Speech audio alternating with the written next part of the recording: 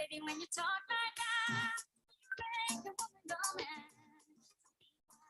And keep on.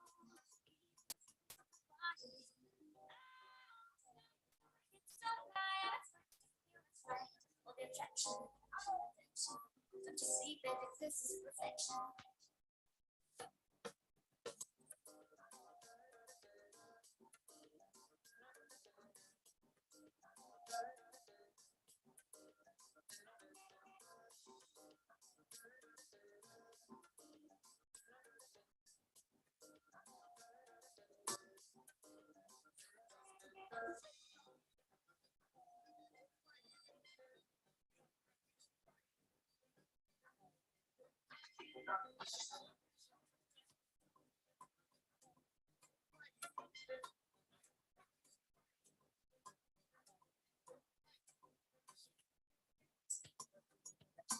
Like this.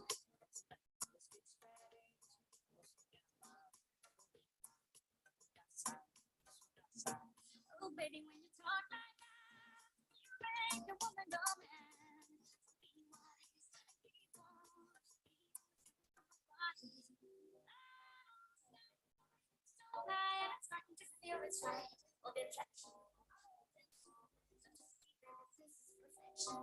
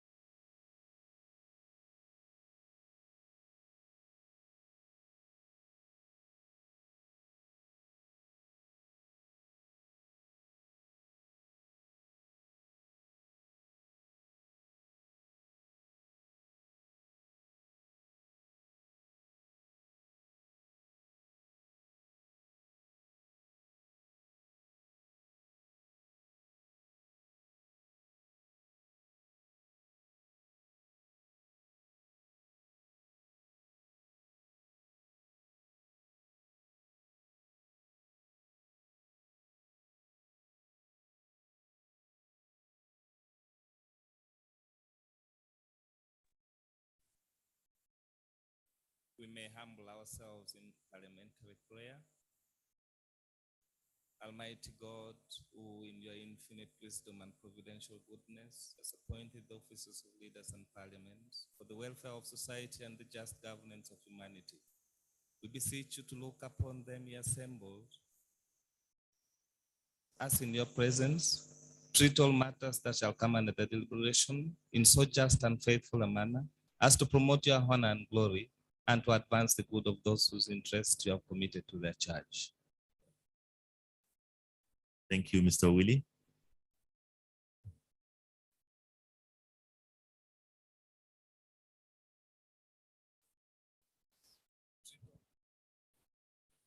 Once again, members, very good morning, and thank you for keeping time.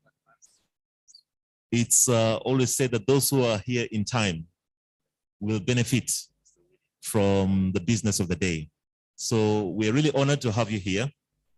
And I'm pleased to hand over to our chairperson for the day, Honorable Rosemary Nyakongoro. Once again, Honorable, I'm sure you can see in your midst, we have a few members who have come in so far, but we also have a few ministers in our midst, notably Honorable David Bahati. I thank you for joining us, the Minister of State.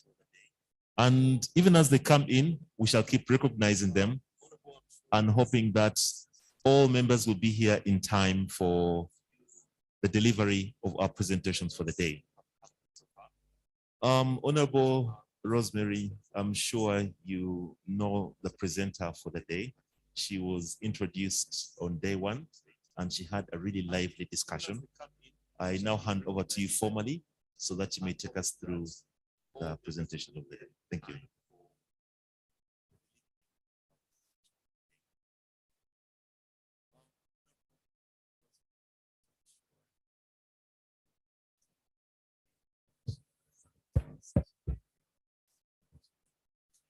Thank you so much, our MC of the day.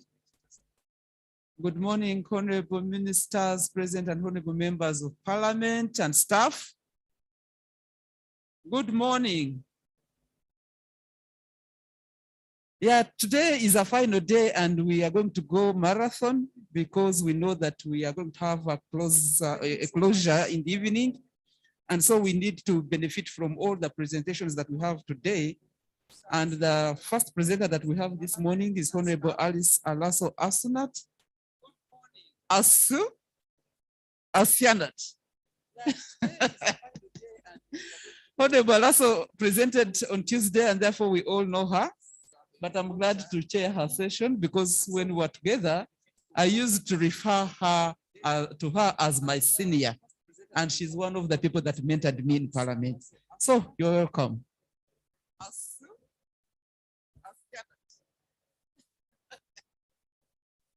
Honorable also presented on Tuesday, and therefore we all know her. That to chair her session because when we were together, I used to refer her to her as my senior, and she's one of the people that made that deal. So you're welcome.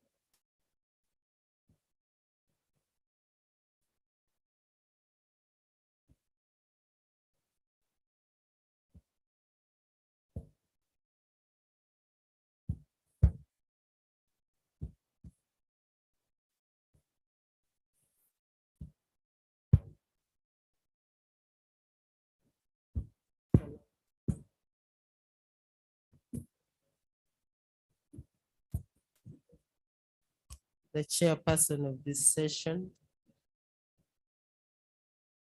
honorable ministers, members of parliament, staff of the Parliamentary Commission, my colleague facilitators. Good morning and praise the Lord, everyone. I am happy to be back here this morning. My session started at 8:30.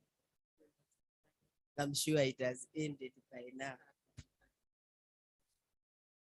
Madam Chair, thank you again for according me this opportunity to facilitate a discussion around how we get business done in Parliament. And as I said the other day, I'll depend entirely on the rules, share a bit of experience, but you must contextualize this presentation because you work in a totally different context from perhaps the one I worked in. I said to you the other day that if you are inducted and you don't apply it, then the induction remains in the room. But Madam Chair, before I get to my session, I'll tell you life's experience. One of them, I have had the opportunity to watch people, powerful leaders and nations, and read about them. And I discovered two things about everybody on planet Earth, which I would like to share in this meeting. The two things are, one, God was and is so gracious to each one of us that if other parameters in your life are not malfunctioning, each one of us has strictly 24 hours a day. My mother in Sirire, the member of Parliament for Palisa, the Honorable Minister David Bahati, my chair, who is now a senior, she has joined me because she's the senior now in the House, Honorable Nyachi. Each one of us, by God's grace, has 24 hours a day.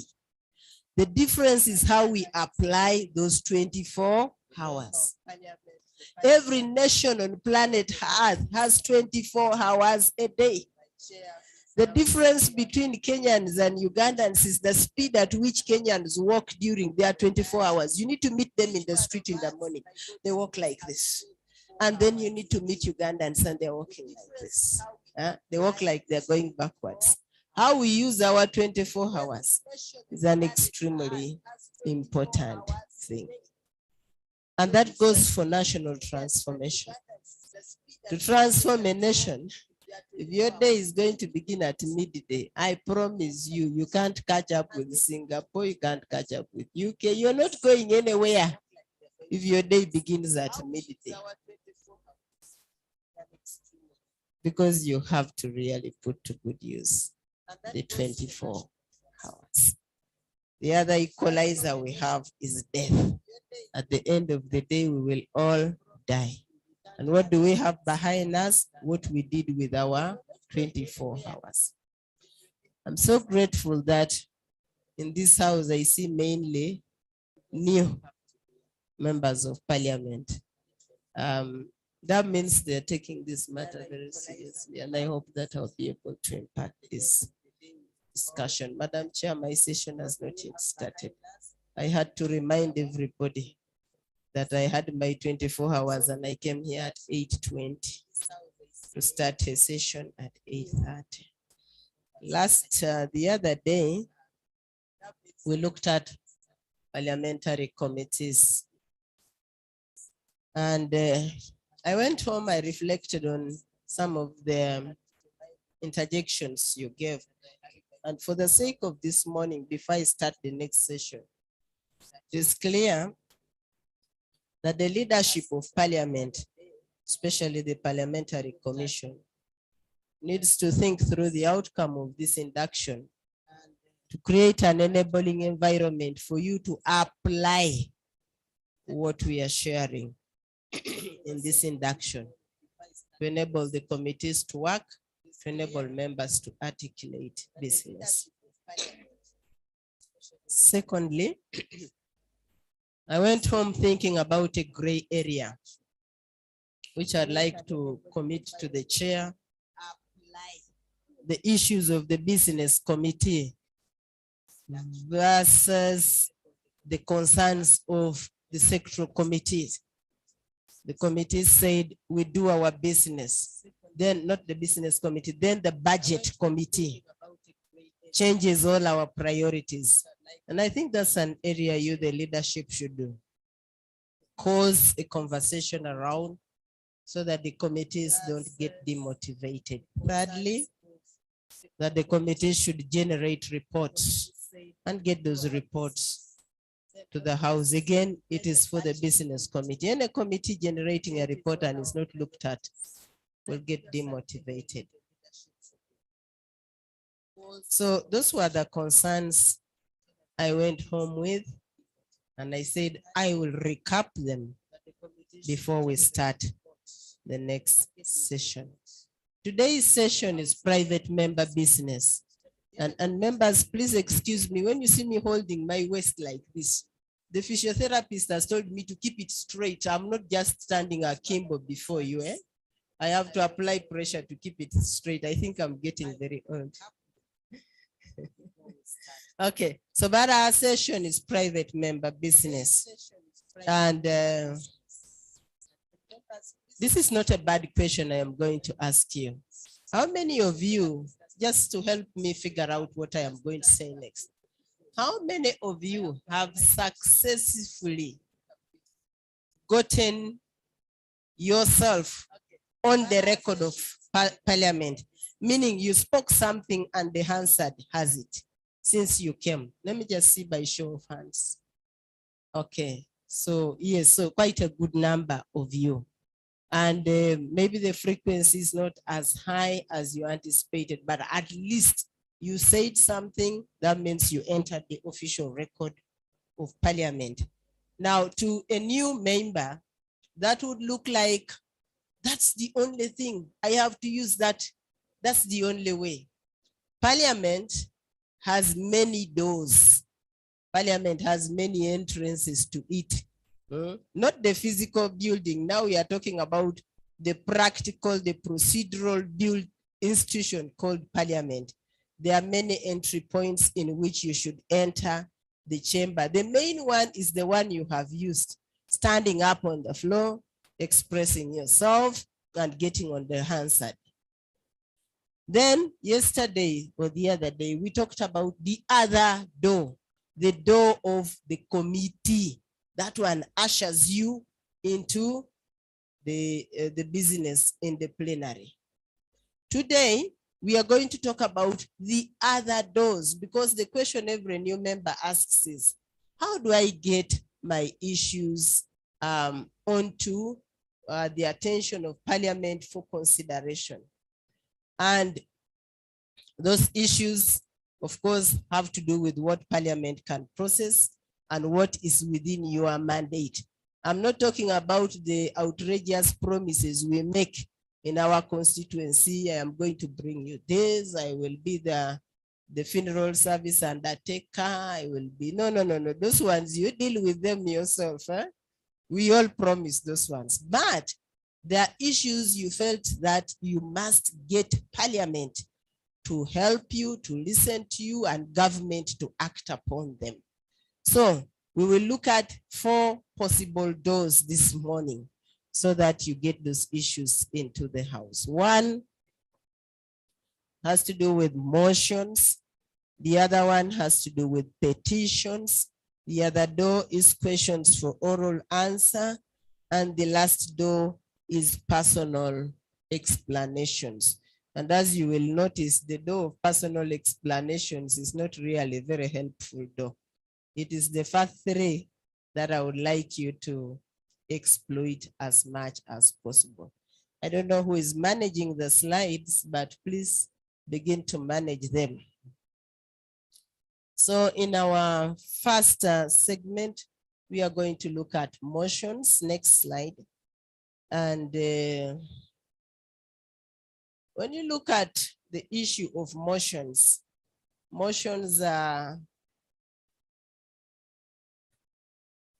the most common word, perhaps, that you find on the order paper. And, you know, so you find motion for this, motion for this, motion for this, motion for this. So what is a motion for each one of us this morning? Let's proceed. Go past that slide. I have already passed it.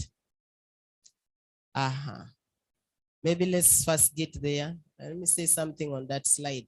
Why you should be able to move parliament before we articulate the motion. You know, the rules of procedure provide an elaborate step by step for you to get parliament to act on the issues that are dear to your heart. So, but you must be able to move parliament as they move court, engage parliament, so that you cause the issue to be known and recorded. Because if you don't bring it up, it is assumed that it is not known, and it is assumed that there is no way and get into the record of parliament. Two, you mention it for the purpose of causing the executive to commit to action. Excuse me.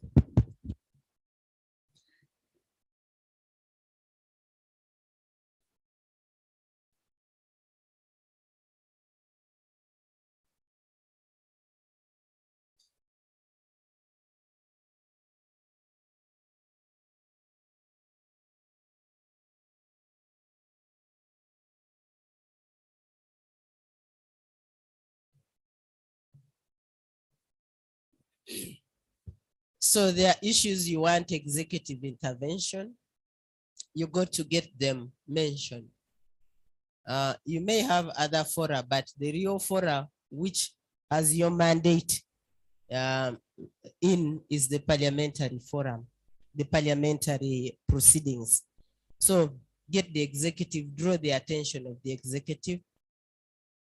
You also might want to have your colleagues get aware of the particular issue. And so again, you have to move parliament, but you don't wake up from the middle of nowhere and introduce any matter. No, you follow these provisions that are in the rule. And then you might want parliament to really have a discussion on the matter. Since parliament has the mandate to discuss any matter, then you have to follow the rules of procedure, and then they discuss it. One of the things that I came to parliament with was that my constituency had internal displacement. And by the time I came to parliament in 2001, I thought that matter had not been paid attention to. So I came carrying that thing in my head. I said, no matter what, this particular one, parliament will have to discuss it for as long as I have entered that chamber. But you know, I needed to find the space, the appropriate space, so that it could be discussed. So that is why we should move parliament to action. Motions are provided for under rules 56 to 60. There will be other procedural motions. My attention is not for them. I am thinking here about a motion that you will be initiating, not the procedural motions where you have proceedings going on and the speaker says, I now put the question motion for adjournment, not those ones. This one is your own motion. So by definition, we are looking at a proposal made by you, the member, to parliament, or to even to a committee to consider a matter and take action on it, or even to express a view about it. That is what a motion is.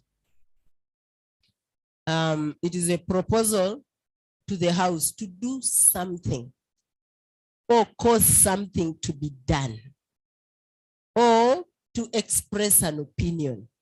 All these type of motions, you come across them every other day. So you can move a motion urging, or let's say, you can move a motion to express an opinion. So such a motion could be a parliamentary resolution to say honor the crested cranes. That is expressing an opinion because the crested cranes did well. You can have a motion to express deepest condolences. That is also an expression of an opinion. But you can have a motion where parliament urges government. Say now there is an outbreak of foot and mouth. That was one of my motions, so it stuck to my head. So you move a motion so that government intervenes, you urge them to intervene, to do something about a situation or to express a position concerning a situation. And I want to imagine that each one of us has something where you would like to either express an opinion, cause government to do something, and so on and so forth. So this could be your entry point. So how do we proceed on emotion? As I said, we are not dealing with procedural motions. Secondly, we have to appraise the issue thoroughly and establish the facts around it. We've talked about research repeatedly. Don't go and do a motion where you yourself is short of facts. It doesn't make sense. You have to have your facts right. When did the foot and mouth disease break out? What vaccines are there? What are the shortages? And so on and so forth, so that you are abreast with the facts around your motion. Two, you figure out the likely outcome, because your motion must have a prayer. So I move a motion that this house considers the outbreak of this and that, and then my prayers are, resolved that. They send more vaccines, they recruit more extension workers, they do what? So before you even start moving your motion, have the facts, but also figure out the action that you would like to be enlisted. And then get technical assistance. That's why you have all that desk there. Parliament is a huge institution with all manner of professionals. The researchers are there. You just go and say, foot and mouth, then the researchers begin to pick up the data for you. So the researchers are there, the budget officers are there, the legal team is there. So you don't feel inadequate. No, you have all the information and the technical assistance that you need. And then you enlist the support and assurance of colleagues. So you come to a colleague and say, please second this motion based on A, B, C, D, E. Don't go to a house. There was a time a minister came to the house with their motion, and there was nobody. I smiled, and David knows some of us would heckle very hard, say, hey, it's not seconded. But how can a minister move away all the way from cabinet? And there was nobody. So we screamed, there is no seconder. And it was embarrassing. So you get your seconder and get other 5 people who will have information. And then they talk thoroughly, they back you up. So prepare and get assurance. And then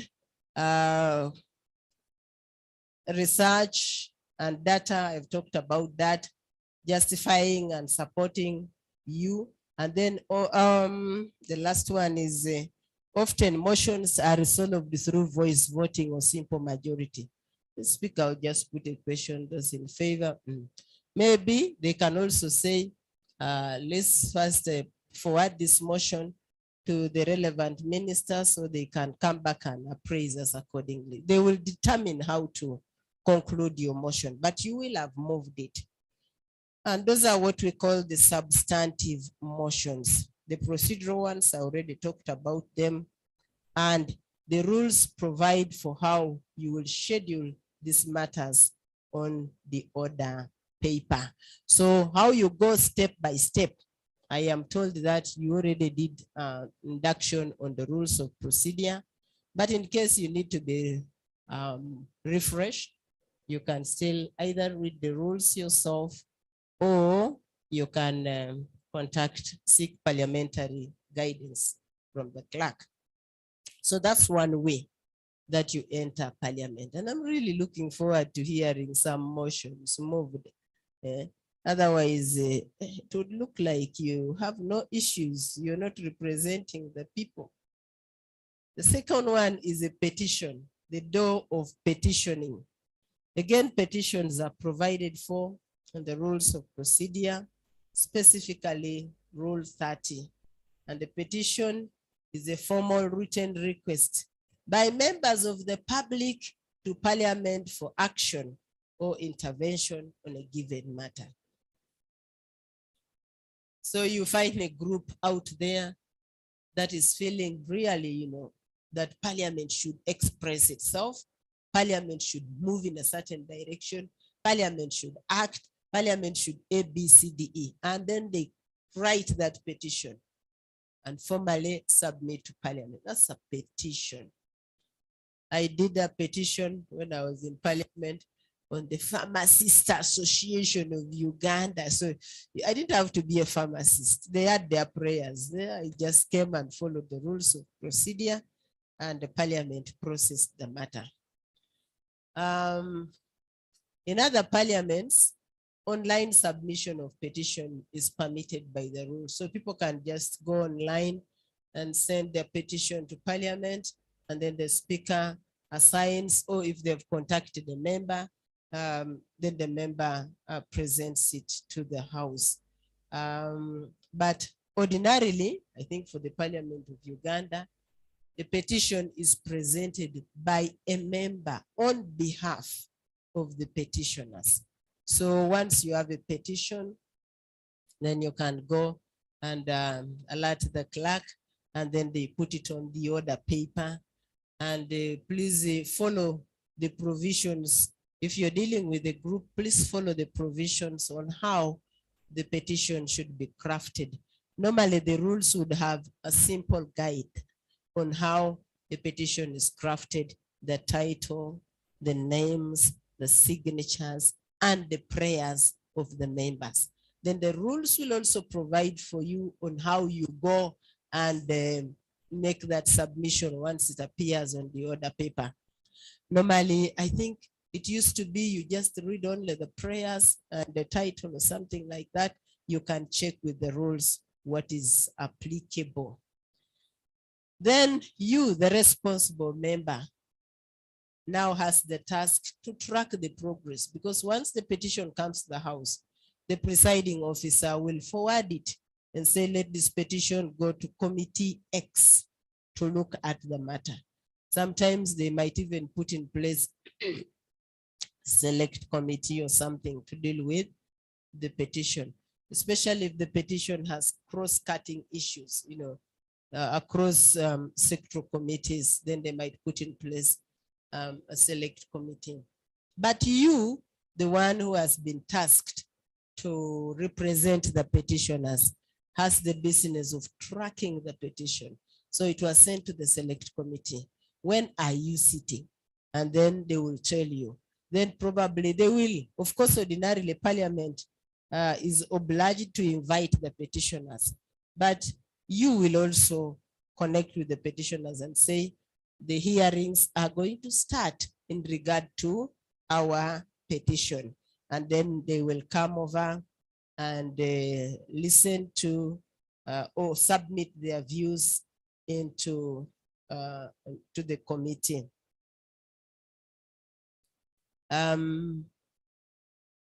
Yes, so I have talked about formatting and wording, but I have highlighted that the petition should be respectful and should have clear prayers for intervention. That's important. Otherwise,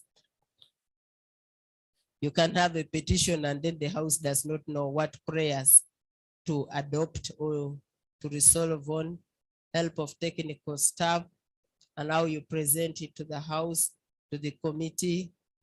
The beauty of the petitions is that petitions create a specific bond between the member and the public on a particular matter.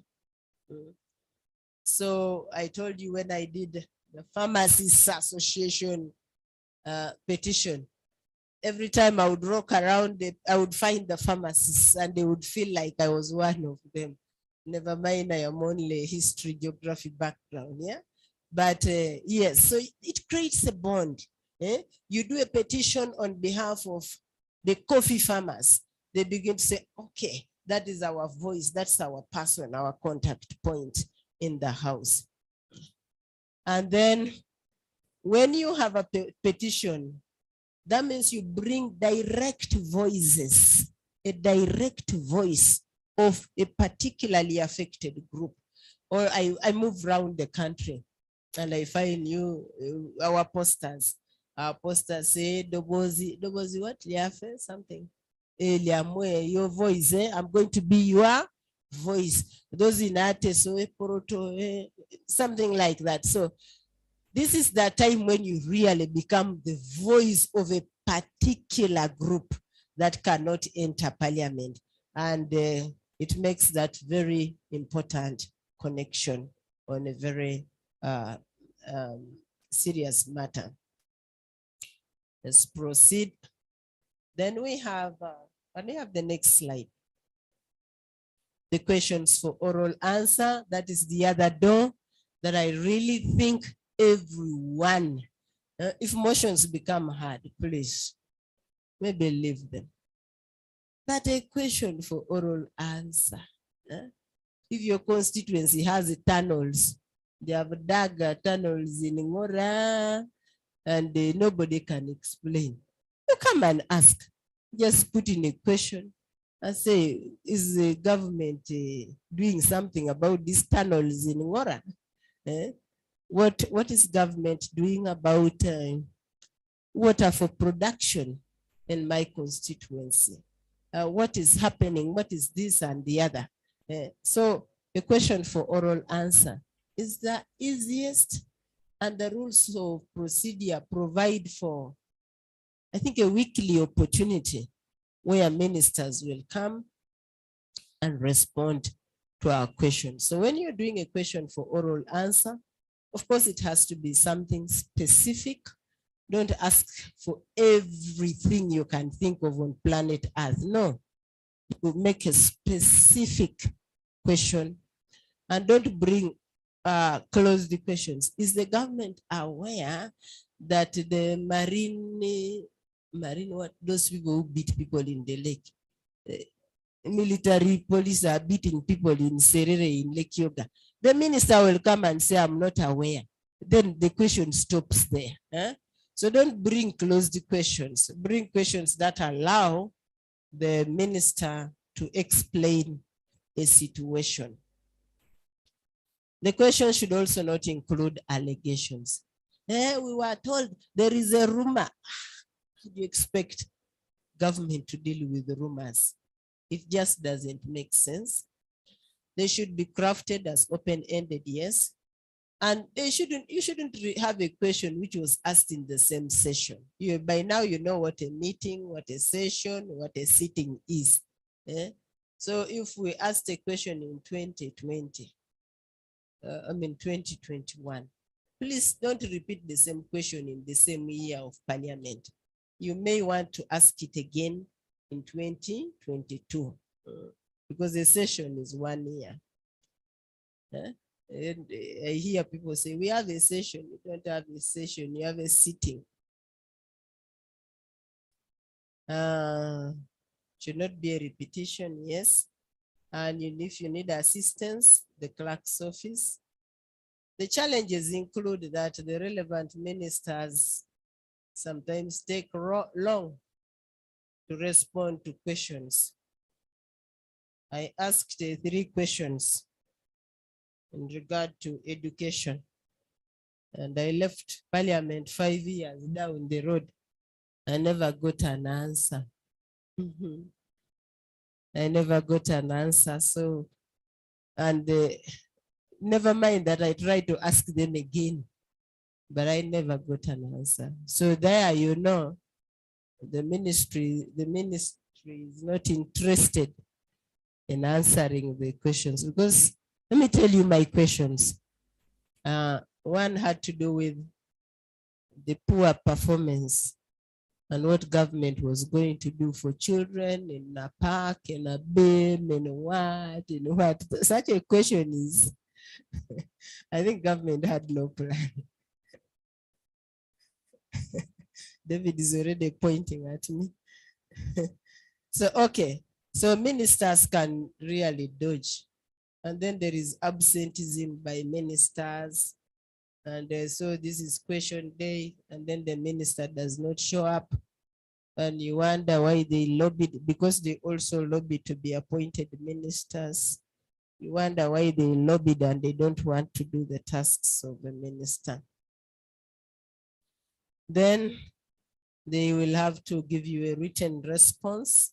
And again, for you at the constituency level, raising such an important matter and getting a written response is good, because then you have a document which you can also refer to and say, I raised that matter in Parliament. Because when we are coming to contest with you who are sitting members of Parliament, we say, look at this one. He did nothing. Even the issue of this road, he didn't or she didn't mention it. So then, because the minister has given you a written reply, you can say, no, I actually raised this matter, and this is the position of the government on it. So it's not like you kept quiet forever in Parliament. So you have proof to your constituency. And on questions, you don't have to be an orator. You don't have to have debating skills. Your question just gets on the order paper, and once it is there and you are called up, and you simply say, question number 3. And then the minister does it. So you're not going to, tetemeka here and there that, how will they see me? How will I express myself? That is the easiest. And friends, I urge you, raise questions for oral answer. Yeah, I'm almost done. The last one is the question, the personal explanation, which is provided in rules 45 to 60.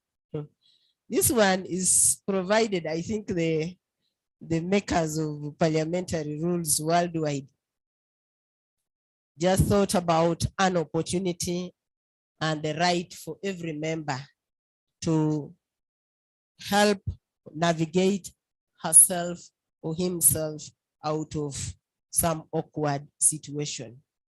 And mainly it's in regard to your image and your reputation. So you can make a personal explanation to correct a statement that has been made, or you yourself made a statement and you realized it was in error. So I can say, X is a thief. A thief. The DPP is doing this. You stole money. And then after some time, I realized, this was Lugambo from social media.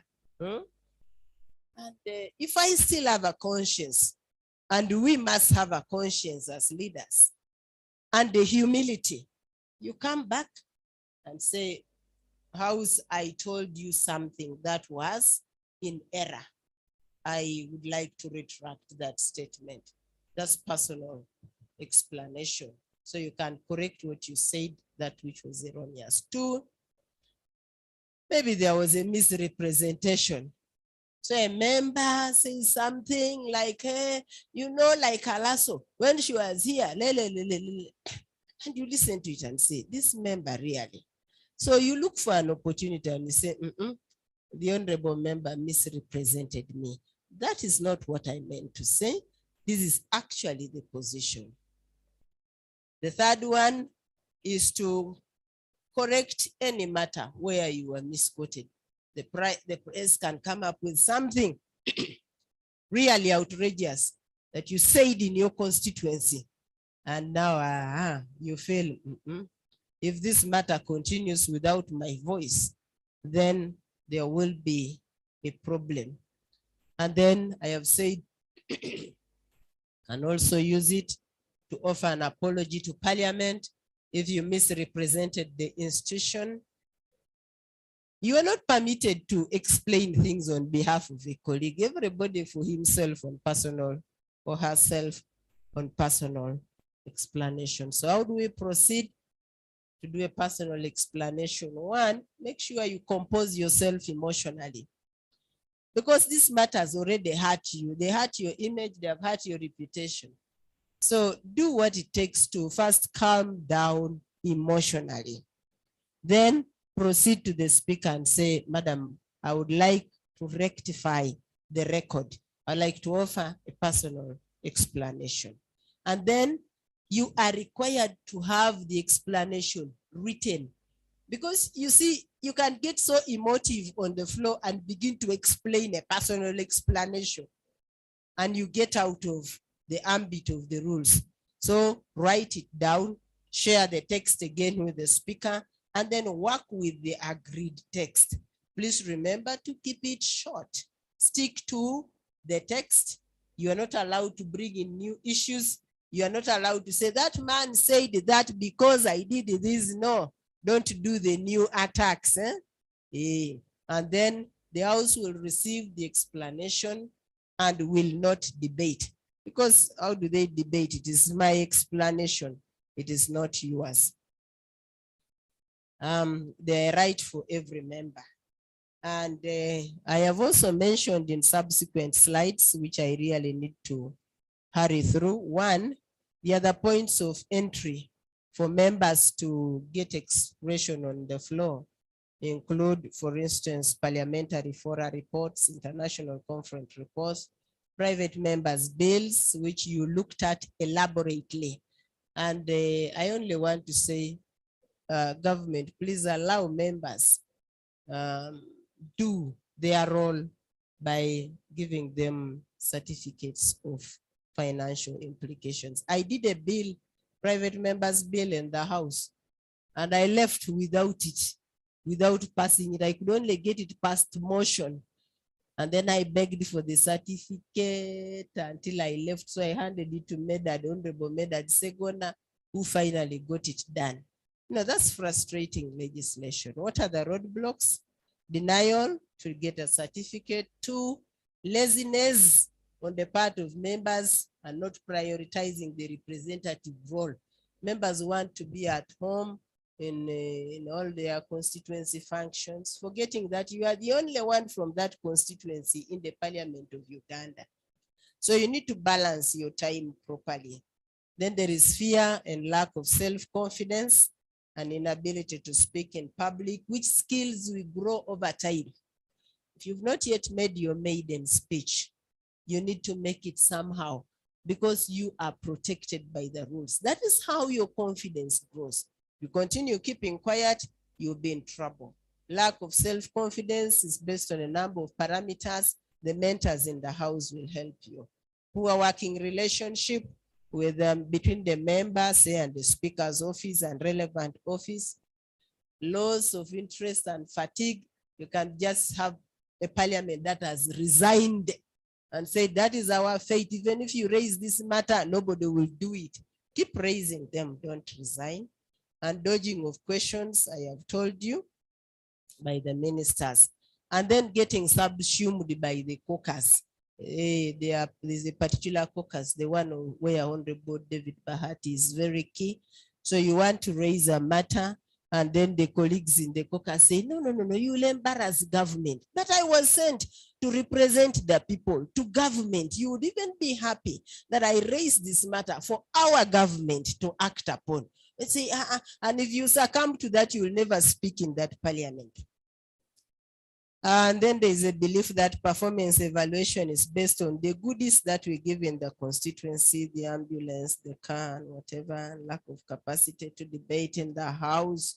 My conclusion is that you need to research for you to use all these possible avenues. And then you need to consult widely. There are people who will help you do mentorship, like Honorable Rosemary here. They will guide you on how to exploit these opportunities. Acquaint yourself with the rules. Be open to active participation. And before you know, you will have done your representative, legislative, oversight roles very, very effectively. Friends, it is my prayer for each one of you that you become very effective legislators. You don't have to be like so and so, but effective in the sense that you can do the things that your people sent you to do, and you can get their voice into parliament. So I wish you the best in your legislative career. Thank you. Thank you so much, Honorable Alaso, Senior Legislator. Can we give her a round of applause again? I think some of the people who have missed this session have missed a lot because this is a hands-on, skills to to enable us become effective legislators. No wonder. By the way, even if you leave Parliament, people will always talk about how you used to legislate in Parliament.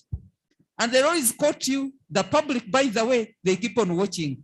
So I want to thank the members that kept time for this important session that we have just completed. Thank you so much, Honorable Alice Alaso. And in the House, we have Honorable Minister Kabyanga, Minister of ICT, in charge of National Guidance, and Honorable Mary Mugasa, Minister of State for Public Service, and the honorable members that have just joined us. Yesterday, when we were doing protocol, they said we should ensure that we recognize our seniors. Thank you so much for coming. I think we are getting into the next presentation. My MC, can you introduce the next speaker? Thank you. Thank you. Thank you very much, Madam Chair. Honorable ministers, honorable members. The next person presenting to us today, for those of you who have been in Parliament for long, he needs no introduction. But to those who joined more recently, allow me to introduce Mr. Pius Perry Peterborough. He's currently the Deputy Solicitor General, but he worked at Parliament for quite a few years, initially as the General Counsel, most recently as General Counsel to Parliament for about 3 years, and before that for about 13 years as the Director of Legal and Legislative Services. Prior to that, he worked at the Law Reform Commission, where he rose until he was the acting head of the Law Reform Department. He has studied his executive MBA from Edinburgh Business School, the Heriot-Watt University, and he has a master's in advanced legislative studies from the University of London. He did his bachelor's of law at Makerere University. I think that is just a brief introduction. Allow me to welcome and formally introduce Mr. Pius Perry Peterborough.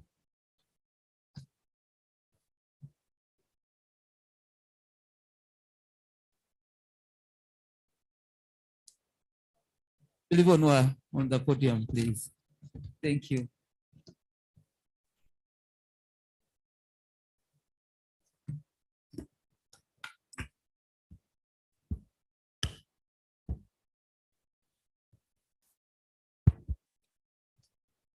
The Honorable Chairperson of this morning's session, Honorable Ministers, Honorable Members of Parliament, my comrades, the staff of Parliament, good morning.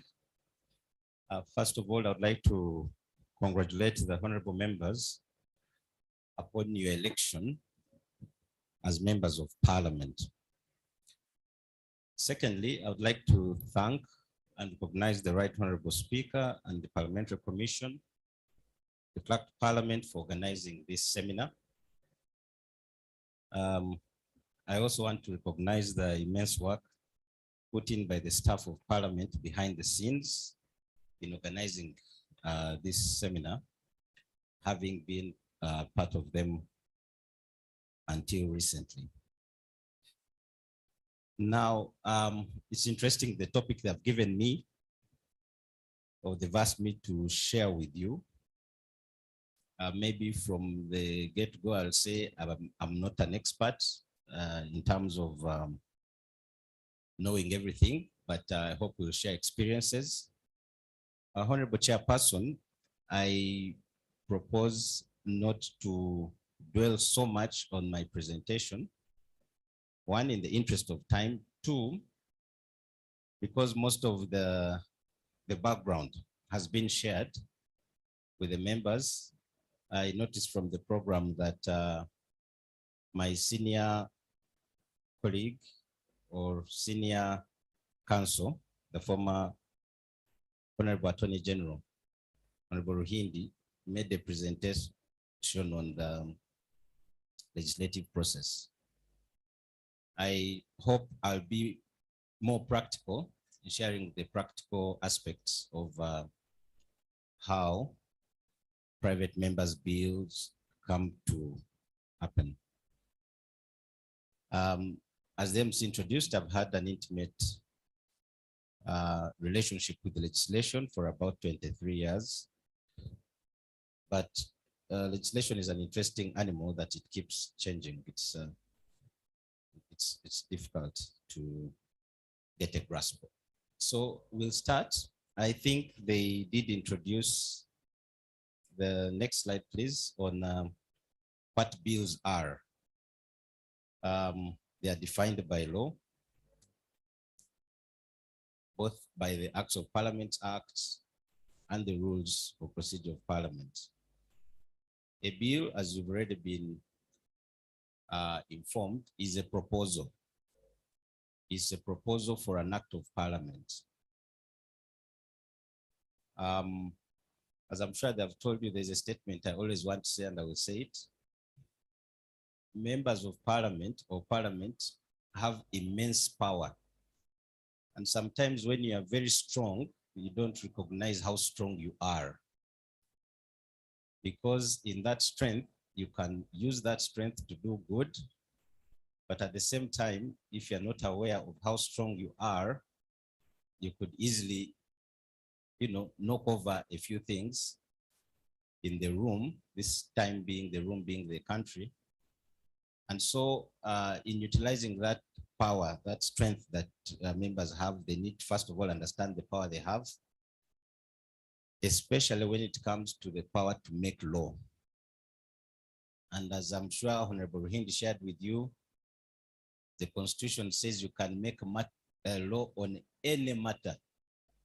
In fact, maybe about 10 or 15 years ago, we used to say the only thing that Parliament or members of Parliament cannot do is to turn a man into a woman. That was the only thing at that time. But these days, things have changed. You can also legislate and turn the man into a woman. So it is that incredible power that you have.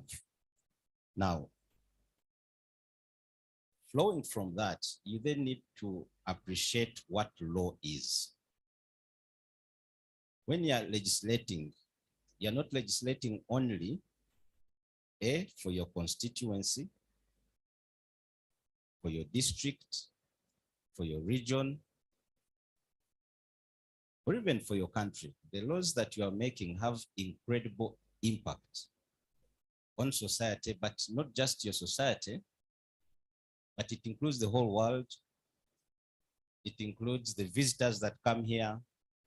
It includes the people who finance your projects. So I'm belaboring this point so that from the get-go, we appreciate that when you take the decision to introduce a private member's bill or a bill, you need to appreciate what it is that you are going to actually deal with.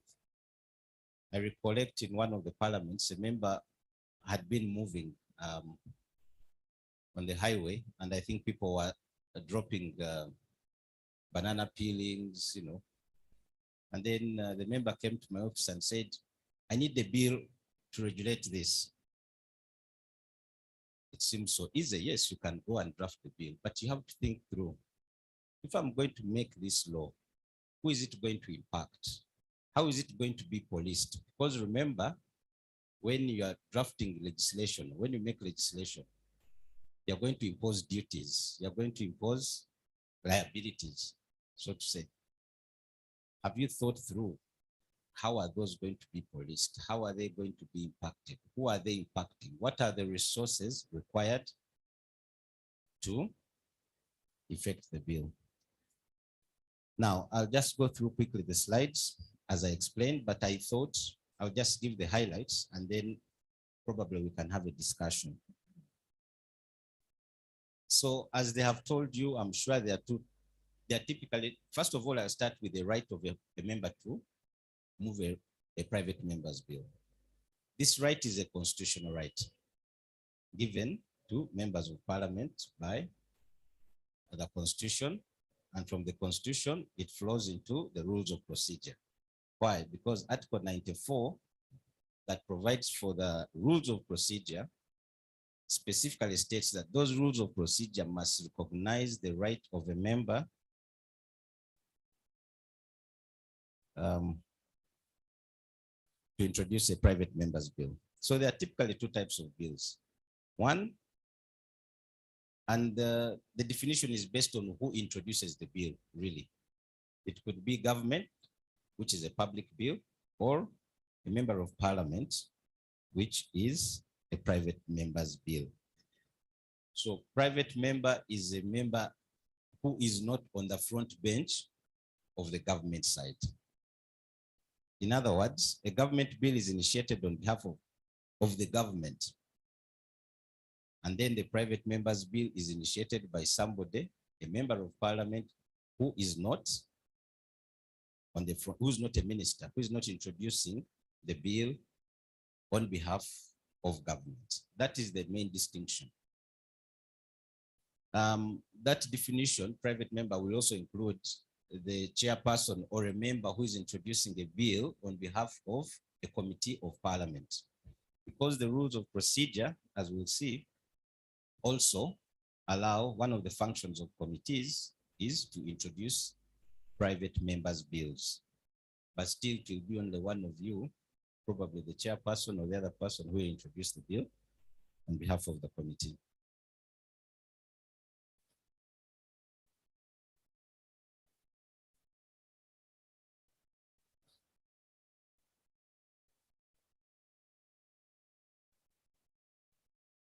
Now, it is important to note that even where the bill is introduced with the concurrence of government, that still does not make it a public or government bill.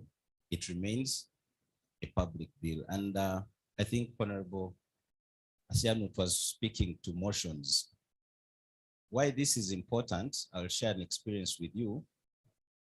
The law, for example, the administration of the Powers and Privileges Act of Parliament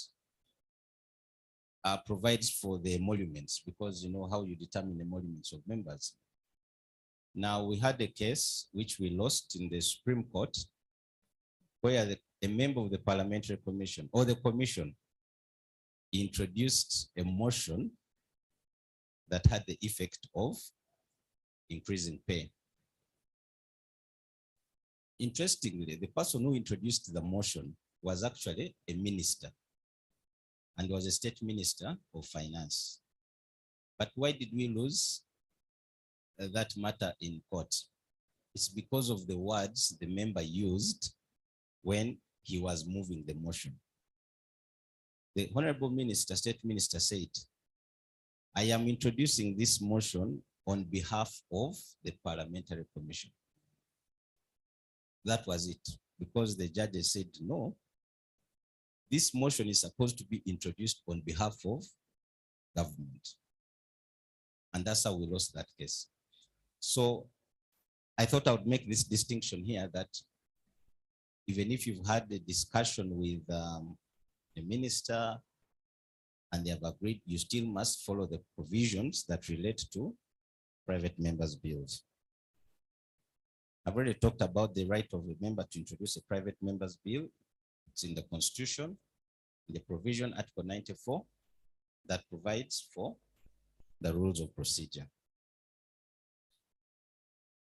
And again, as I've said, that private members' bills can be an individual member. You come up with your own bill, or through the committee, which has the competence to do that.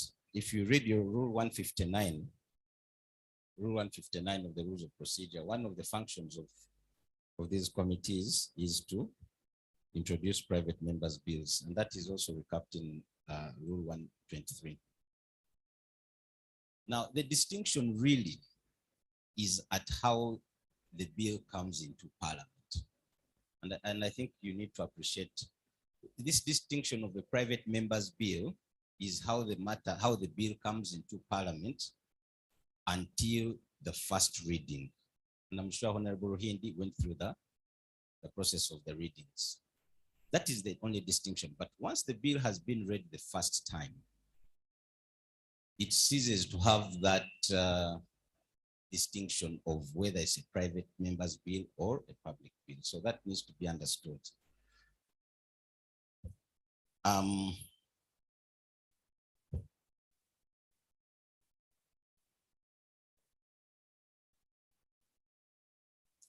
Now, the first step is that the private members' bills are initiated with the leave of the House. In other words, you go to the House to seek the leave, the permission of the House to introduce a private member's bill. My thinking is, if you have gone through, if you recall the discussion you had with Honorable Hind on the processes of bills, government, by the time they bring a bill to Parliament, it has gone through extensive processes, which are covered, you'll find in many of these legislation, including the standing orders. Just to recap very quickly, when a ministry has a proposal for a bill, it goes to cabinet for cabinet to approve the principles of that bill. In other words, and I'm sure they told you where legislation comes from. For a government, it will mainly come from the manifesto. So for example, if NUP had won the election, their manifesto would inform the kinds of bills they would bring to Parliament. So in the same way, usually a bill is informed by policy. There's a lot that goes into that by the time you bring a bill. So they take these principles to cabinet for approval. Then cabinet in principle approves the drafting of a bill. Now they will go and then instruct the ministry to commence that process. Bill drafting, as my colleague introduced, I worked with the Law Reform Commission for about 10 years. And that was mainly in developing legislation. How do you bring legislation to Parliament, to government? A good bill, it doesn't matter how many provisions it has. The work that goes through that bill will take you about 3 years. The research, the consultations. Why? Because of what I started with, the power of law. So there's a lot that goes through a bill before it even sees the light of day. There's a bill I'm sure many of you are aware of, or a proposal for a bill called the Domestic Relations Bill. I'm sure the chairperson is aware of this. This bill, they have been trying to have it enacted since I think 1965. And up to now, it has failed. I am sure even this Parliament is going to attempt this bill, but it's very complicated because managing society or regulating society is complex. So you need to have that in mind. So cabinet, I think, performs the role that the plenary performs. That's why the rules say don't discuss the details of the bill at first, when the motion comes, but discuss the principles. Do we need this law? What are we looking at? What are you bringing? You know, and then you give the leave. There's been a debate as to whether it is automatic when you do what? When you bring the motion to the House, and therefore the House should automatically approve it. But as Honorable, the previous speaker said, what is a motion? A motion, you are making a proposal to Parliament and you are making a request. So the House can either grant the motion or deny the motion, depending on how you debate these matters. And it's very important that this part of the legislative process for private members' bills is taken seriously, because you are approving the principles of the law. So you ask your colleague who has brought the private members' bill, what are the principles behind your proposal?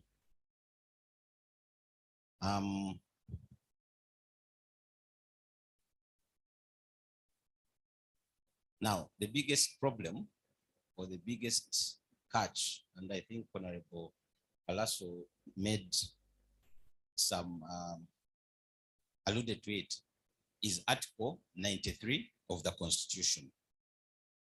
Article 93, if I may paraphrase and break it down in simple terms, says you, a private member, cannot propose motions, whatever it is, or bills or amendments to bills that have the effect of creating a charge on the consolidated fund. You can look at the Article 93. Now, we have always had a quarrel over this. Why? After all, we are Parliament. We are the ones who give the money. We are the ones.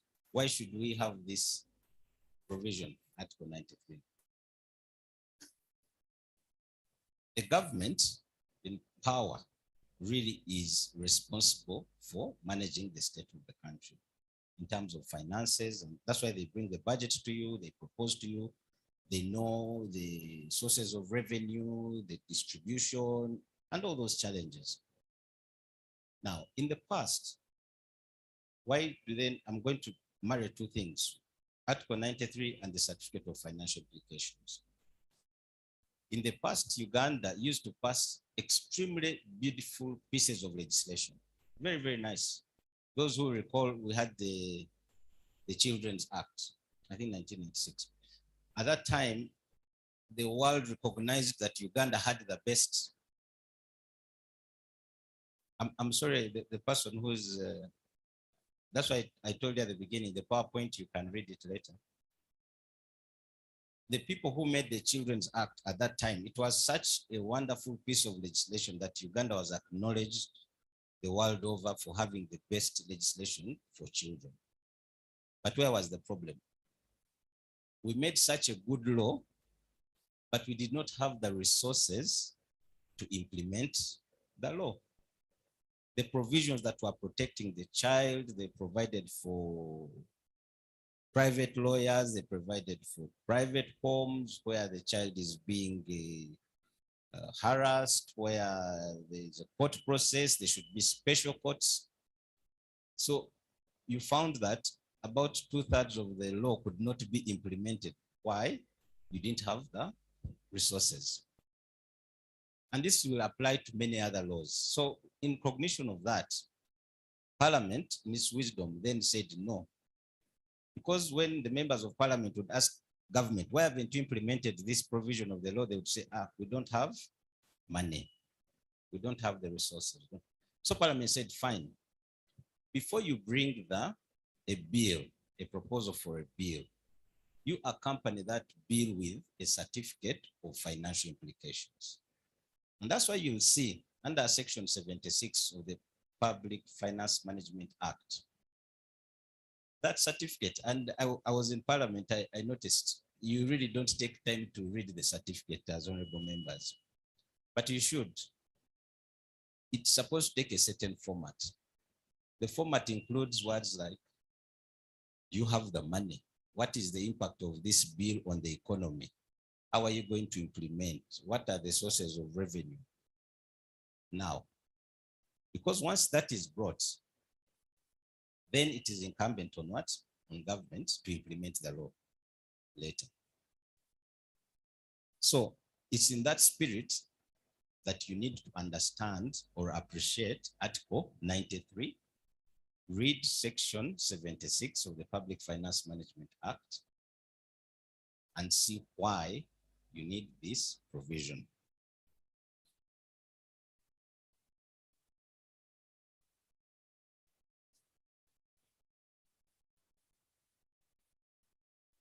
Now, when you're proposing the Constitution under Article 94 again, says that a private member shall be afforded reasonable assistance by a department of government whose area of operation is affected by the bill. In other words, the Constitution recognizes that it is important for you, before you propose a bill on a certain area or sector of society, of government, have a conversation with the relevant MDA. Why? Because it recognizes that you may have unintended consequences in proposing legislation. I'm sure they shared with you that legislation is always and should always be the last option to solving a problem. Legislation is not made or passed for the sake of it. It is passed to achieve a very clear and distinct objective. However, you should recognize, and that's why there's something I'm sure they shared with you called the regulatory impact assessment. Before you propose legislation, you need to go through what are the different options that I have to solve this problem in society. Because in legislating, you're trying to solve a problem or to facilitate the doing of something. You have a goal that you're trying to achieve. But as I said, legislating is very expensive, extremely expensive. So we always advise that should be the last option. Am I running out of time? Okay. It should be always the last option. Look at the other options. You have a problem. Does it require a law? First of all, is there a law that exists on the similar subject? Can we not look at how that existing law is being implemented? I had a member of parliament in one of the parliaments who came to me very, very serious and said, I need the law on ABCD.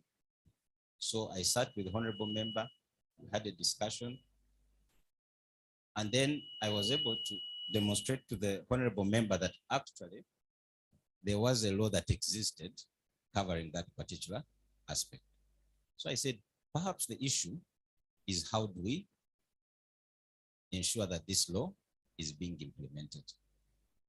Sometimes you just need to change society, and lawmaking is not the best way to change behavior.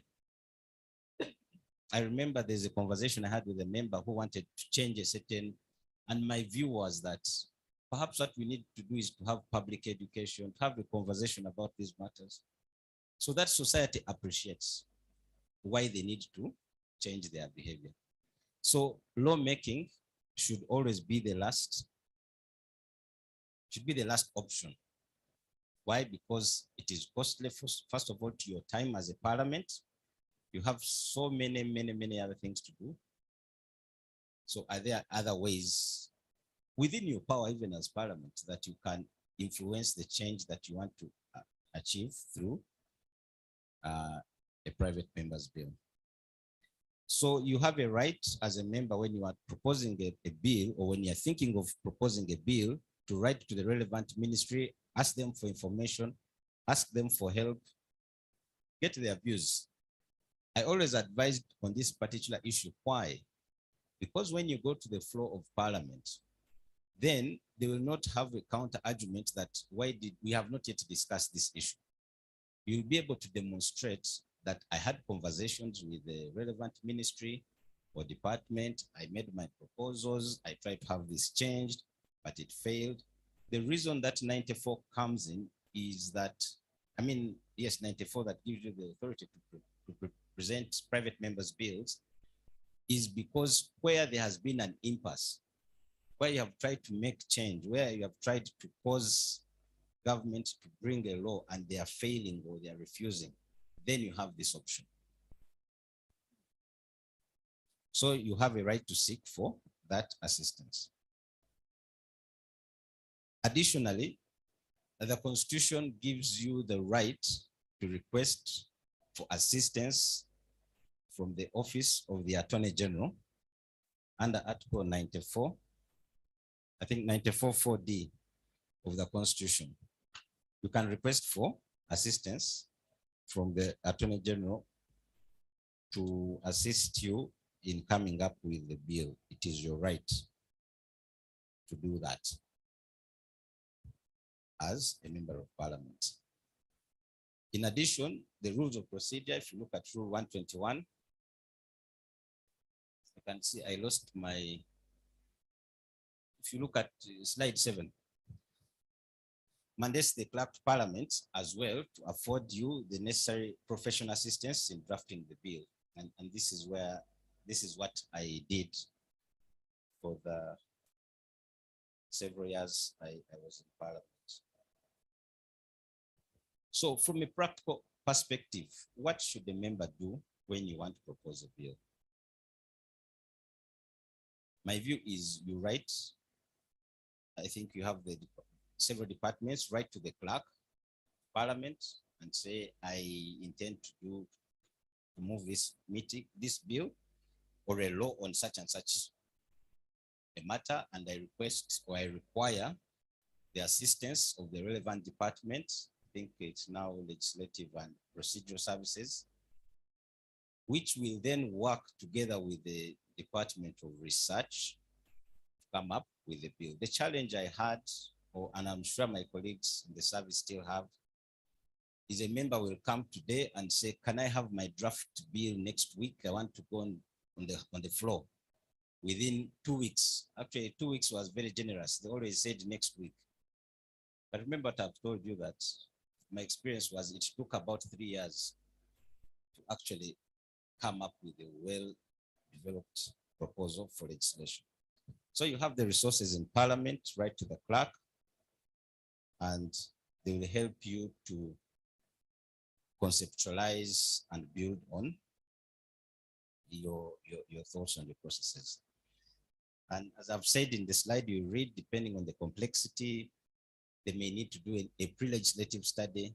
In other words, I'm requesting you to give them time. Appreciate that law is a very serious matter, and when it's being proposed, it should not be rushed. Try to get as much information as you can on it.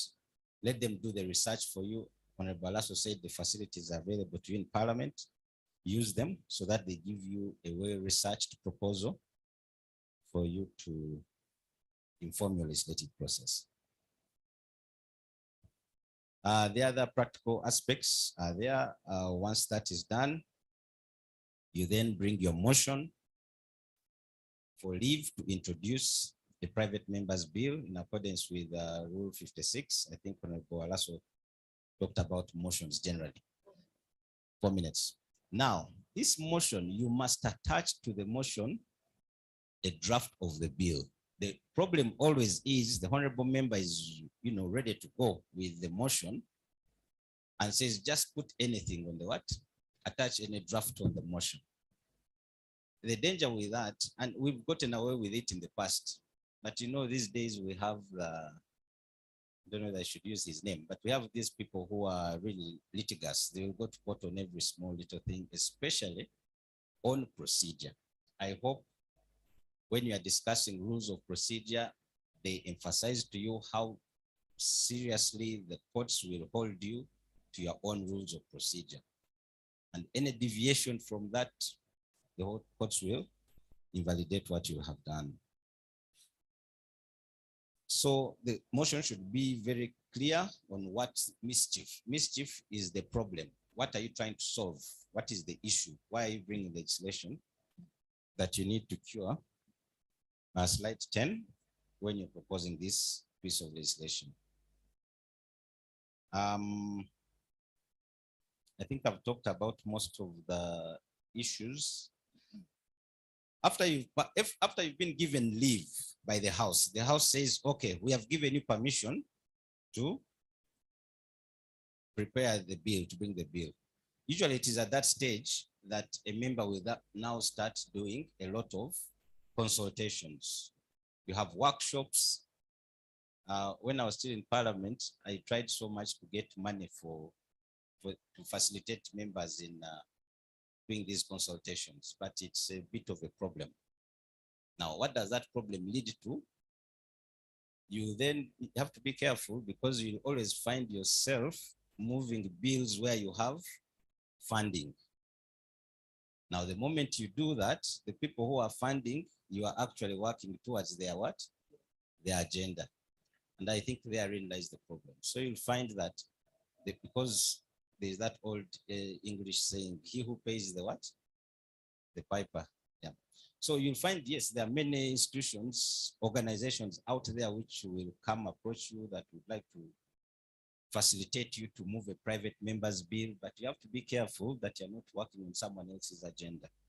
So perhaps the administration of Parliament can consider providing funds specifically to assist members in carrying out this kind of research, because I don't think even the research departments or the legal departments with their budgets will be able to facilitate the amount of consultation that you may need to put in before you bring a bill to the floor of Parliament. The clerk assists the member in obtaining a certificate of financial implications. We had a very big case, if you recall, the Malema versus Attorney General case on the Tojikwata bill, as it was called. I'm using that term because also I think the judges used it when we were arguing that case in Mbale and other places. If you have time, read that case because it really details what financial implications on a bill, especially brought by a private member, means. Madam Chairperson, I'm running out of time, but there's this certificate I've explained. It's grounded in Article 93 and Section 76 of the Public Finance Management Act. Now, what you need to be careful about is that even when you are proposing an amendment, now this is one rule that we never follow or we never followed. Even when you propose an amendment to a motion or to a bill that has financial implications, okay, you must seek for a certificate during the process. We have not been doing that. But when you read that case I've pointed out, what was very clear, that you must again get that certificate. Why? You recall when we were processing that bill on the floor of Parliament, there was an amendment moved. The member had gotten the certificate at the beginning of the process. During the process, there was an amendment moved about the members extending the what? The term. Now that amendment was moved by a private member. And court said that, no, wait a minute, that amendment was creating a charge on the consolidated fund because you are now extending the term of Parliament from 5 to 7 years. Of course, we tried to argue and failed. And they said that, no, that amendment conflicts with Article 93. You should have gone back before bringing that motion or that amendment to the motion or to the bill that had the effect of causing a financial implication. I mean, having a financial impact on the bill. But procedurally, once you ask the clerk to Parliament, again, court said it is the clerk to Parliament to write on your behalf to the Ministry of Finance requesting for the certificate of financial implications.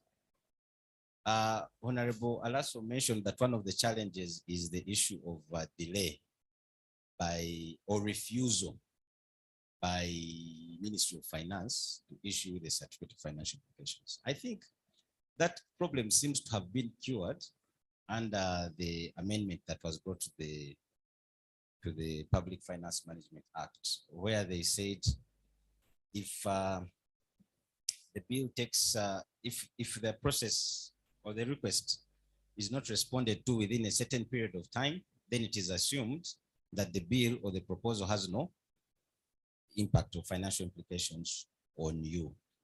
My view has always been that, and this has to be understood, a certificate of financial implications is not a permission of whether to bring a bill or not. No.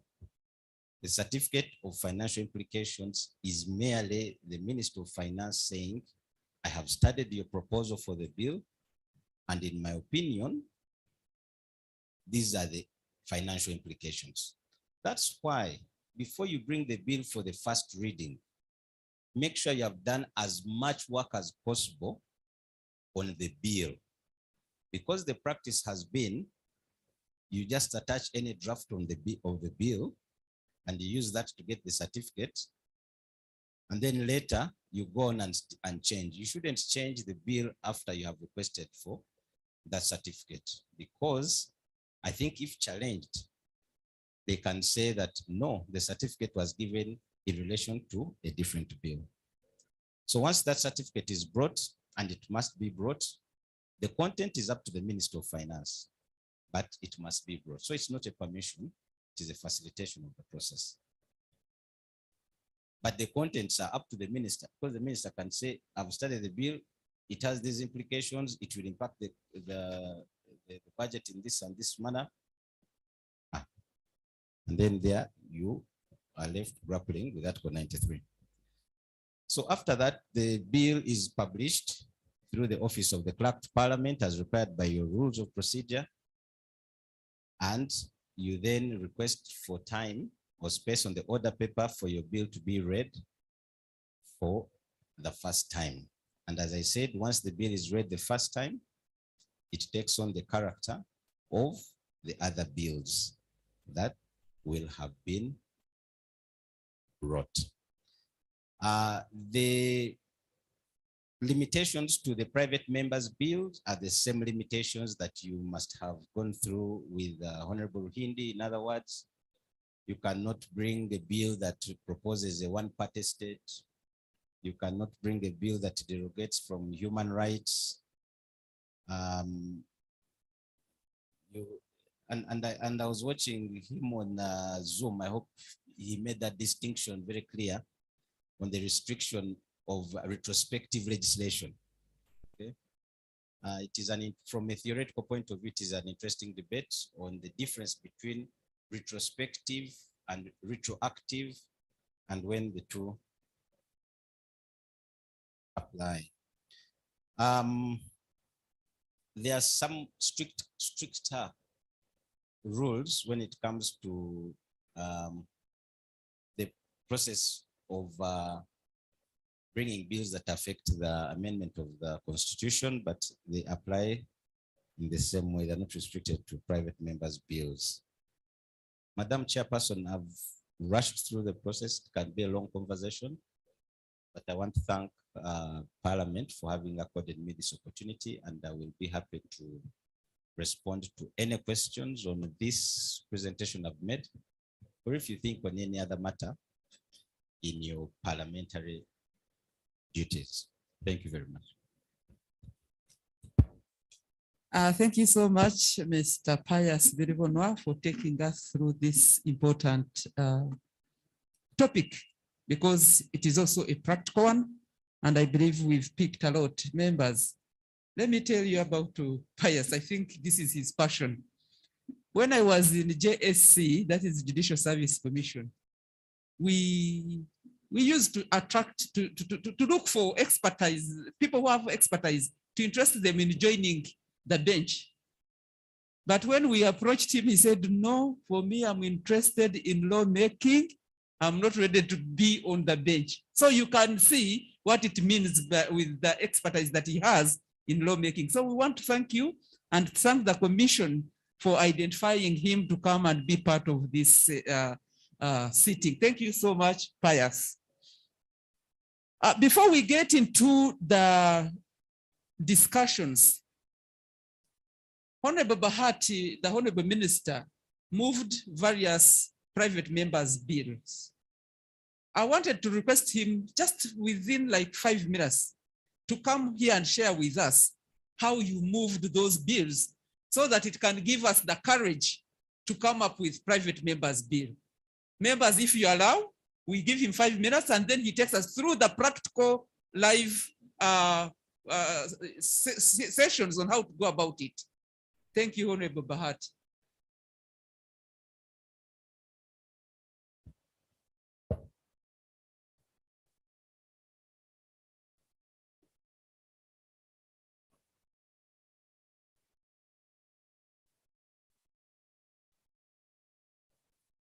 The Honorable Bahati is very cautious about sanitizing. When we came in this morning, it was like, you people put on the masks because COVID is around. So you can see he sanitizes all the surfaces. Thank you for being cautious about COVID.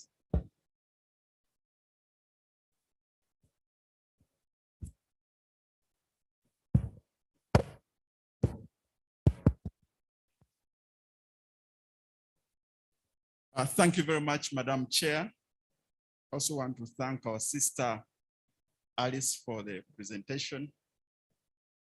And indeed, when Alice Salasso, Honorable Alice Salasso was in Parliament, she was always factual in terms of the debates that we had, apart from one point where she used to say that whenever we would be talking about our government, and when an issue came in the house, we would be saying, you know, these are the signs of a falling regime. Up to now, I've waited for it to fall, and you have never seen it fall. So, yes, and Pius has been very helpful. Let me just make a comment on one on the motions. As Alice said, you really need to identify an issue where you are convicted, an issue that affects the people of Uganda, so that when you move, you are fully appreciated by the House and by the country. But also you need to mobilize your colleagues in the House. And it is normally better if you can identify a motion where you are able to get support from both sides of the House. A motion that can be supported by what we call a caucus of the whole House. I remember in the 9th Parliament, one of our colleagues moved a motion toward the end of the sitting, and none of us, he sort of ambushed people. None of us knew what the man was talking about. So when he moved, the speaker, then our brother, Jacob, said, is the motion seconded? And all of us looked around, nobody came up to second the motion. And as you remember how Jacob used to do it, he said, now that the motion was seconded, it has fallen under its own weight. Next item. And this is the person that we knew, he was our friend. So make sure that before you move a motion, give notice and mobilize your colleagues, convince them so that when on the floor of the House, you are supported. And also if you can move maybe a motion that has wider impact and can be supported by both sides of the House, it is very helpful. And one of the things that now you can look at, we have some gaps. For example, issue of universal education, free education. It's something that you can have a debate about. There's some issues in the COVID health sector. All those are issues that really you can talk about and they are supported.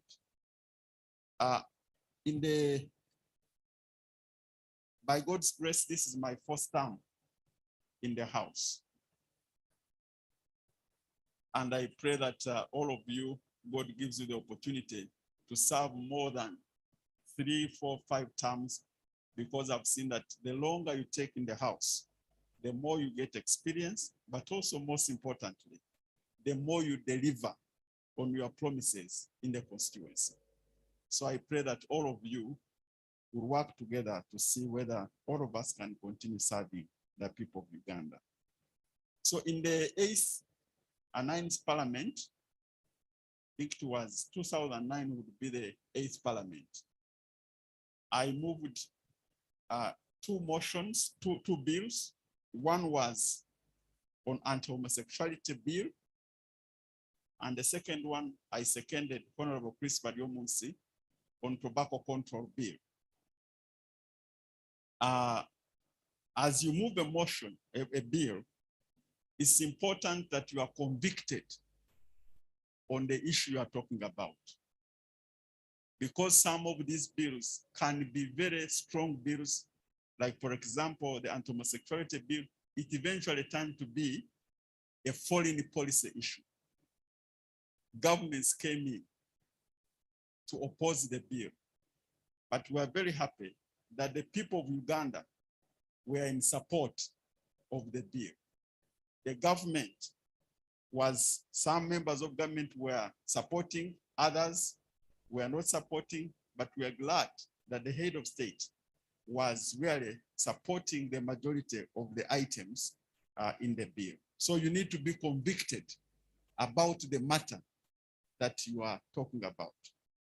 Because I remember this particular bill, first, we experienced resistance in getting the certificate of financial implication. When we got it, The bill was there for 5 years in the House because of the opposition it had. So the parliament was coming to an end when we have the certificate of financial implication.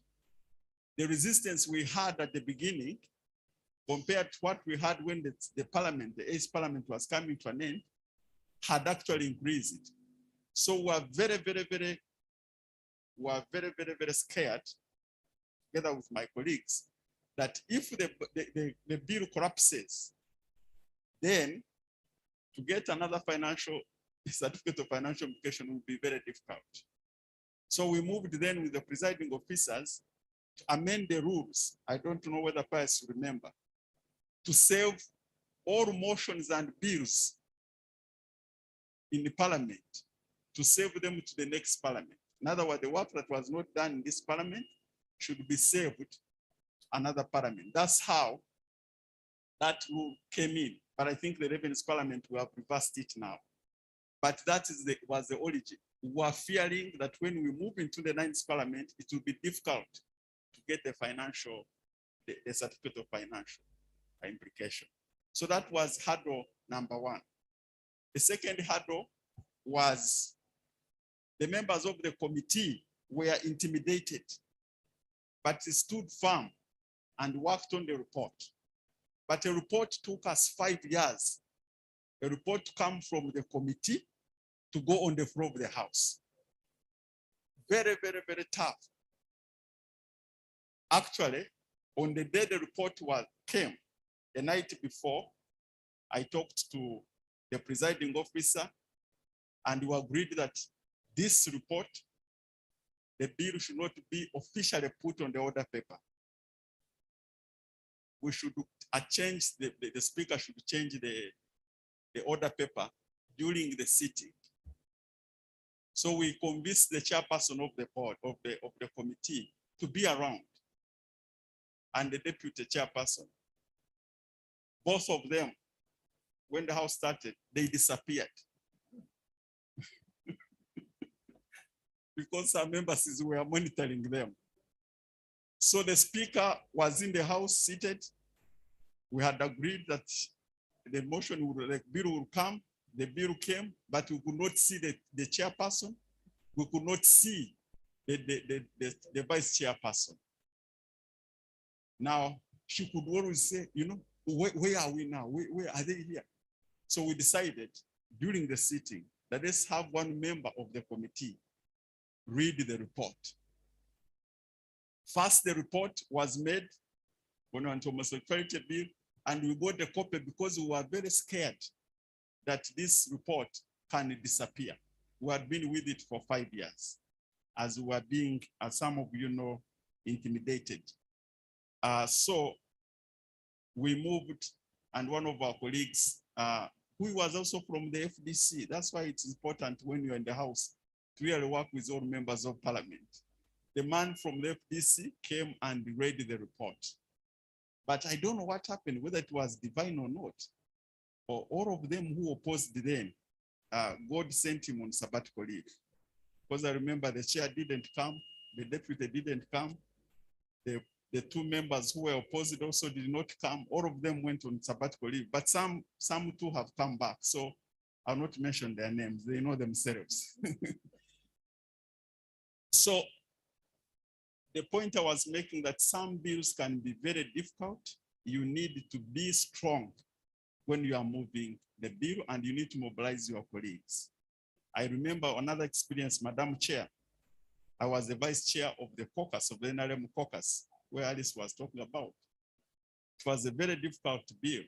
So we went to make a final decision on this particular bill in the caucus. And as you know, some of you have belonged to NRM caucus. Once a caucus has taken a decision, it's also not a good habit to go to the House and oppose the decision of the caucus. I have seen that Alice was saying that you can actually don't be bound by the caucus. But I think you have an obligation to convince your own caucus so that when you are moving to the House, you move as a team. It is very helpful.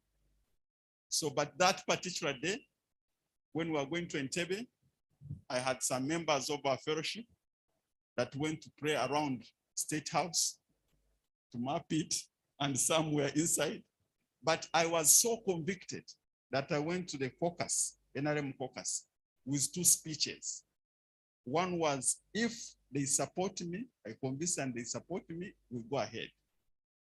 Should the caucus not agree with me on this particular issue regarding the children of Uganda, an issue that you'll see whether in our time we can see a man wedding a man or a woman wedding a woman, then I was prepared to leave Parliament. So I told my wife, these are 2 speeches. I'm going, just pray for me. In case they oppose, then, and my coordinators in the constituency. But we thank God that the caucus supported this particular bill. So the bill was then passed. On the day we moved it, there was a lot of pressure. The American embassies and all these embassies, earlier on had been banned to travel in some countries. On the day we moved, because we had been waiting for this day to come, would not pay attention to the issue of quorum. Now, the procedures again. Now, as the vice chairperson of the caucus, my prime minister then was a leader of government business, but he was not in support of the bill. And we were always prepared to oppose anybody who is against the bill. So when he was speaking to me on the floor of the house, he said, is there anything else to say? I was also involved in whipping. Is there anything else that I need to be in this house? Because I knew that we had that one coming on the floor. I said, I think PM, there is nothing, you can move. So when the bill came in the reading and we started debating, I think he was very near. Somebody called him and he came back. He raised himself, the leader of government business, raised the issue of quorum. And the speaker said, no, let's move forward. We have waited for this for so long, let's move forward. So we moved and passed the bill. And because it was so important for the society, His Excellency the President signed the bill in the presence of all media houses, including CNN and BBC, who had the ceremony at State House. Now another battle came because of quorum. Then by leader of government business had raised it. I think somebody, they took the bill, rather the case to court. We didn't have quorum. Now the court, what happened was very interesting. I think 3 days or 4 days or 5 days there, we got somebody from the lobby groups of the homosexual side, sent us a copy of the judgment in advance. So when I went to court, I had so many people who accompanied us to court, and what the judge was reading was exactly what we had known. I almost collapsed in court. So the act was overturned. So it was a very, very experience that I wanted to let you know that sometimes moving these bills, you need conviction and you need to be prepared. For example, some of the countries have not lifted the ban up to now. So you need to be prepared to move such a bills. The second point, which is coming to the last, is the one of the tobacco control bill. As Pius said in the first bill, the anti-homosexuality bill, and I'm glad I don't see the commissioners, we really need to budget and support private members to do research and consultations. Because in the anti-homosexuality bill, I was financing this myself from my own savings. Because the government was on the watch, I was on the watch to see whether some groups were funding me, because the homosexuals were saying, no, there are groups in the Washington and other countries who are supporting him, they're pro-life. So I was very careful about that. So there are also others who can convince you to support you against your intentions. So I support the idea Pius has raised that we as members of parliament, we should make provisions to support private members' bills. Because if you don't do that, then you can be in temptations. There are lobby groups who will come and say, we want you to move on this idea. And then they support it. And when they support it, then they also have their own interests. It becomes very difficult for you to oppose their own interests when they are the ones financing this legislative agenda. So make sure that you are not used by lobby groups to support, to move private members' bills. Do a private member that you are convicted about, a private member's bill that will help the people of Uganda and never be used by lobby groups. So the tobacco control bill was a little bit easier because we also moved it to make sure that we fight cancers which are brought by smoking, and also sometimes are used to destroy our children. And we passed it smoothly. We put a committee under Ministry of Health. It is still struggling. It hasn't been fully implemented, but at least the law is there. So those are the two experiences I have, one on financial implications, the second one on conviction when you are moving an issue. The third one, please do not accept to be used by anybody outside the parliament to serve their interests when you are not convinced about them, or when they are not going to support the people of Uganda. Those were just in the 3 minutes what I could share, but there's a lot that we can share, especially under this bill. Thank you very much, and God bless you. Thank you so much, Honorable Minister Bahat, for sharing that experience with us. You know, like he said, when you are moving these bills that touch certain institutions, you are bound to be even identified and isolated, and they can even threaten you that you are going to be fought in the constituency. So what he was talking about, conviction, matters a lot. He has forgotten that when they became ministers, him and Chris, I took over the tobacco control bill. Yes. So thank you so much, honorable members. I think let's get into plenary. We had 2 presentations, and this is the time for seeking clarifications, questions, and everything. Honorable Tubasima, Honorable Madiakolo. The microphone. Who is taking the microphone around? Staff.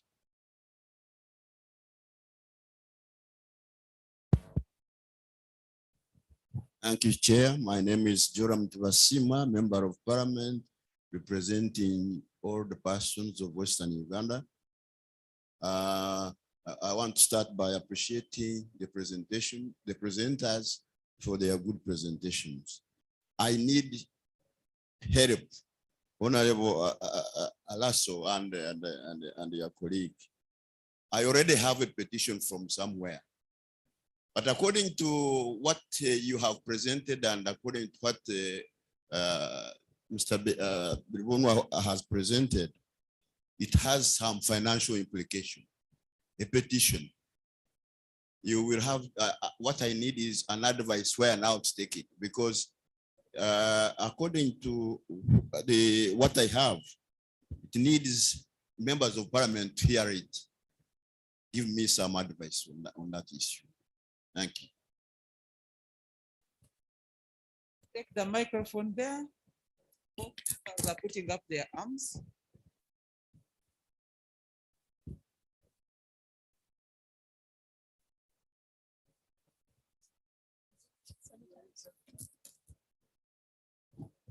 Thank you so much for the presentations today. I also want to take the opportunity to thank the speaker in absentia and the clerk for this training. I think if we had had this training last year, it would not have been as useful as it is now, because everything would have gone over at least my head, motions, bills, but some of these things, we've seen them happening in Parliament over the last year. And so we can relate what the speakers are sharing. My first question goes to the Honorable Alaso. You talked about motions. When you're urging or government or you're moving a motion, who do you direct your prayers to? Because you said you must make your prayers. Who do you direct your prayers to? And then how do you follow up? Let's say the motion is debated and everything is okay. How do you follow, and where do you go to follow your the action points? And then the next question is about, is it a privilege? Is it one of the privileges in Parliament to actually be able to bring a motion?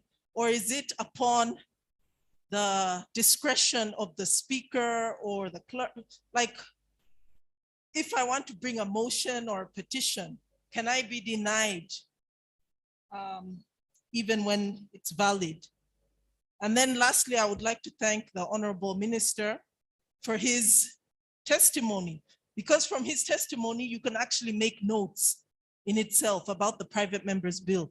I thought as a member of the NRM, it's like taboo to make a private members bill, stay away from it, But just from his presentation, if you have a very strong conviction about something, then it's valid. Thank you so much. Thank you. Pass it on to your neighbor.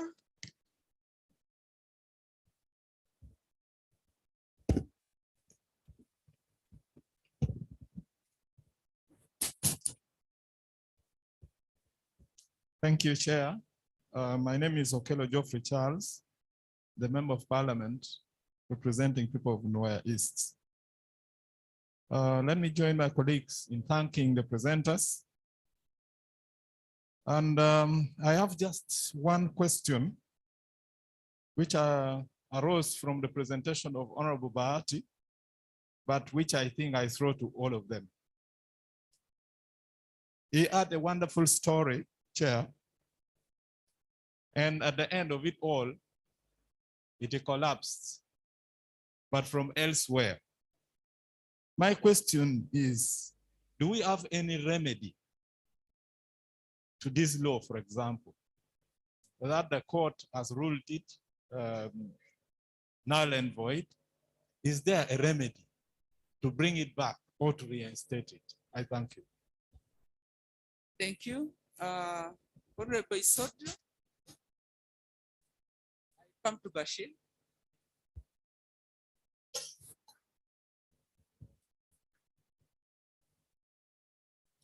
Thank you very much, Honorable Chair. My question goes to Honorable Ashanut Alice Alaso. You actually alluded to the underground tunnels in Mora. We raised that issue last year in June on the floor of Parliament as a matter of urgent national importance, together with my honorable colleague, Honorable Dr. Samat of Kapir. A minister was directed by the presiding officer to go down to Mora and assess and report back. No report. Early this year, around January, we still raised the same concern. To make the long story short, it's been raised 3 times. So are you advising me to go on to oral question and answer? I beg to submit. Honorable Bashir, your neighbor, and then Honorable Faith.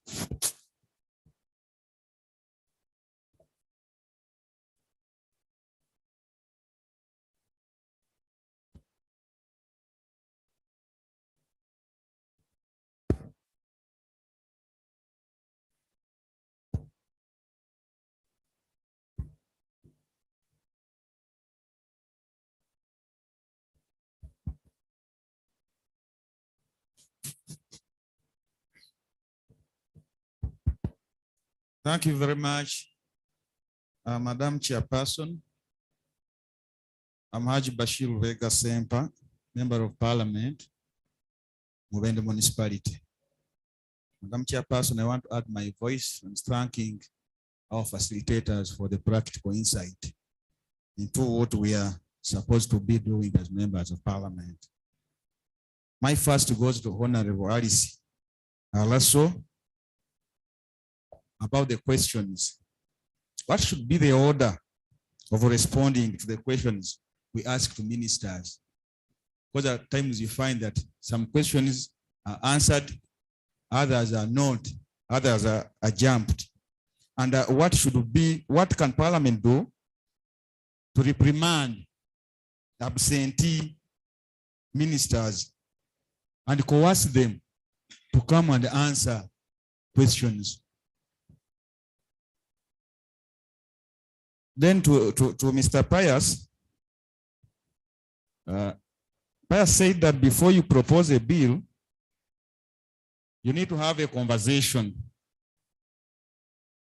with the concerned MDA. The issue I'd like to underscore here is one, what if this MDA is not in favor of my proposal? The proposal may be seeking to introduce a certain policy shift that is not in their favor. Maybe they are benefiting from the status quo. You want to propose something new.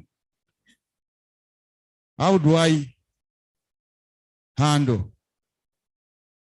And lastly, I want to thank Honorable Minister David Bahati.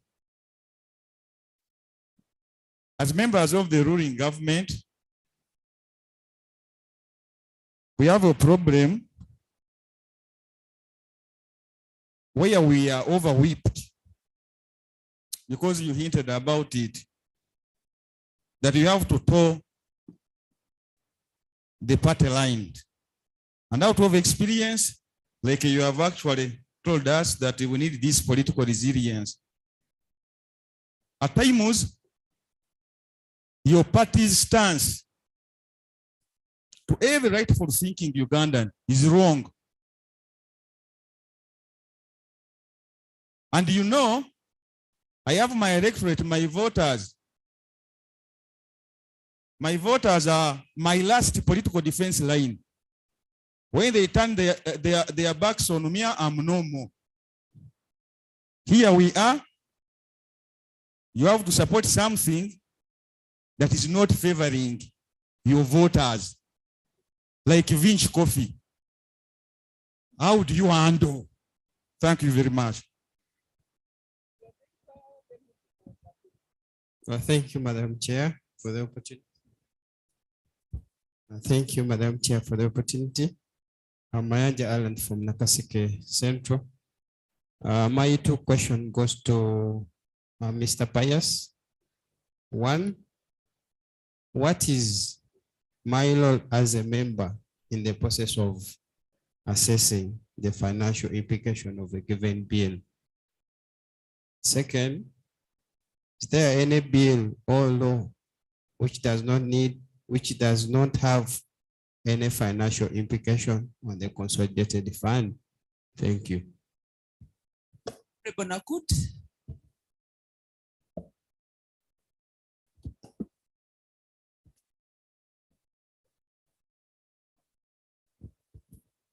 Honorable Chair, my question is to both presenters to define the lead time for waiting. What is the lead time which is acceptable for waiting for Parliament to take an action on an issue? For example, if you have written a motion or a petition and submitted it to the Speaker, and it is not appearing in the order paper for 3, 4 months, 6 months, what do you do? Or if it appears in the order paper, it appears as business to follow for another 6 months, what do you do? Or when Parliament has discussed that issue and then submitted it to a committee, give a committee 2 weeks, 45 days, those are the things we hear. And then the committee takes another 6 months. What will a member do? Thank you so much. So I think we'll start with the, there's a honorable member there. Is it Bugendera or which constituency? You know, these masks also have. Bwamba. Bwamba, yes. Thank you. Mine is to Mr. Pius. First of all, thank you all our presenters.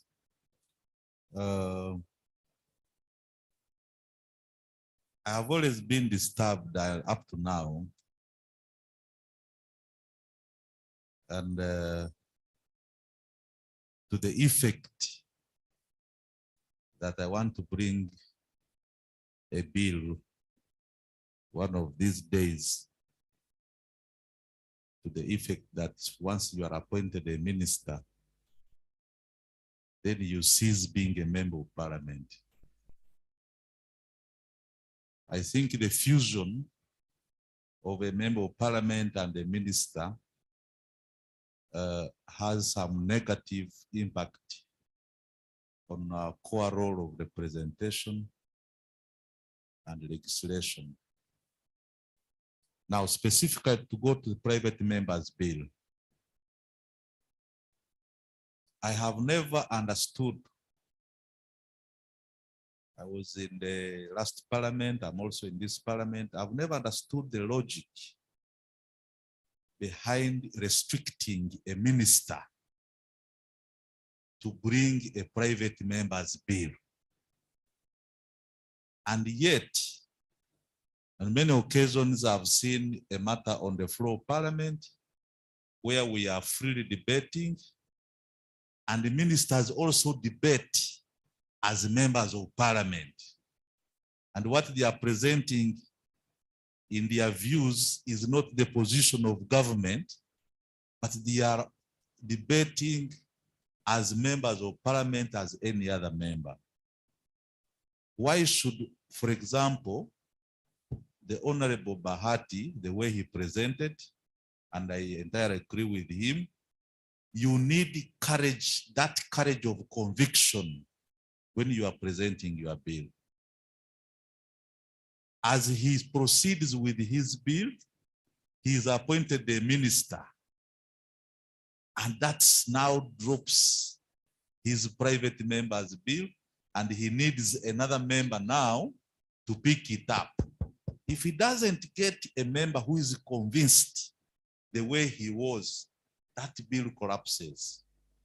What stops? What's the logic that once you are a minister, then you cannot present a private member's bill? What if, for example, the appointing authority looks at the bill you are pushing as a private member and is not happy with it, and then he decides to appoint you a minister with the intention of actually suffocating that bill? And if another member picks it up, he also appoints that one as a minister until the term ends and that bill collapses. What is the logic? I've never understood this. Thank you. Thank you so much. Honorable Alice Alaso, I think this is your time to respond, but we've been joined by the Honorable Minister Agnes Nandutu. Thank you for coming.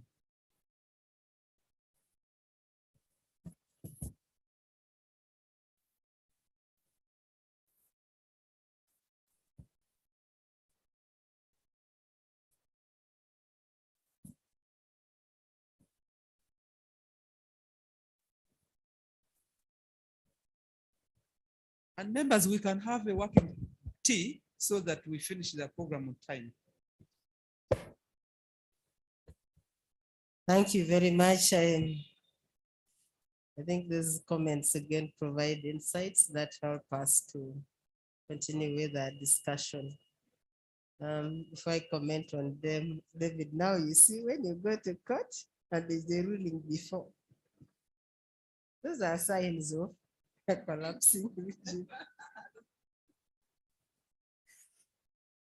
I'll add to what David said. You can't believe that I left Parliament 6 or 8 years ago. That bill David did was, I don't know how many years now. I only spoke in support of it. But up to last month, there were organizations in this country that had flagged me also red. I couldn't do work with them. I saw when David urges the issue of passion, sometimes you also add real sacrifice.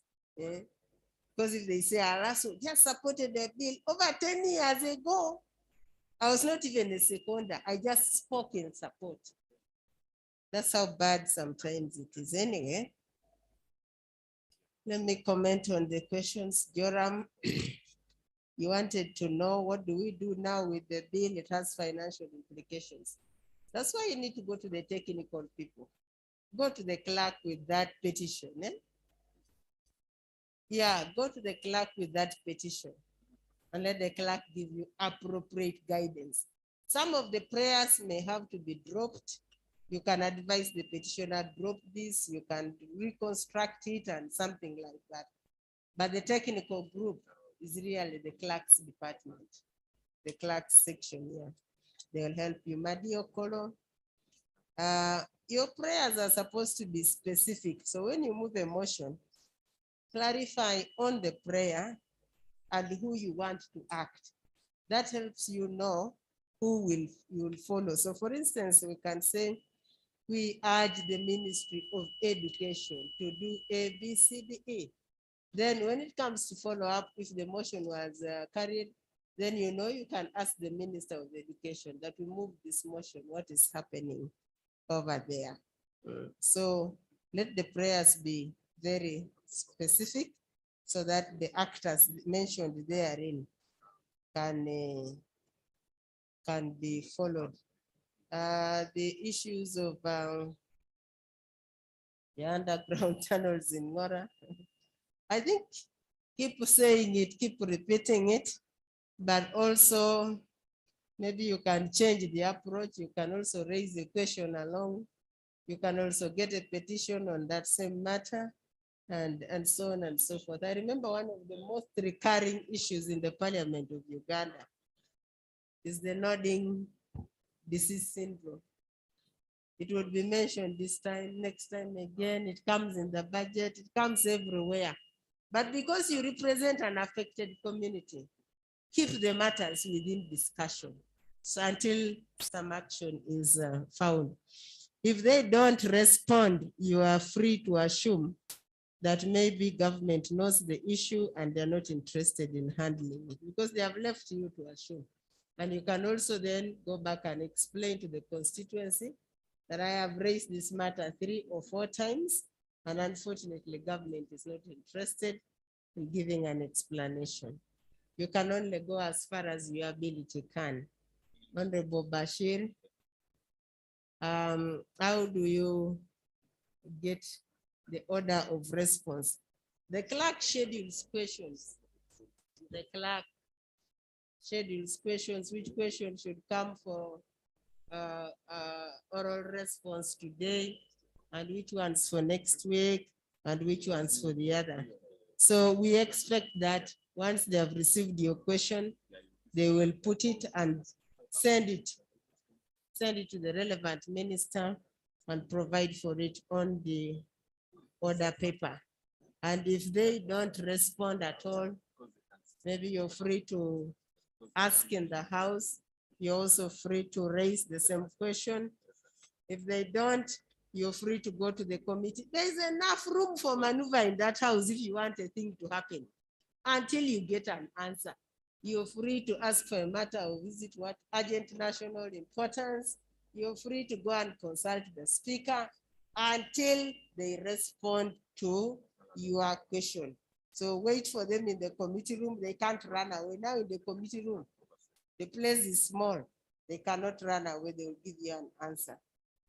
Honorable Nakut, I think any matter that goes on 3 months or 6 months, that's really too much time. I am not very familiar with the rules, but I think the highest there we have is 45 days to the committee. Of course, committees take even months, but it's 45 days to process business. I also saw, I think, notice for oral question. It's like 3 days, and then if the minister does, the minister has up to like 3 weeks to respond. So when matters reach 45 days, it would look like either there is a problem with the tracking system in Parliament or a problem with the government that it does not want to answer legitimate questions from the voters. And I just hope that at the end of the day, when you navigate around, you get the answers. Thank you very much. Our last song for your responses, Mr. Vilbon.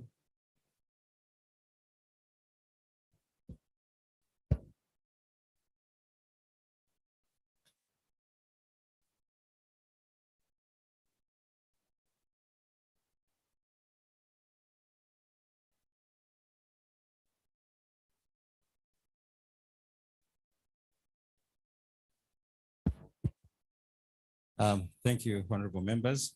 And I think Honorable Alaso has responded to most of them. The first one was, maybe I'll just add a little bit. On petitions, I think to my understanding, presenting of the petition is not restricted. What is restricted will be the decision of Parliament on the petition. But you can bring your, as long as it is properly worded, so look at Rule 30, and then Rule 30 makes reference to the schedule of your rules that has the rules that govern petitions. I would encourage, as Honorable Alaso said, to use the technical officers in Parliament, the legislative and procedural department.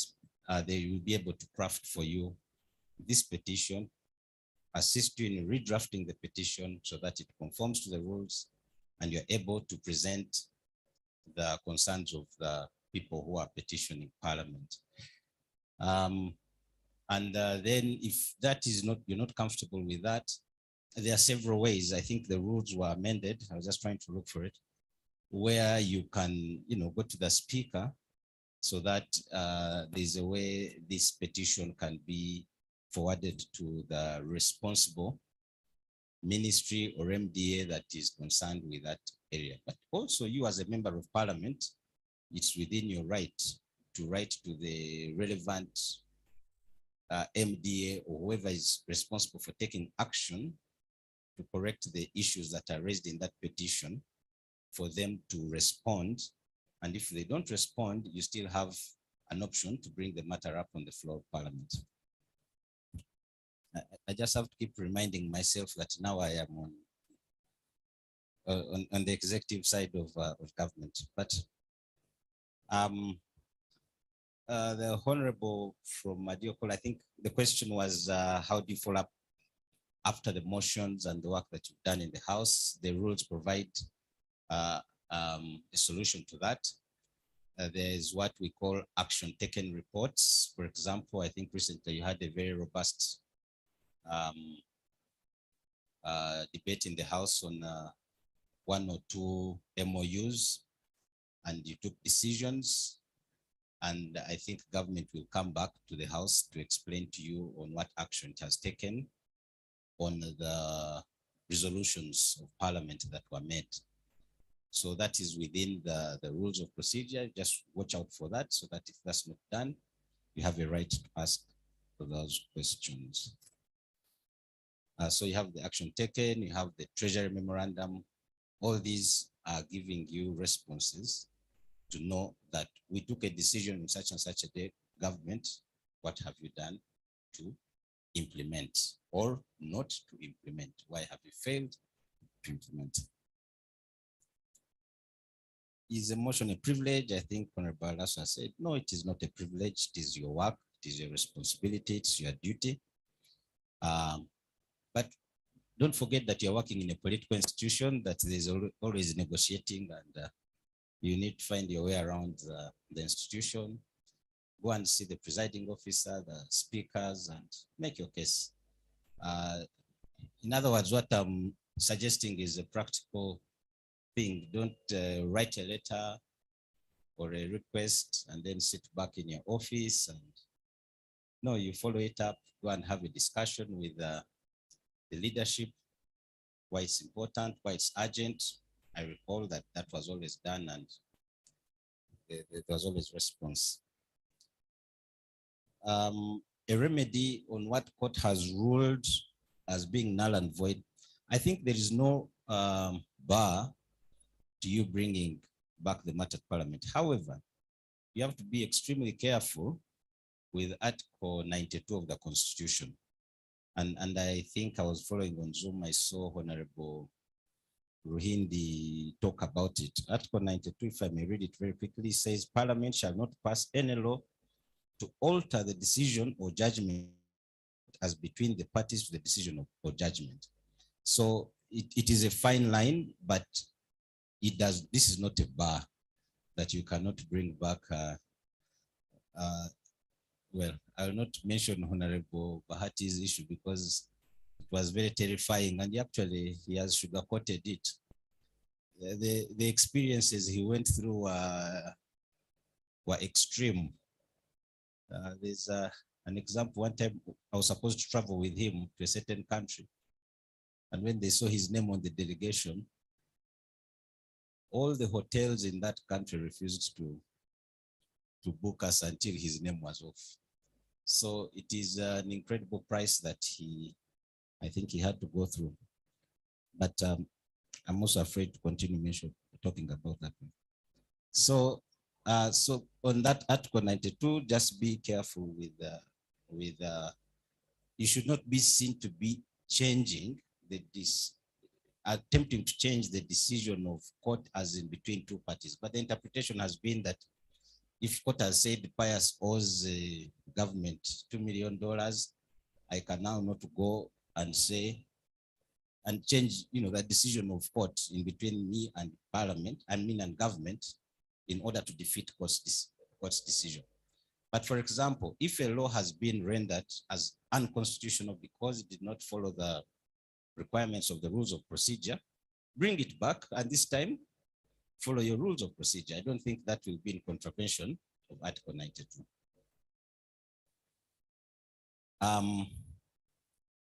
Honorable Bashir, I think, asked about absentee ministers. I think, again, I followed, they talked about the issue of, you see, most times the decision you are going to take, this is, I think, a policy issue on whether ministers, I don't know if that's the question of whether ministers should be in Parliament or not. It is a policy matter, you can debate it. There are arguments for it, why they think it's a good idea. There are arguments against it. We have examples in the region. Kenya decided otherwise. But so it not being a legal matter, I would leave it at that. It is upon you to debate it and look at both sides. Now, on the issue of conversation with MDAs, and this is the point I really want to emphasize. When I have a conversation with you, I am not having a conversation with you to either agree with me, and the outcome of that conversation must be agreeing with you. No. But I want to explain to you my position. Give me your response. Okay? That way, when you move forward, when you go to the floor of Parliament, you will not find a roadblock of saying, did you consult? Because my experience was there were many examples of that. In fact, sometimes the speaker will tell you, please go back and consult. Those who have been around, you recall several instances where we've had two bills on the same matter and you end up looking a bit disorganized, where most times actually the government is also bringing a bill. They have more resources, so you partner with them. So consult, but ultimately it is you to take a decision. You even make your point stronger on the floor of Parliament when you say, I wrote to these people, they either did not respond to me or they did not address my issues. So I consulted. It's not that I'm coming out of the blue. It strengthens your case other than weakening it. That would be my advice on that. Your role in assessing financial implications is very interesting, actually. I've always wondered whether you can have a discussion on the certificates. That's why I told you earlier, take an interest in reading the certificate. What is it saying? And in relation to section 76, the contents, and you can have a conversation with the minister and say, whereas you said this is my thinking and this is my thinking. But according to what the minister and the law, actually, the Minister of Finance is supposed to give the certificate of financial implications. In fact, that guides usually the Right Honorable Speaker and the Clerk of Parliament on what to do with the motion or the bill at that stage. They could write back to you and say, you know, these are the implications. In which case, going back to the point I've made earlier, have this conversation with the Minister of Finance. Says, you know, my view is perhaps you looked at it differently, perhaps this way. So you have that conversation to come up with that. Is there a bill that doesn't have, that does not create a charge of the consolidated fund? It's very interesting again. Yes, there are very, very many bills that don't do that. And my experience is it is the creativity, the language that you use that will assist you in, you know, and that's why you must seek for technical guidance on how to come up with this. So there are several ways that you can go around the issue of the financial implications, but please refer back to my points in terms of the lead time. I think, Honorable Alaso, you said what happens, the rules are clear, 45 days. And I think in this parliament, what is happening, and I think we tried it also in the last parliament, is once, because the 45 days, especially for bills, is a given in the rule, in the book, the rules of procedure. So what the speaker does or could do or has done is immediately the time is running out, the office of the clerk will be monitoring when the bill was referred to your committee. They will just put it on the what? On the order paper, whether you are ready as a chairperson or not. And then the rules require the chairperson to request the House to extend the time. Now, I was always scared or terrified that somebody one day will make a law and it could easily be challenged that by the time you brought it back for the second reading, it was beyond the 45 days.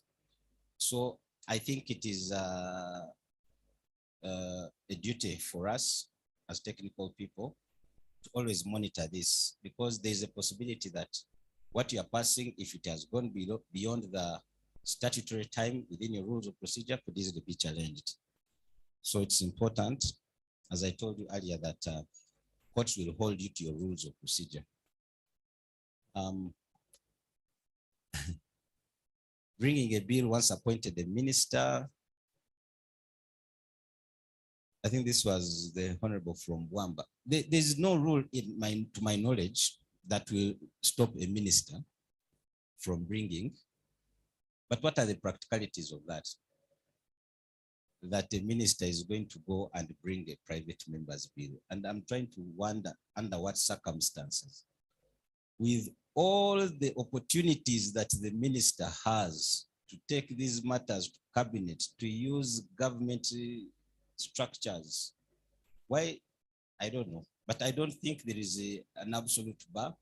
But I'm imagining the kind of conversation this minister will have with the Prime Minister and colleagues on why he or she brought a private member's bill.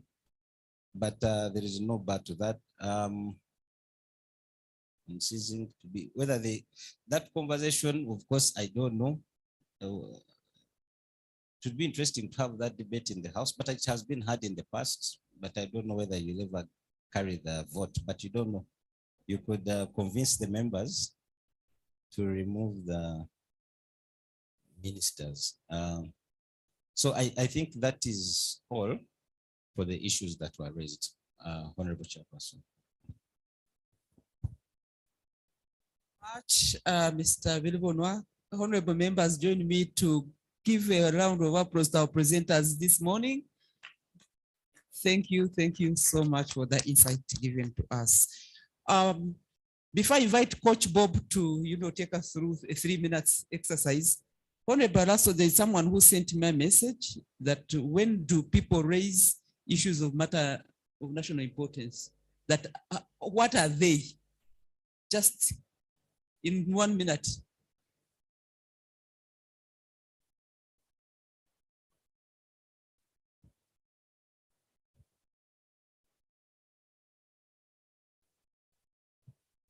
Let me borrow the expression Pius used at the start.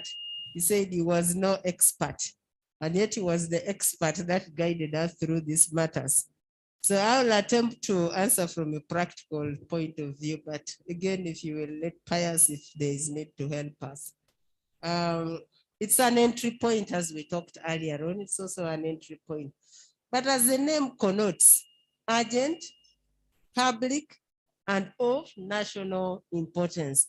So before you jump up on the floor, you must ask yourself, is this matter urgent? If it is not urgent, you can deal with it as a question for oral answer. You can deal with it as a petition. You can deal with it as a motion. You can take it to the committee. Is it urgent? Urgent meaning requiring immediate attention from Parliament and from the executive. National importance. So is the character of this issue I'm raising national? Because it is wrong for you to get up on the floor and say, I'm rising on a matter of urgent national importance. You know, yesterday in our village, there was a chicken thief. Everybody will say, since when did this one chicken thief become a national? Go and tell your LOC1, go and tell your DPC, tell somebody about the thieves in your village. So again, is it something that should be of concern for this whole nation? Is it something important? Is it something for which you have tried to seek remedies? And then you think that the local remedies cannot resolve the matter. And then how do you proceed?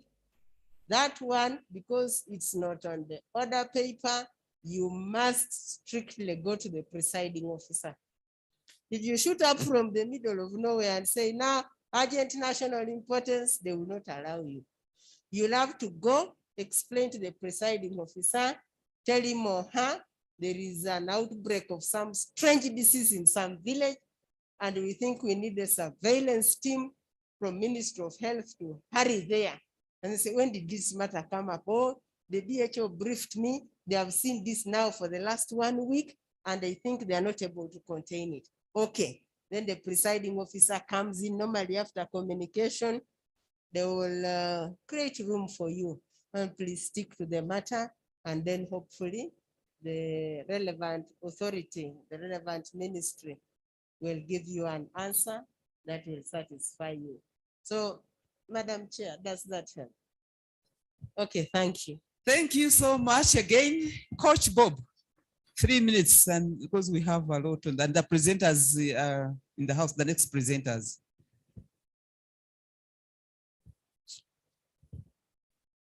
Kindly, may we stand up for just 3 minutes, please? 3 minutes, let's stand up. Stay where you are, but stand up, please. We gently raise our hands. Do them like that. Just like that. We keep them there. Just move them.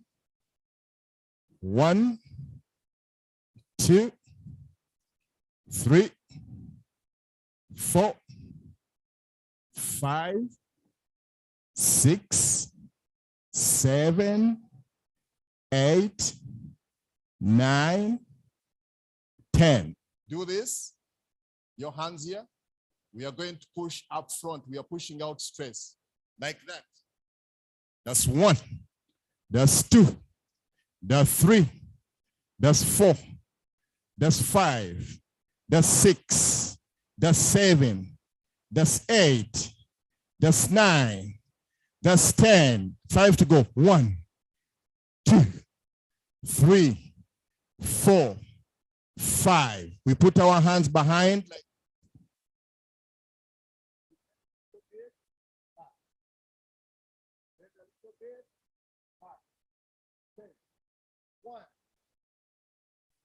Two, 3, 4, 5, 6, 7, 8, 9, 10.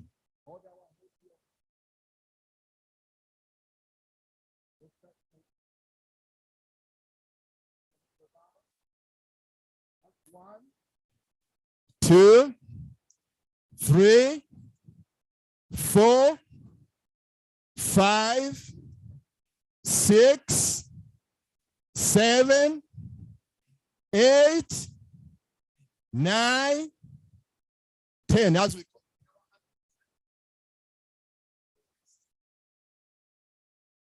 Move it. Move your shoulders. 1, 2, 3, 4. We are waiting for your funny crazy. 5, 6, 7, 8, 9, 10. Finally, that's 1, 2, 3, 4, 5, 6, 7, 8, 9, 10. 5 to go. 1, 2, 3, 4, 5. Thank you very much.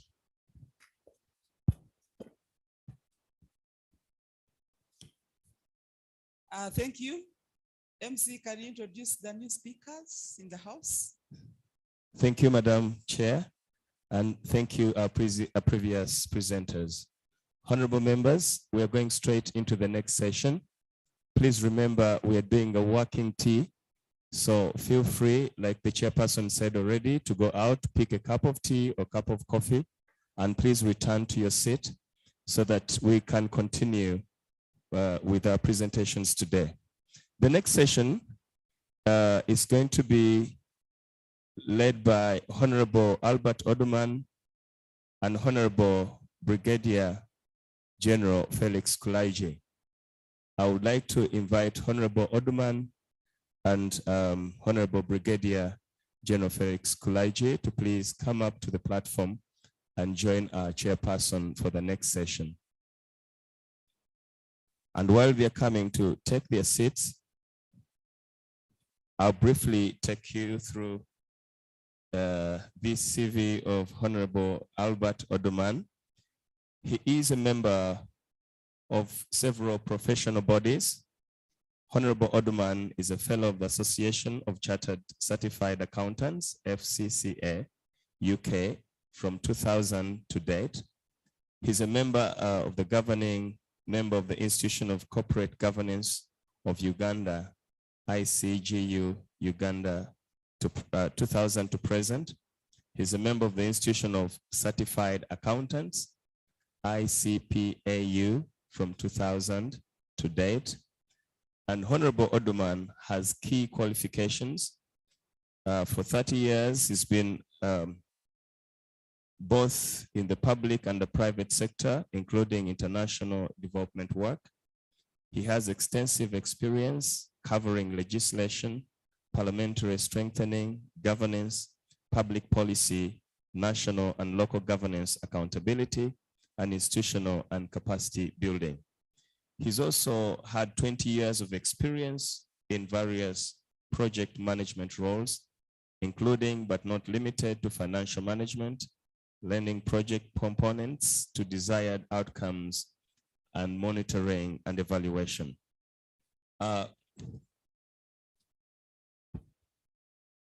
Honorable Oduman has perfect skills in financial and administrative management of donor funding programs. He has practical skills in accounting, financial reporting, budgeting, and budgetary control.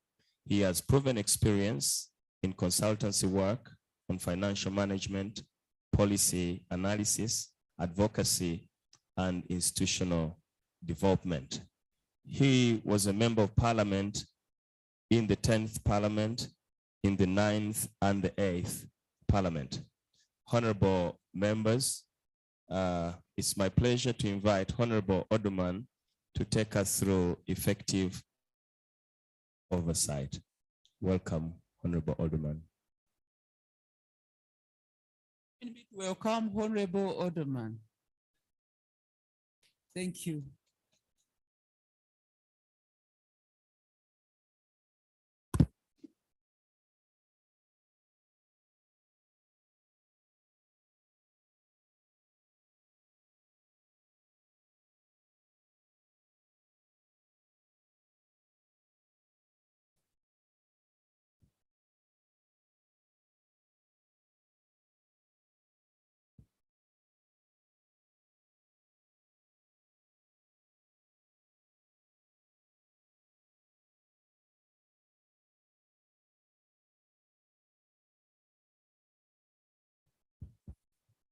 Thank you, Madam Chair and honorable members.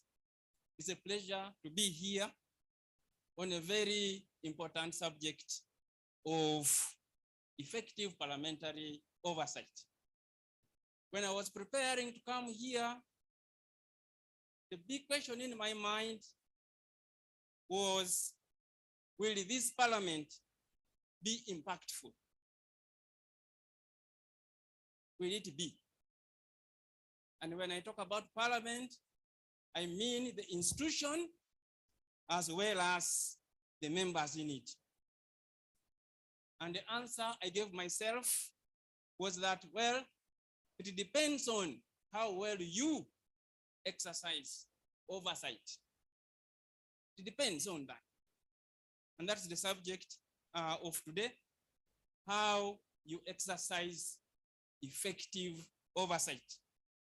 And so the natural question that emerges from that big question is, to what extent, that's the next slide, to what extent is effective parliamentary oversight feasible in a parliament with ruling party members in a developing country like Uganda?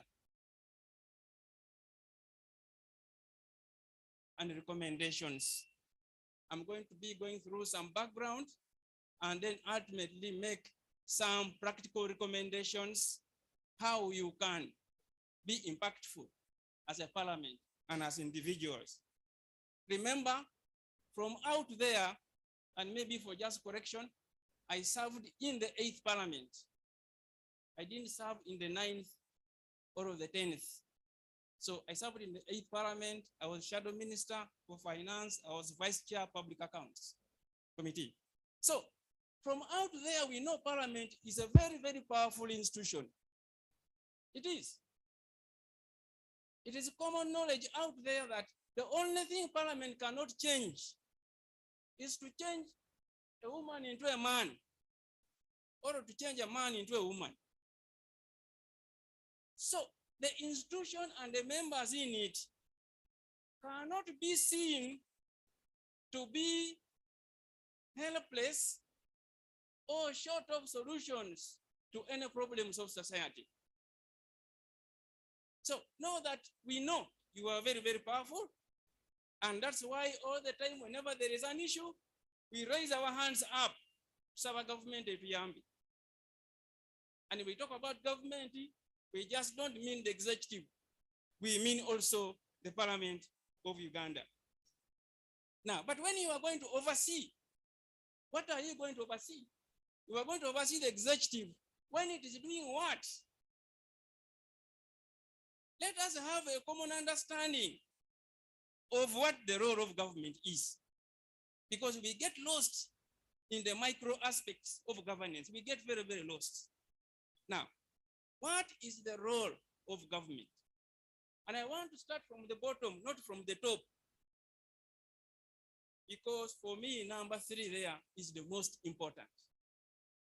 The role of government, and this is the template for growth, for the growth of nations.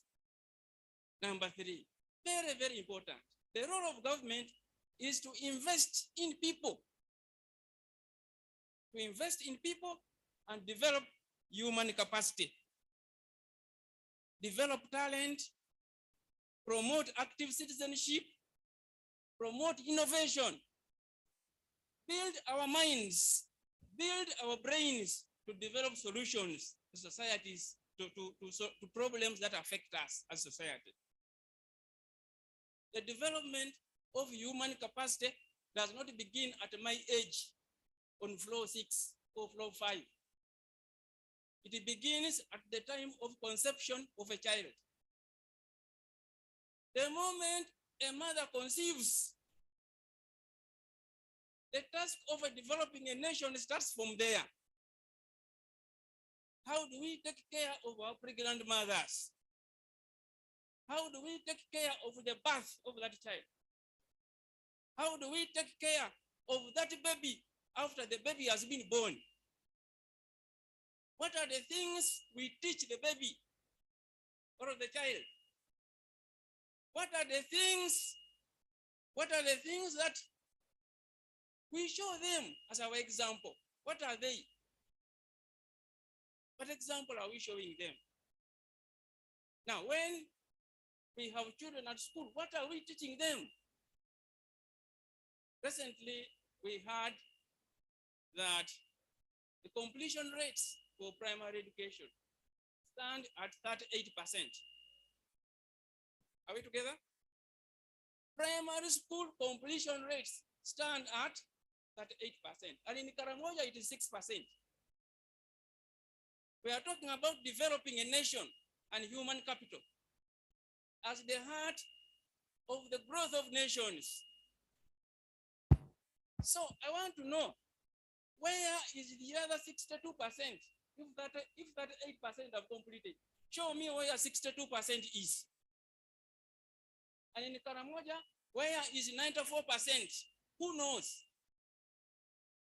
How are you exercising oversight in the development of human capital? The kids are not at school. Those who went, only 38% completed. Where did they go? What role are you playing as parliament? If you don't play role number 3 properly as a country, if you don't play role number 3 properly as a country, it means you have caused problems. You have dwarfed us.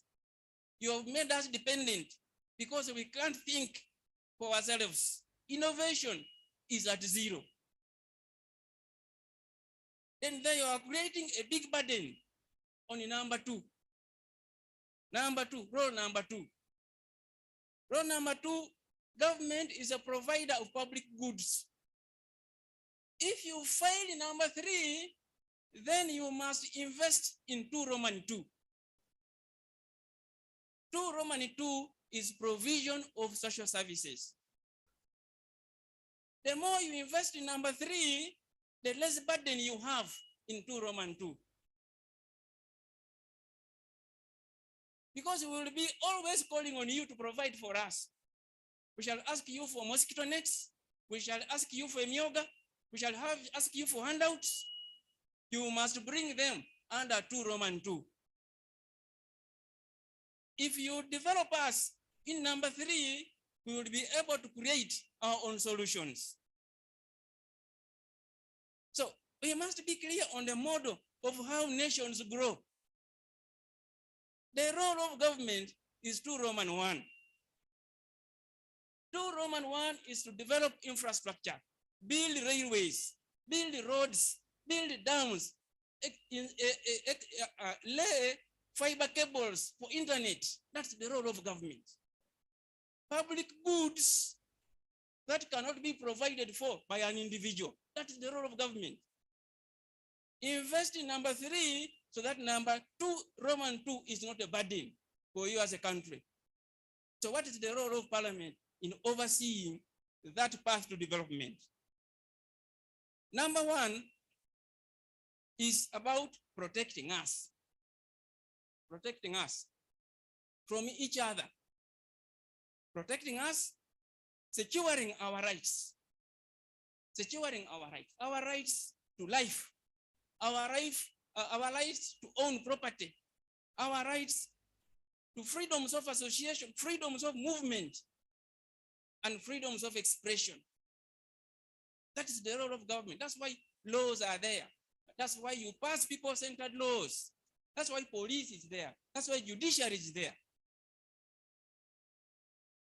So, 1 Roman 2, you can now protect us from foreign aggressors, secure our borders. That's why General is here, the army, protect us from those who might attack us. But the investment in priority is in number 3, followed by number 2, 1, followed by number 1. Very, very important order. That is how nations have grown. What model are you adopting as Uganda? And what is your oversight role? Now, the basis for budget allocation, the basis for NDP3, the basis for your oversight should be that template, which is an international model of how nations have grown. Now, here now comes the legislature. The legislature, as per the Interparliamentary Union, has been defined as an organ that prescribes rules and the power of execution. And the executive is subordinate, mark that word, is subordinate to the legislature and accountable to the legislature. When I hear the things that I am hearing, members are feeling, especially those from the ruling party, feeling powerless in the face of your own party internally. How does that situation arise? When we were here some time back, Professor Kanyehamba used to tell us that the moment you step here, you have 3 primary allegiances. Number 1, to your country. To your country. That is number 1. Number 2, to your constituency. Number 3, to your political party. I have never forgotten that lecture. That lecture drove all of my life throughout the entire 8th Parliament. And that could bring you risks. You could even be removed either from the constituency or from the political party. But I can assure you that you're not going to stay here forever. You must prepare for those prospects, but leave an impact here. To what extent can you be impactful as a parliament and as a member of parliament? That's where I started from. Now, oversight. What is oversight? There has been, I want to disrupt your knowledge now, to disrupt an attempt to say there is legislative function, there is budgeting, there is now oversight as a standalone things. What I'm inviting you to consider is that oversight is everything you do. Oversight is everything you do.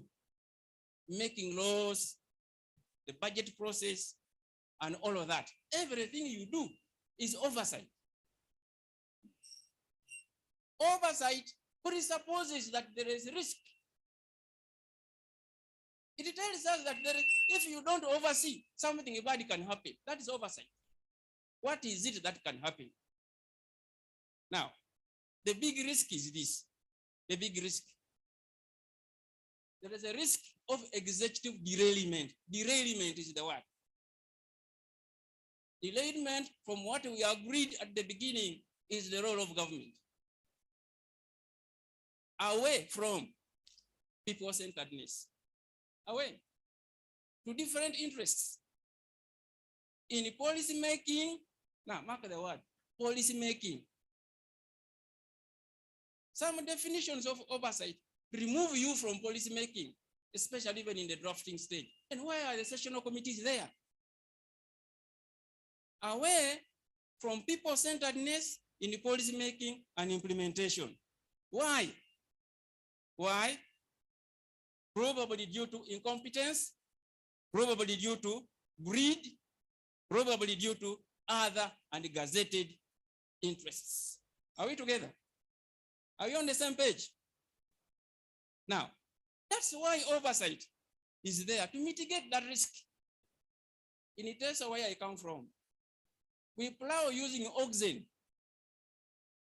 To be effective, you put 4 and you tie a yoke behind the 2 of them and connect the 2 to the second set behind. And there has to be 2 people driving the oxen from both sides. And somebody behind holds the plow. That is oversight. If you don't do that, the oxen are likely to stray. That is exactly your role as members of parliament. Now, the oversight must be effective. The garden must be plowed and finished. It must be plowed and finished. Your role in oversight must be effective. And how can this parliament be effective? We want to examine that. How can you be effective given the challenges I have already mentioned? Now, effective oversight, according to the Global Parliamentary Report, places the people. I am talking about people. They are talking about people. Places the people as a whole, not groups of people, not groups of people. Places people, their needs, their interests, and their experiences at the heart of politics. The heart. Mutima. In your mutima, you must have people at the heart. When you are saying this coffee deal is not good, you had the people in your hearts. Congratulations. There was something paining you. So it improves governance, it improves performance in all policy areas. So when the government programs succeed, one of the reasons is that parliament was effective in oversight. When the government programs fail, you cannot stand up and whine that for us, we did our part. It is the executive, it is the president and his team who implemented badly. We don't agree with that. So when government programs go bad, parliament is part and parcel of the people who have played an ineffective role. Are we on the same page? Very good. That is effective oversight, placing people at the center of politics. Now, oversight, therefore, connotes checks and balances. Remember the oxen, the plowing. You must review, you must redirect, you must control. Okay? Over what? The functions of government. Don't forget where we started. To invest in people, to provide for the people, and to protect the people. And when we talk about oversight, we think about budget oversight. No. What about our rights as citizens? When I come and express myself peacefully in the streets in Kampala without causing any commotion, are my rights protected? When somebody comes to parliament demanding to be heard by the institution, which is representative, are their rights protected? Oversight is cross-cutting across the 3 areas we have talked about. Now, what do we expect from you? The tangible things, the kavera you bring home, like Mzee or Mama comes back home, brings the kavera. What is it we expect parliament to give us? We expect good laws that are people-centered. Laws. We expect, now let us get this clearly. Recommendations is a very, very important deliverable. Recommendations. You review policies, you review laws, you review the budget. Now you're as much as you have passed it, you have made certain recommendations you want to be implemented before the end of this budget or during the entire process of implementation. Recommendations you have made. But very, very importantly, and I want to be very, very clear on it, we want to see sanctions from you. Sanctions. How are you sanctioning members of the executive that are not complying with number 2, the recommendations you have made? The rules of procedure of Parliament in Rule 106 to 111 provides you tools of sanction. And Madam Chair, I recommend that we come back here. You find a way of selecting 5 people from every committee, and we assemble here to deal with, 5 at a time, to deal with the whole issue of how to use the tools of sanctioning.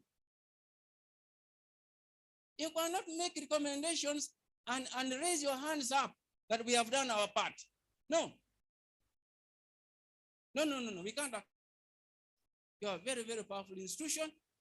You have tools for you to comply. You have tools for sanctioning the speaker. You have tools for sanctioning the president. You have tools for sanctioning a minister. You have tools for sanctioning a member. All of that is in the rules. So what are you talking about? Why do you feel helpless, even if you are a member of NRM? Why?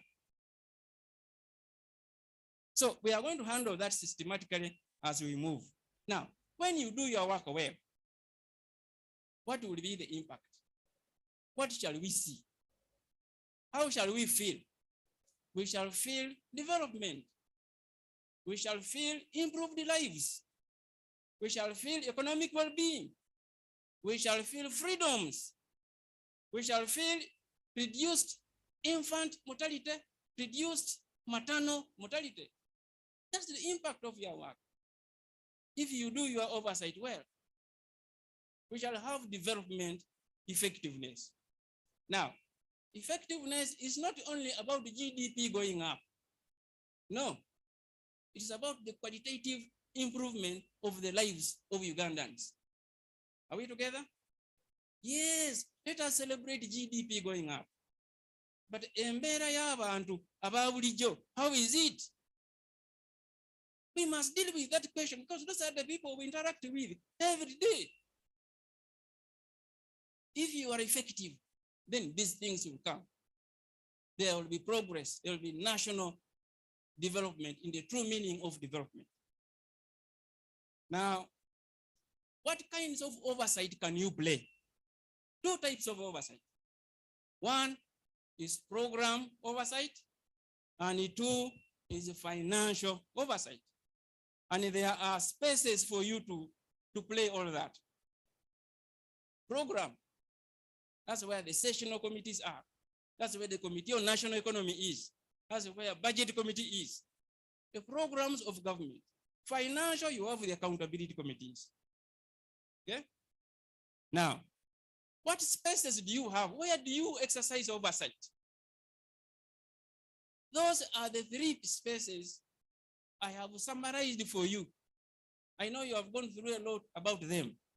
That's where you play the game. Number 1, in the plenary. Number 2, in the committees.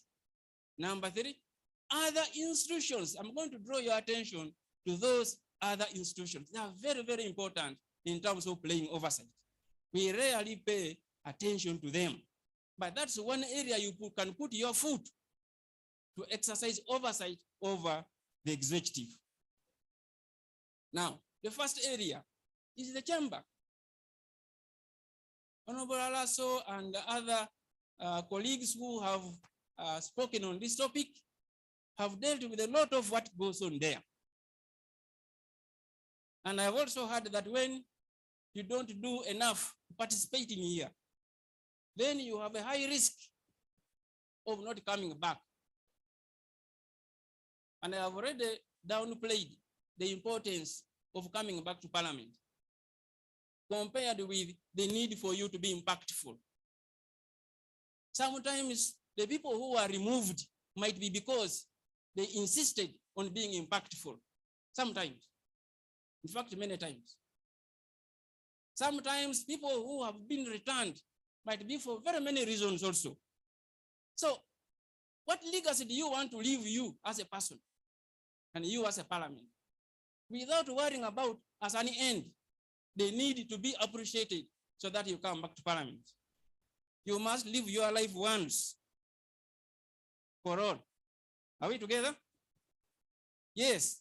We say, if you want to do a good job, make sure you dig your grave first, so that you court death.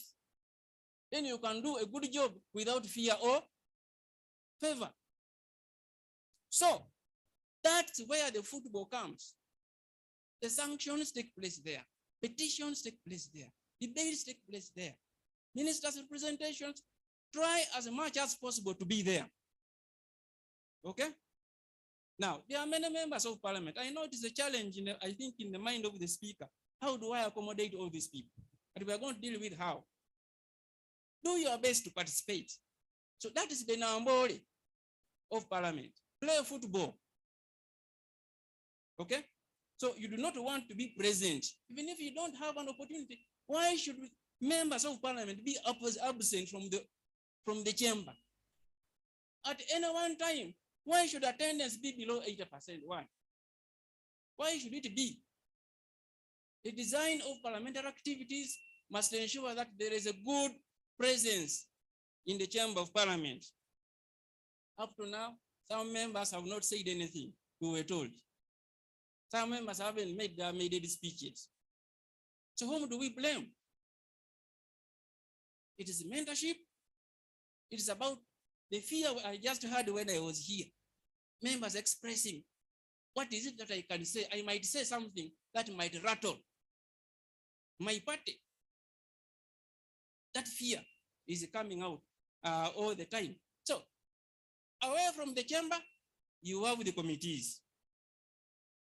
You have the sessional committees, very, very important among the committees. Committees that are sessional, their work is midwifery. Mid what? Midwifery. You midwife government programs. You midwife the conception, the drafting, the approval, the passing, and the implementation of government programs. Sessional committees, committees on economy, committees, you are midwives of government programs. The quality of the child that is born, we know you are part of. You are part of. That is the work of those committees.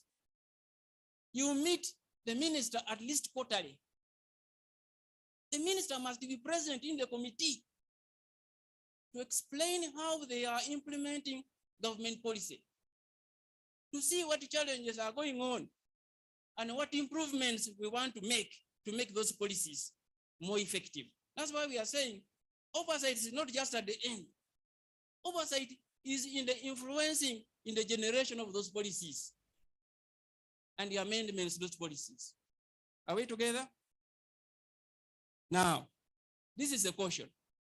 People think corruption is where money is pulled from the treasury and spent on a particular area.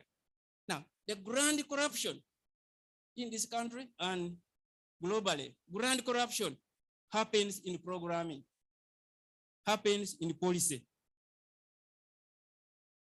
When I was here, we got a whistleblower's report. I was in the finance committee. The whistleblower told us we were due to consider a request for tax write-offs of big corporations. The whistleblower told us that a technocrat had flown from Australia and abandoned the study leave where he had gone to do masters and flown back to Uganda on his own ticket to come and help and appear in the committee to defend the tax write-offs. We took note of that. Billions of shillings I've never forgotten. So when we went to the committee was very tense. All sorts of people were there. People are very, very interested. Unfortunately, even colleagues I thought would stand together. People started speaking in tongues over something that was very, very clear that there is no justification that this company has disappeared from the ground, because we know the locations of these companies where they are. How can they have gone on underground when we can see them, they are doing business, they are making profits, but the accounting is done in order to show that they are making losses and they are not solving. So a write-off is a policy matter. The grand corruption happens in policy.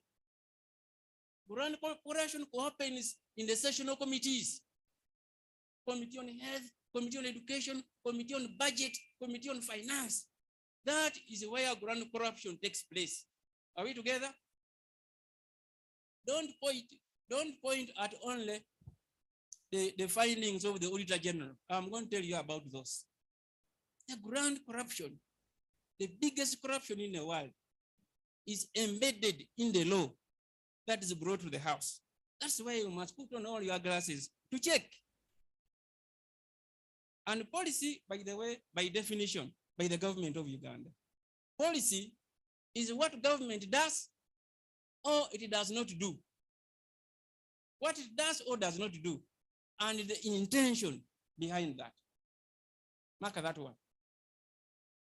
You might say, a technocrat might appear or a minister. No, that's not government policy. Government policy, as on paper, is zero tolerance to what? To corruption. But is that what you do? If you do something different and you do it consistently, that thing that you do is now the new policy. The one on paper is now not government policy. Government policy does not have to be written. It is your acts that you consistently do or omit to do with an intention that is known to you and is not on paper. That's policy. We can take a minister on and say, now, why are you shifting policy from the written one to the one which is unwritten? Because we have consistently marked you and your actions. Are we together? So you are the midwives of government programming. Financial accountability committees, the ones you call PACs. These ones, the intention is to improve financial management, improve accounting, improve probity in financial management.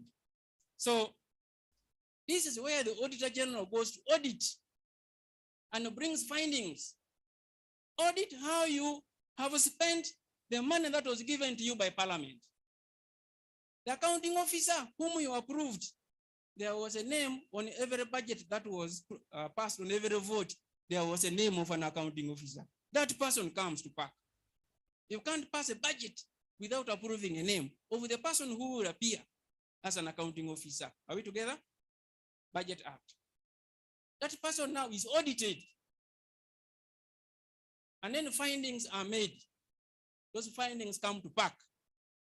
PAC examines them. Auditor General doesn't mention of people who have stolen, people who have erred. But the accounting officer will appear and bring those names. You hold them to account. So again here, I have underlined in red, street what? Street corruption. The findings of the Auditor General are street corruption issues.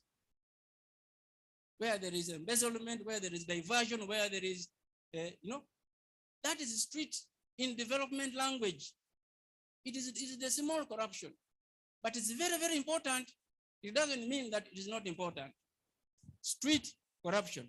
Now, you have powers as a committee of PAC, powers of sanctioning, powers of the High Court to compel appearance, to compel production of information and documents. You can have those powers to handle recalcitrant witnesses, witnesses that behave in a manner that wants to elude oversight.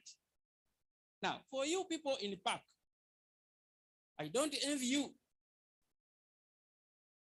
Members who are in park, can I see your hands kindly? Members in public accounts. Oh, thank you. I don't envy your job. It is a daunting and thankless job. Daunting and thankless. If you decide to put time, then I don't envy you. But the outcome, it is only God who will pay you. Are we together? Do your job very well. And I will tell you later that after I left Parliament, I did one Kisanja. Since you are largely a young team of parliamentarians, largely,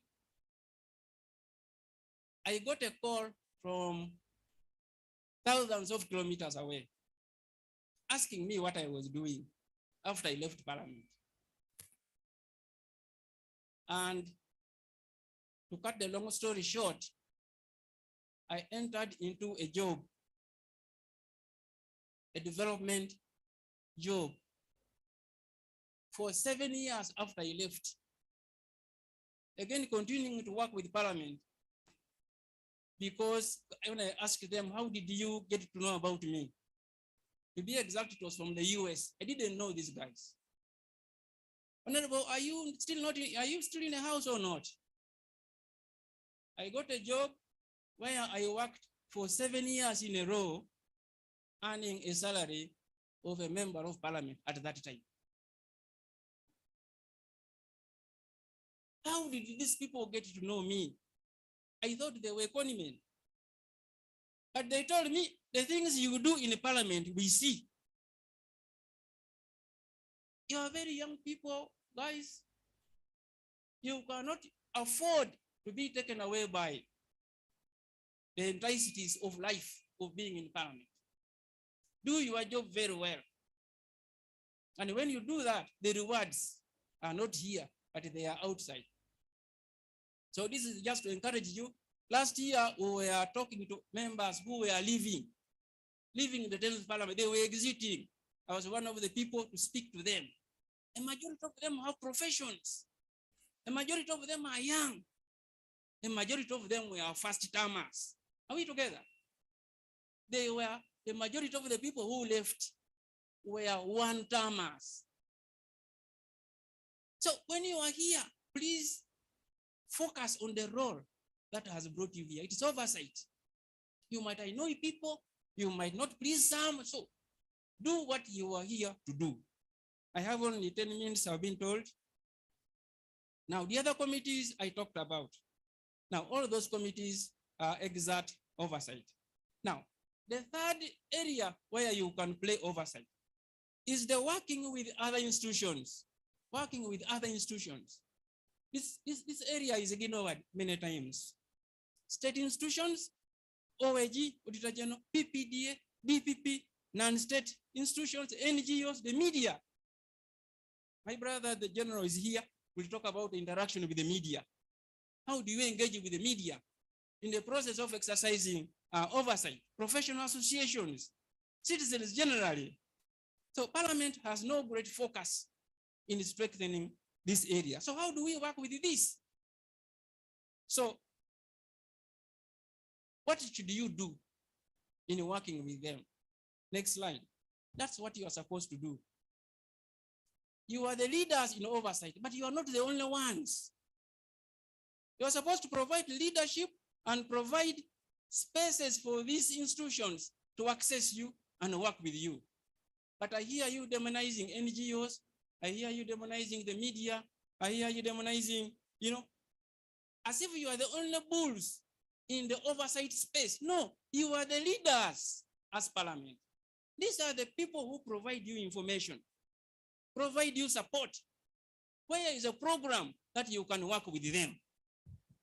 Yes, we are creating even laws to restrict the activities. That is wrong. That is curtailing oversight. Are we together? Now, this is now action. Madam Chair, I'm going to action, and then I will move away. Now, this is a call for action. Now, you aspire to be, when you look at your notebook, please open your notebook, the one which is beautifully designed, which I found in the bag. you aspire to be a transformed, independent, and people-centered parliament. Transformed, independent, people-centered. As an institution, but also as individuals. Now, what should we do? What should we do? Number one, there are 7 items only. Number one, establish oversight as a top priority for Parliament. You must establish oversight as a very important function of Parliament.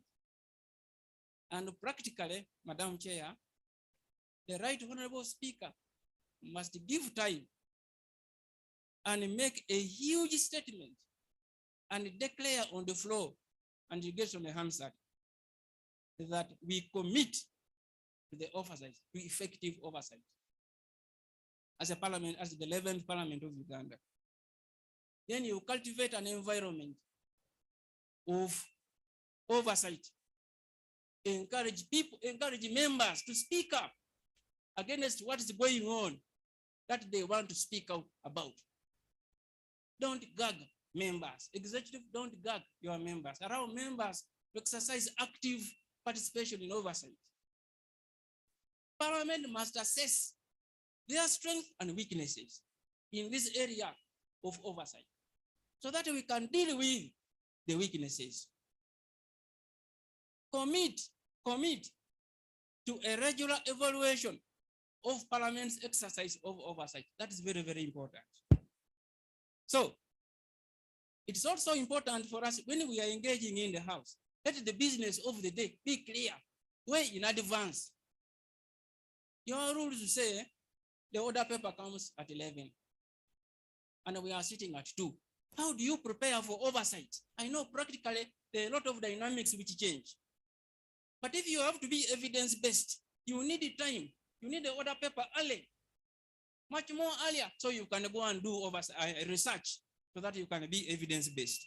Rule number 27 needs to be looked at. How do we provide more time so that the order paper is predictable? Number 2, strengthen the mandate and the capacity for oversight. We need more capacity. We need to be strengthened. We need mechanisms to hold the executive to account on the floor of Parliament. What are the spaces available for the shadow ministers? How do we utilize question time? Thursday question time. I don't know whether it is still Thursday. How prominent is that day? How much time do we give it? How conclusive is the business of question time? How do we exert sanctions? What capacity do we have? Like I said, we need to come here with the 5 from each committee. We talk about sanctioning ministers, sanctioning the president. By the time I left, we were drafting a motion of censure against the president. And the term ended very quickly.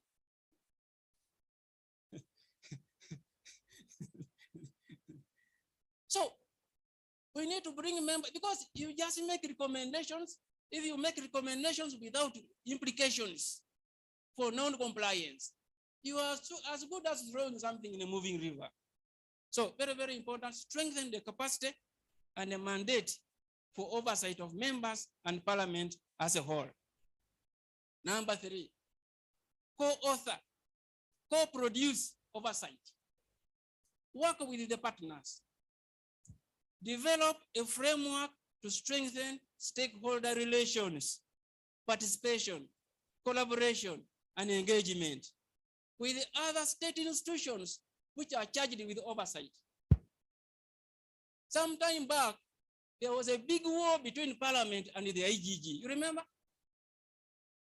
For those who were around, Parliament was at war with the IGG. IGG refusing to come. So IGG reports to Parliament, even though they are appointed from the other side, but we approve. So what mechanism have we developed to strengthen the relations and the emphasis that we are on the same thing? We are on the Kameme together. Now, practically, call a first meeting. Have a meeting with the NGOs, the media representatives, and all these people here. Set the tone that let us work together on this subject of oversight. Where is that inaugural meeting? This is a recommendation.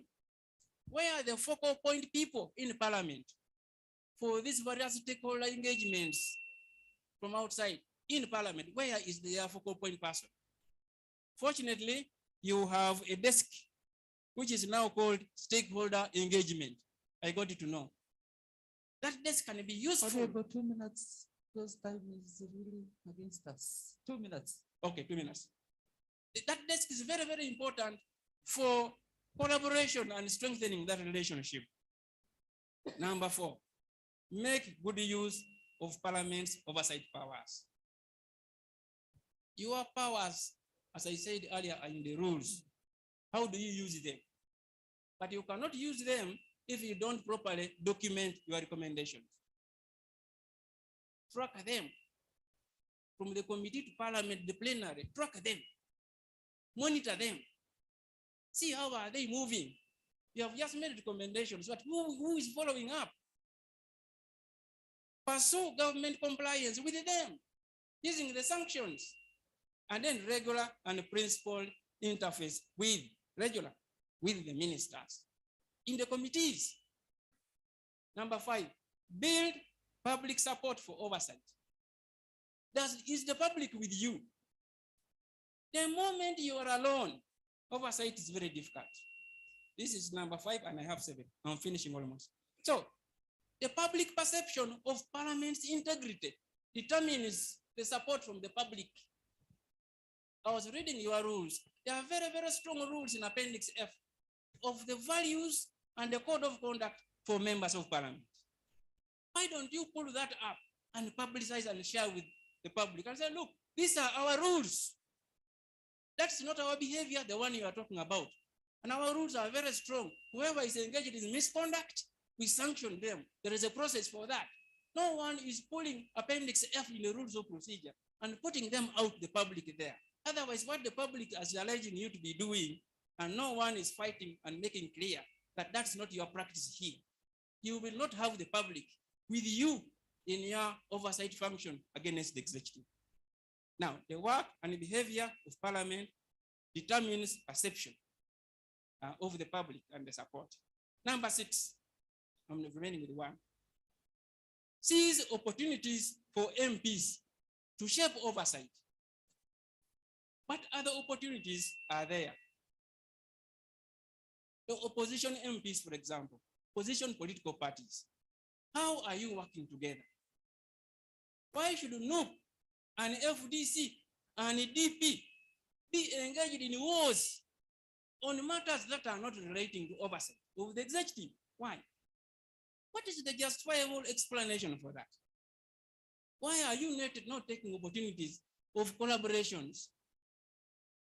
Number 7, build the capacity of the plenary, of the parliamentary administration over oversight. Research. I can assure you, I made good friends with the research department. There is a good capacity in research.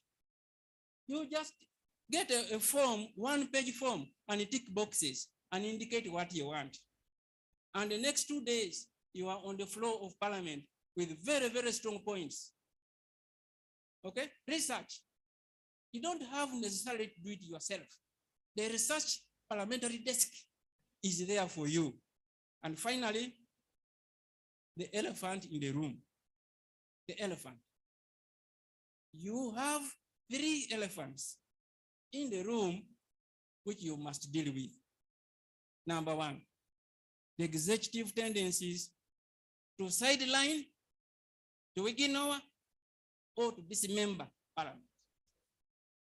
There is no government that likes, especially in developing countries, that enjoys strong oversight from Parliament. There is no. So it is you to know your mandate and your focus and your powers to exercise oversight over the executive and assert it. The second elephant, internal oversight. Within you, within Parliament, What are the things that you do that assure us that you are operating under the highest standards of integrity and probity? As I said, those rules are there in the rules of procedure. How are you publicizing them and making it known to us? Number 3, the political will of members of parliament. Your political will. This is now individual. I have told you already. What is your will and stamina to rise up the role, the challenges you have been given against, in quotes, party discipline, against certain constituency interests? When you come to parliament, you are not a delegate, you are a representative. You are supposed to decide what is good using your knowledge and expertise, what is good for your people. But after, of course, after listening to them. So how are you exercising that? Now, Honorable, if time you is really against. Yeah, sorry, Chairperson, I'm leaving now. I'm leaving now. Now, if you don't do that, you end up in passive oversight. Passive oversight. We have done our part. We have done our part. And finally, you will not be doing justice to the people of Uganda. So the last question, will this parliament bite? That's what I'm leaving for you. Will you bite? Will you be impactful? The things you are supposed to do to be impactful is what we have attempted to share. Madam Chair, I thank you very much. Wow. Thank you so much, Honorable Oldman. You know, he's passionate about these issues, and how I wish you could give us your contact so that members, you are supposed to mentor some of the members and some of us. But thank you so much. This is an announcement. The Muslim community members, Juma prayers will be conducted in the hotel mosque on 5th floor, starting at 12:45. I think this is now 12:43. You can be moving out so that you go and join the Juma prayers. Thank you. Can you introduce the next speaker? Thank you, Madam Chair. Honorable members, our next presenter is Honorable Brigadier General Felix Kulaije.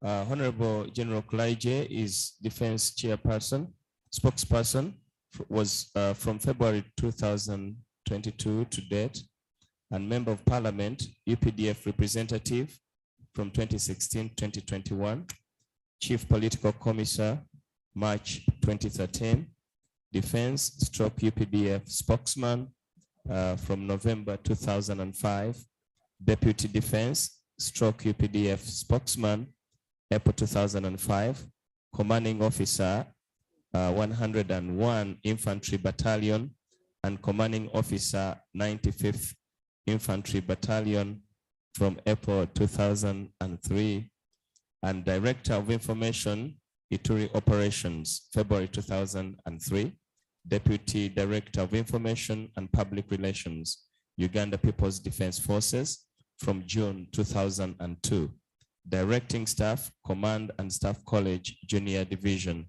Jinja from April 2002, and also AD become personal assistant to the Minister of State for Local Government, 1996. Honorable members, please welcome Honorable General Felix Kulaije. Thank you so much. My presenters, and we need to keep time because this program was adjusted, and therefore what we have, actually we are behind schedule because we are supposed to end early. I recognize the Honorable Minister of State for Local Government, Honorable Victoria Musoke. Thank you. Good afternoon, honorable members. Good afternoon, honorable members. Chair, you forgive me when the audience does not respond. I'm not so sure whether I'm not alone. People may be here physically when they are elsewhere. Okay. Thank you for the introduction, but if you want to refer to me, there are only 3 words you can use. I'm a teacher by profession, an economist by choice, and a soldier by anger. Finished. Next slide, please. Slide. Move. Normally, I love starting with wisdom from the Holy Word. And I'm saying it's an abomination for kings to commit wicked acts, for a throne is established on righteousness.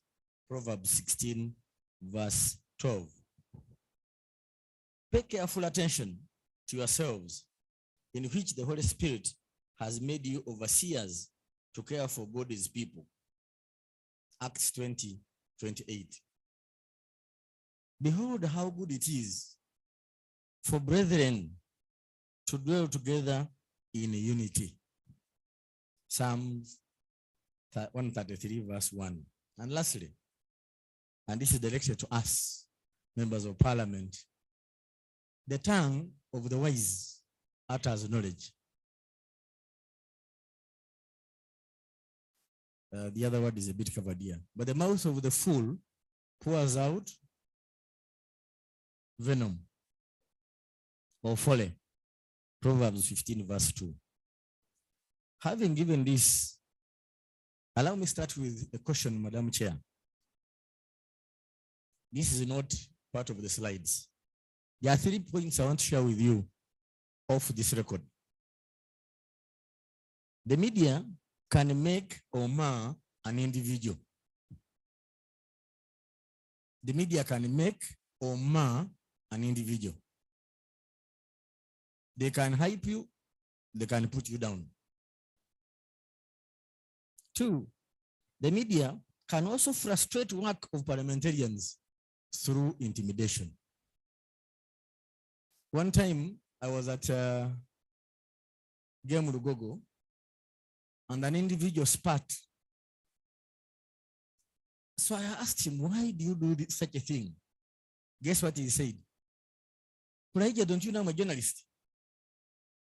What has his being a journalist got to do with spitting in the public?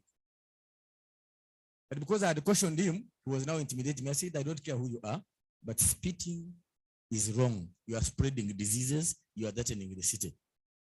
Last caution, there is no independent media.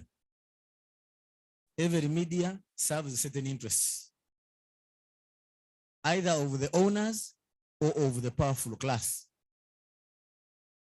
I thought I should sound those before I proceed. Next slide, please. Introduction. It is widely accepted that what we know about, think and believe about what happens in the world outside of our personal first-hand experience is shaped, and some would say orchestrated, by how these events are reported in newspapers and communicated through the medium of radio and television plus social media. You ask about it, but I saw it on TV. They are saying it on TV. It's already shaping somebody's understanding and perception. Next. Please mark that quote.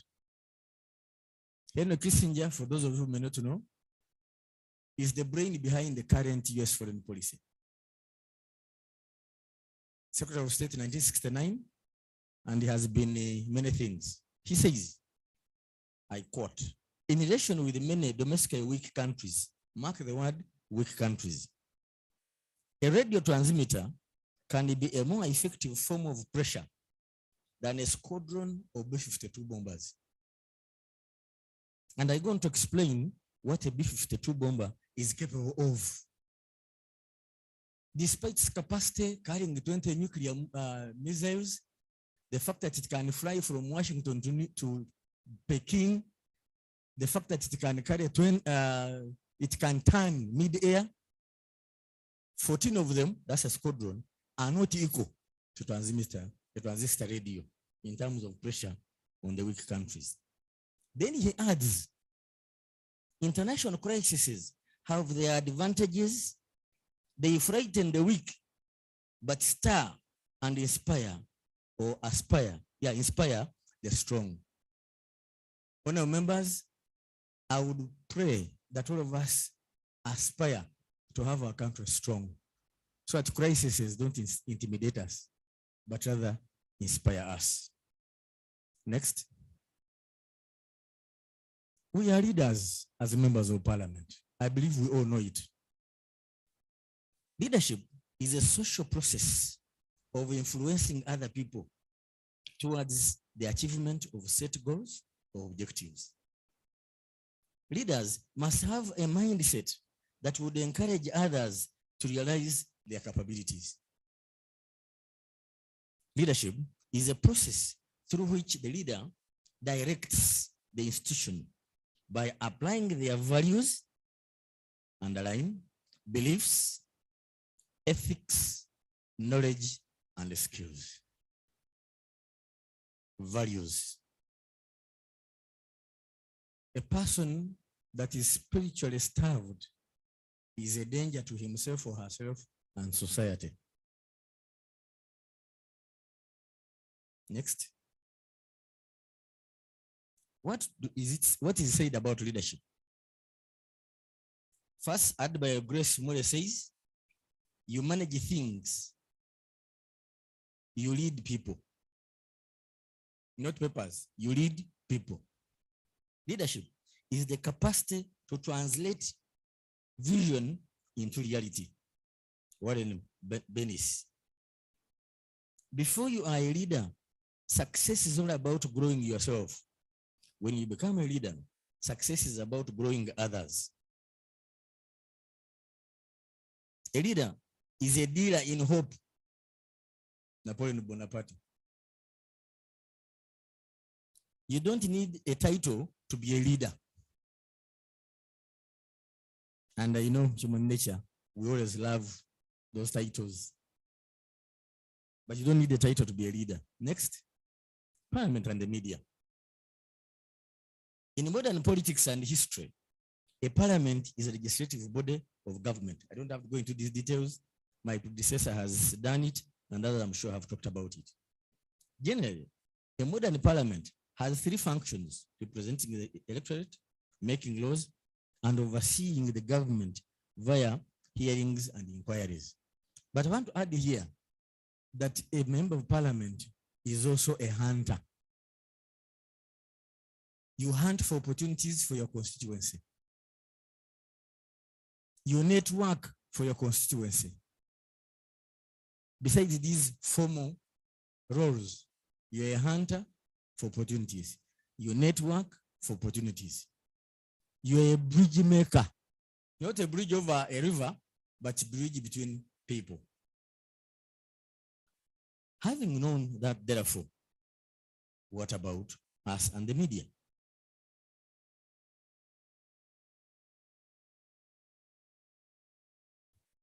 The media are means of communication outlets or tools used to pass on or deliver information or data. This includes print, television, radio, and other online factors. The media coverage of the media is split between the state-run outlets and the private-held outlets. The media informs, entertains, and educates, among others. My observation in this country, however, the media has gone more on entertainment than education. And if you want to prove my point, start Thursday after 10. Every television set in this country has music.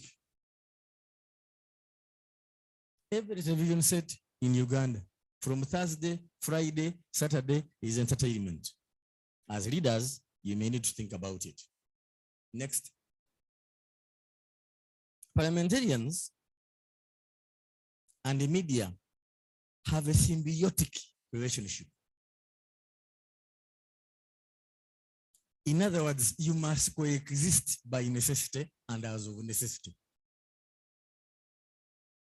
Members of parliament and the institution of parliament rely upon the media to deliver their messages and opinions to the general public. And this one, I know all members of parliament understand it very well. There are those that are, as a must, even after session or even during a session, you will see them on the screen. They are faces that we know. Every day you will see that face on the screen before a microphone. However, that's why I began with the other question. The media can make or mar. The judgment is upon you. On the other hand, the media plays an important role in monitoring the work of the members of parliament and the parliament itself that can result in a critical analysis of their work. By their very nature, parliamentary activities are public activities and as such are subject to citizens' scrutiny and assessment. The public eye is on you because they have entrusted you with their votes. And for the next 5 years, you are the one representing them, whether you are doing it well or not. Because thanks to the 7th Parliament, the law of recall was frustrated. So you are there, unshakable. It is all the more necessary to inform them, that's the public, since Parliament holds a central position in the functioning of pluralist democracy. Actually, the basic parameter of a democracy is existence of a parliament. A parliament that is effective, as he was saying. But your effectiveness is not judged from your appearance, it's judged from the work you do inside the house, the debates, and in the committees, and of course, holding government accountable.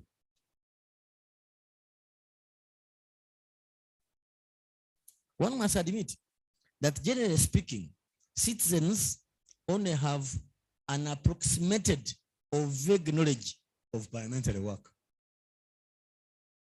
They don't understand it. That's why in a campaign, somebody can promise to build a bridge and they believe him or her, well knowing he or she has no resources to build the bridge. But they will believe. Such a situation is not healthy for democracy. The mass media play a central role in the flow of information from parliamentarians rather to the citizens. That's the quickest way of making them know what you want them to know.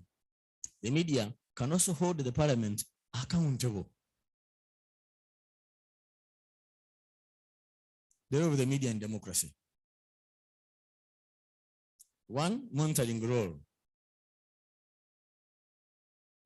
The media observes an extended environment for relevant information, events, conditions, trends, and threats. It's the media that the public depends on to do that. It scans of the real world of people, status, and the potentiality, and the potential relevant sources of information you get it from the media. Publish of reports, agenda, and the threats. Report on political, social, and economic decisions, and it also sheds light to public opinions.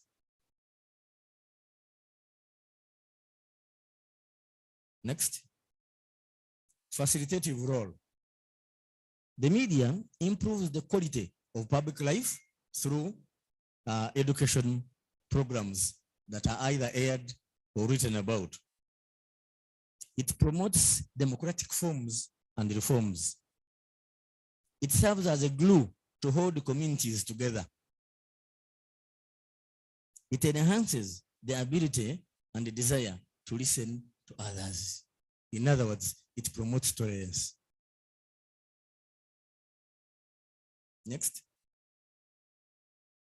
Radical role. The media should go to the root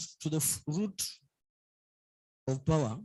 Is it root? Yes, the root of power, decisions, and inequality. It exposes the negative impacts upon the quality of everyday life and the health of democracy.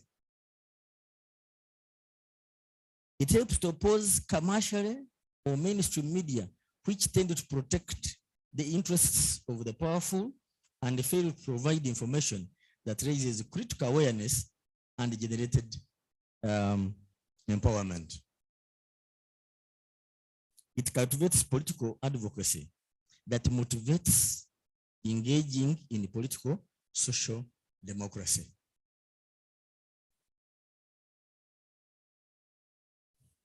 Critical role. It helps reach large numbers of the people and inform them on key issues ranging from policies to elections. It's an enabler for democracy. Having better educated voters would lead to a more legitimate government. But it can also be an activist. When it's an activist, it aims to give an equal voice to all interests. It focuses on increasing the population's media literacy rate to make the people more critical of the news they consume.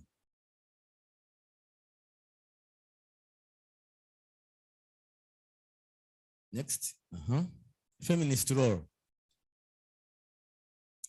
Distinguishing between public and private information that underpins how we define valuable or appropriate news content is also a gendered concept. Media cannot be considered truly inclusive or democratic if it continues relying on masculine concepts of impartiality and objectivity. In conclusion, Madam Chair, Parliament comes from the French word parler, which means to talk. So people must talk in the House. A parliament is a group of elected representatives with the power to make laws. The media has the power to tell the society's stories and thereby influencing thinking, beliefs, and behavior. A good working relationship between the parliament and the media is a necessity in a multi-party system in which the ultimate beneficiary is the citizen to whom both entities must be accountable. Thank you for your kind attention. Thank you so much, General, and thank you for keeping time.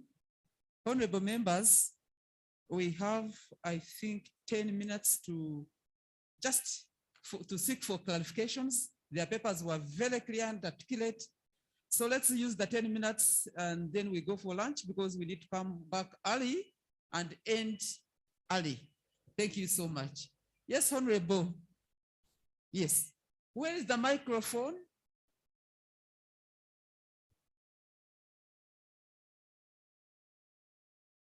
Yes, then I'll come to you.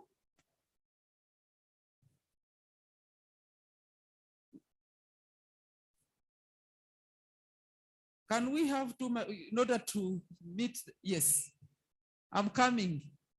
That whole row. He's here standing. Let's deal with the Honorable who has been standing. Then I'm coming to Honorable Netadisire and the whole that team.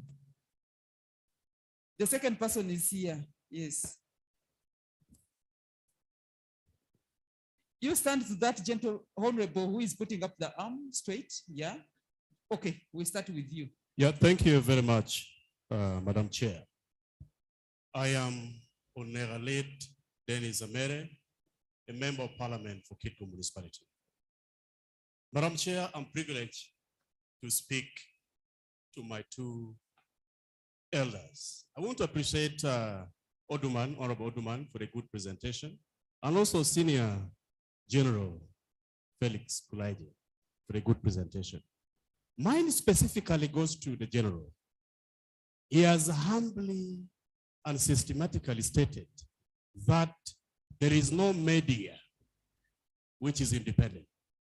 At least they belong somewhere.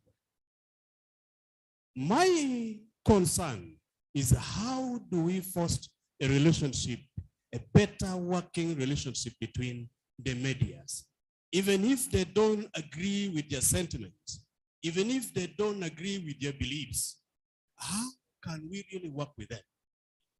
Madam Chair, we are time bothered by how some media's personalities, journalists are being battered. Particularly, there was one who is up to now actually not walking, paralyzed. He was literally beaten by the military. My concern to the general is, how can we really agree to respect and disagree with respect?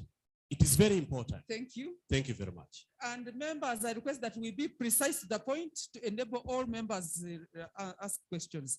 Yes, Honorable. Thank you very much. I'm coming Madam Chair. here. The whole row. For the Yes, record, please. I'm Alfred Dakasi, MP, Kabremaido County. Chair, I was very much inspired by the discussion and the presentation of Honorable Duman. Thank you so much. I wish we had a chance to listen to you a year ago, but all the same, it is redemptive. Madam Chair, my question is about engaging debates, or rather the use of plenary as the presenter showed us. I have a challenge which I think maybe should be put to the commission, the business committee. My challenge is that whereas the order paper is uploaded just hours before the debate, everybody who has talked about constructive engagement has always referred to research and referred to debates being evidence-based. Sometimes I wonder whether it's just a talk or it is something we really want to create. And my crisis is the way in which the order paper is unpredictable. I appreciate there are all kinds of politics around the order paper, but if the business committee could make at least the order paper predictable so that we can research around it. Sometimes we can even research based on the activities or those programs that have been outlined as next or the next coming items. But when you come to the House, what even makes it difficult with our parliament right now is that not all of us are housed in the main building. Some of us who are housed in Kingdom House find it very difficult even to go. You come back, the order paper has changed. The notes you have for the debate are different. You can't go back to find evidence. It just makes it difficult. With your permission, please, I believe whether it's a question or just an issue I'm raising, this issue needs to be looked into. I thank you, Madam Chair. Thank you, Honorable Nataliside, and the whole row. And then I'll come here. Thank you very much.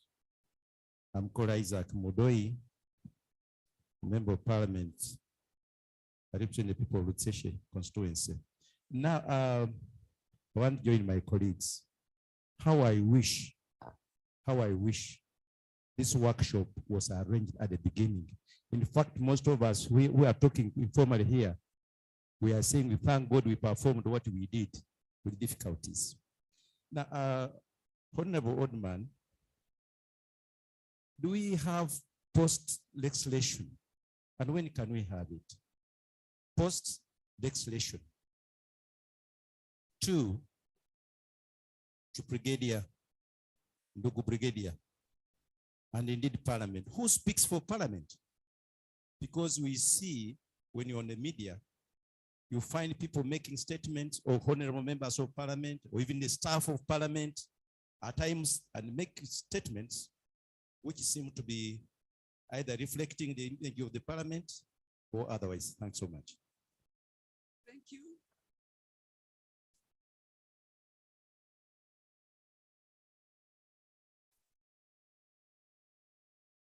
Thank you so much, Madam Chair. My name is Sekudo Tom Julius, Member of Parliament, Gweri County in the Soroti District. I would like to be clarified on the two things. My brother, Honorable Oduman, talked very clearly on issues to do with the accounts.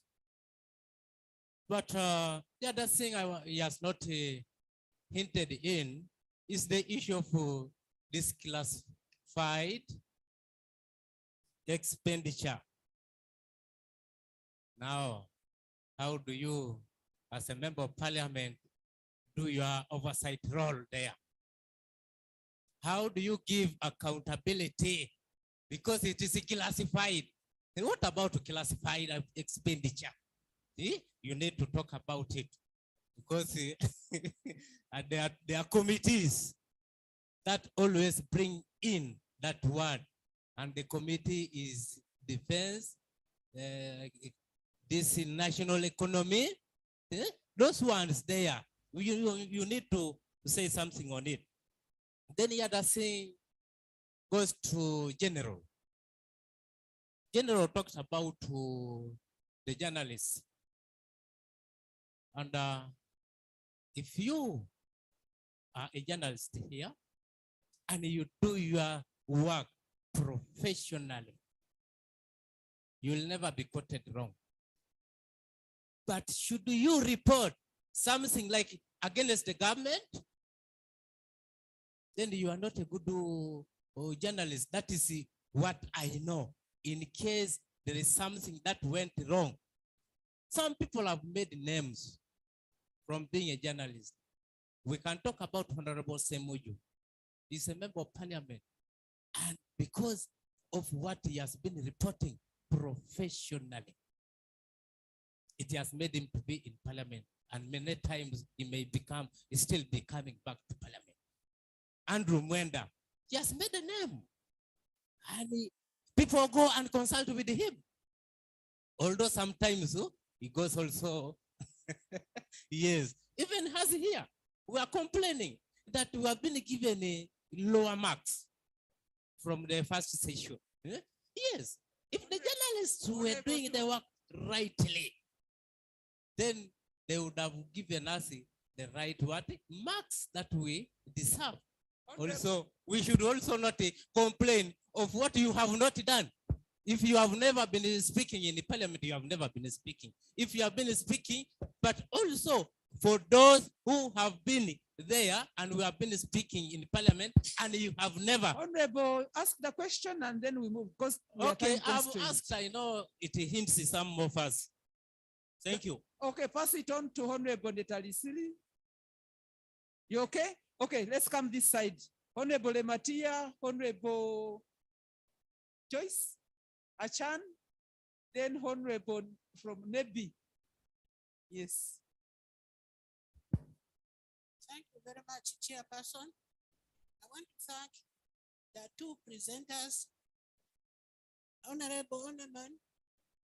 Even if I don't ask a question, I've taken one thing from you. I'm saying to the first presenter, I congratulate him, even if I will not ask a question, but I've taken one thing from him that you do well here, the beauty of it will follow you. I think he did allude to that. To Brigadier, I want to thank you for the presentation. I always love to hear you talking. The media, we have the media who belong to organizations like New Vision, Ready Paper, and then there are those freeless. We see them, but at the times they pay allegiance to a particular group and begin to report for the benefit of those. And at times it's not very, very fair to some people. How do we go about that? But otherwise, as you said, these are powerful tools to tell people what each one of us do. But now when they go astray and begin to report and favor a group and disfavor others, what do we do? Thank you very much. Thank you, Senior. Honorable Chief, then Achan. Thank you very much. Ashibu Agnes is my name, Woman MP Nebe. Mine is going to the general. I'm happy the media can build or destroy. And when we talk about this media, right from national level up to our districts, and whatever information the media gives is like the bullet which has already been released. It lands and it hits. Now, in such a circumstance, what are we going to do to media houses that give informations that are not realistic? Thank you very much. Honorable Chan, then Honorable Tom.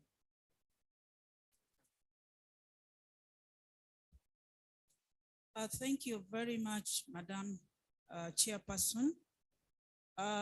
My question goes to Mr. Odman Okello. I'm going to talk about the oversight role of a member of parliament. I'm a member of parliament representing people with disabilities. And I have a constituency of about 146 districts. We have been told to go and do our oversight roles on the program of parish development model. How do I go about it? Which district do I go to? If I go to this district, the other district will complain that we are also having challenges. Guide me how to go about it.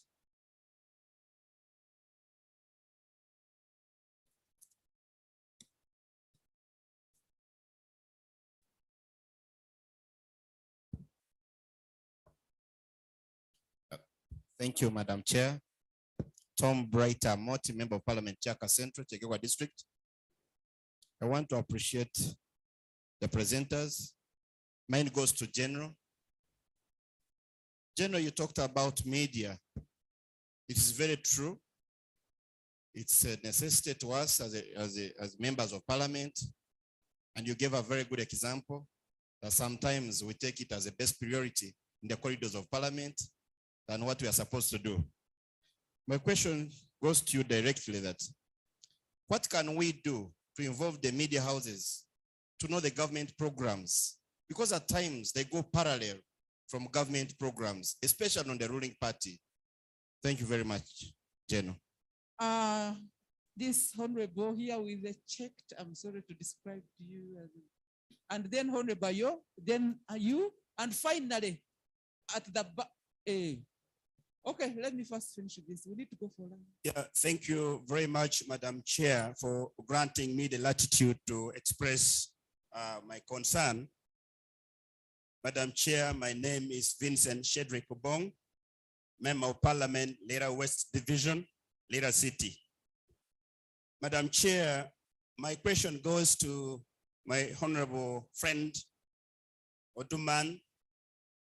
I am a member of the Foreign Affairs Committee of Parliament, and by the virtue of our position in that committee, we're supposed to be doing our role and auditing the missions abroad. But there's always this narrative that there's no money. And I stayed in that committee for 1 full year. We have not had an opportunity of going out to monitor the situation. To the extent that one time when we were taken to Mbarara, my colleagues had to rename Mbarara and they were calling it Dubarara because we were trying to imagine we had gone abroad. Madam Chair, now in such a difficult situation, how do we circumvent it? How do we manage the situation? Because some of these foreign missions are undertaking constructions, but we cannot go to see what they are doing. So I think it's also imperative that we need to ponder some of those areas. And the second one is that he did talk about the expectation our people have in us as members of the 11th Parliament. I want to give him an answer that for us as members of the 11th Parliament, We want to borrow a word from Muhammad Ali that if you want to be a champion, you must believe you are the best. And for us, we believe we are the best.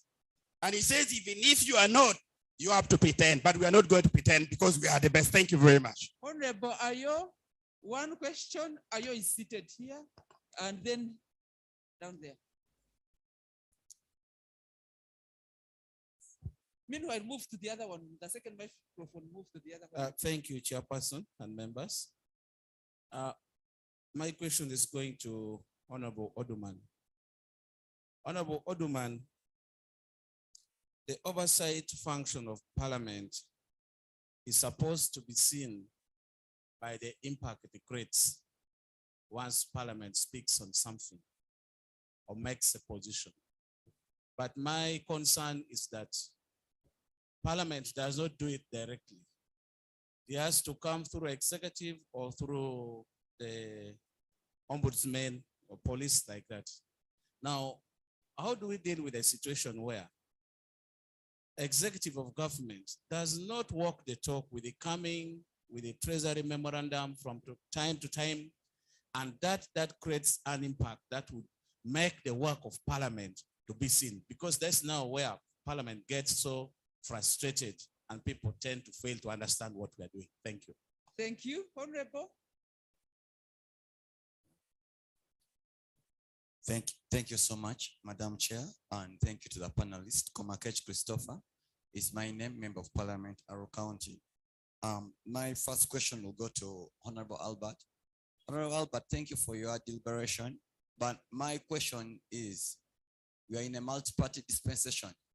Just yesterday, we heard of a Member of Parliament who didn't say a word the entire term and came back to Parliament. And there are members who said vocal information that led to the governance of the country and didn't come back. As a Member of Parliament, I would want to come back. At the end of the day, in this multi-party dispensation, should I say something against my party so that I'm thrown out, or I keep quiet, then drum to the party's music, and then I come back? That's the question I wanted to hit you that, sir, to talk about it. Then to the General. General, thank you so much. 1996, I was in P2. 1997, I was in P3. And there's a cycle that comes through it. By 7 p.m., we'd be sitting down listening to UBC News. By 10, you are watching Francis Bale read the news. There was no any other media. And the information they laid to the public was the utmost truth. No one would go against it. How did we leave that cycle of trusting the national media and then we jump into this mushrooming media? Don't you think it's affecting the governance of the country? Thank you so much. Thank you. Finally, Honorable Tubasima. You at the back, it's as if you had, okay, he's the last one. You move there. And Rose, that's okay. Thank you, Chair. My name once again, Joram Tubasima. One question? Yes, there is only one question I have, Madam. I have heard of media being referred to as the fourth estate. What does this mean? Thank you, Senior. Yes, at the back, and then the microphone will, and Honorable Rosa Bigger, yes. Then it will cross to Honorable Docas. Okay, my name's for the record. I am called Eseno Anthony, Member of Parliament for Kapelebyong. I want first to say thanks to the presenters for their able submissions. My question and request goes to General Kulaije, who has talked very well about the media. And as a Member of Parliament, I want to request him to guide us who are new especially. How do we develop a smooth working relationship with the media in a manner that all the good points you raised can be fulfilled? And number two, what is there in place in the arms of government to facilitate our media engagement and interface? Because it's a very expensive venture that I don't think most MPs can be able to afford. So what is there in place either within Parliament itself or within government, to facilitate us to engage with the media and pass messages which can help our population. Thank you. Thank you, Honorable Bigger. Then we cross to Honorable Dorcas, Honorable Flavia, and Chemtai. She's the final one.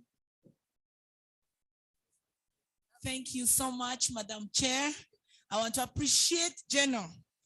I got you loud and clear, and thank you for every good work. The word parliament starts with the word parley, meaning talk, talk, talk, and talk. With our numbers, it gets so difficult to get the eye of the speaker, to catch the eye of the speaker. What should we do? If I can strategize and speak at committee level, of course, that is where all the business goes. Won't I be better? And what should I do to catch speaker's eye? Some of us stand, at times you stand 9 times. I also understand that the population is big in Parliament and she or he finds it difficult. What should we do so that we can cut the cake equally? Thank you. Thank you, Honorable Dorcas.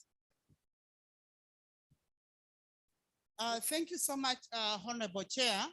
And I want to thank all the presenters for the session. Briefly to Brigadier Felix Kulaije. The presentation that you've given, we feel that it was very classical and dwelling so much on the well-established media, not focusing on the new kind which has come into play, which is the social media. What is your view, or what do you think about the role of social media and how it shapes the political debate and also the perceptions of the public on some of the issues that we deal with? What is your advice on that? I thank you. Mama Busia is down. Okay. Not Honorable Flavia, Honorable Chair. Thank you so much, Honorable Chair. Auma Helen Wandera, my name's woman in Pibusia District, Eke Mama Busia. My question goes to General. Media. I know media can damage or build you. But for us, like the MPs in Central, maybe let me say municipals, we have to do it. You can't run away from media. So how are we going to balance media? Because our constituencies are not like village constituencies where you can gather voters and you talk to them. You have to use media. Secondly, I think I'm a living testimony for media. So I know what media damage means to we honorable colleagues. Thank you so much. Finally, Honorable Chemtai.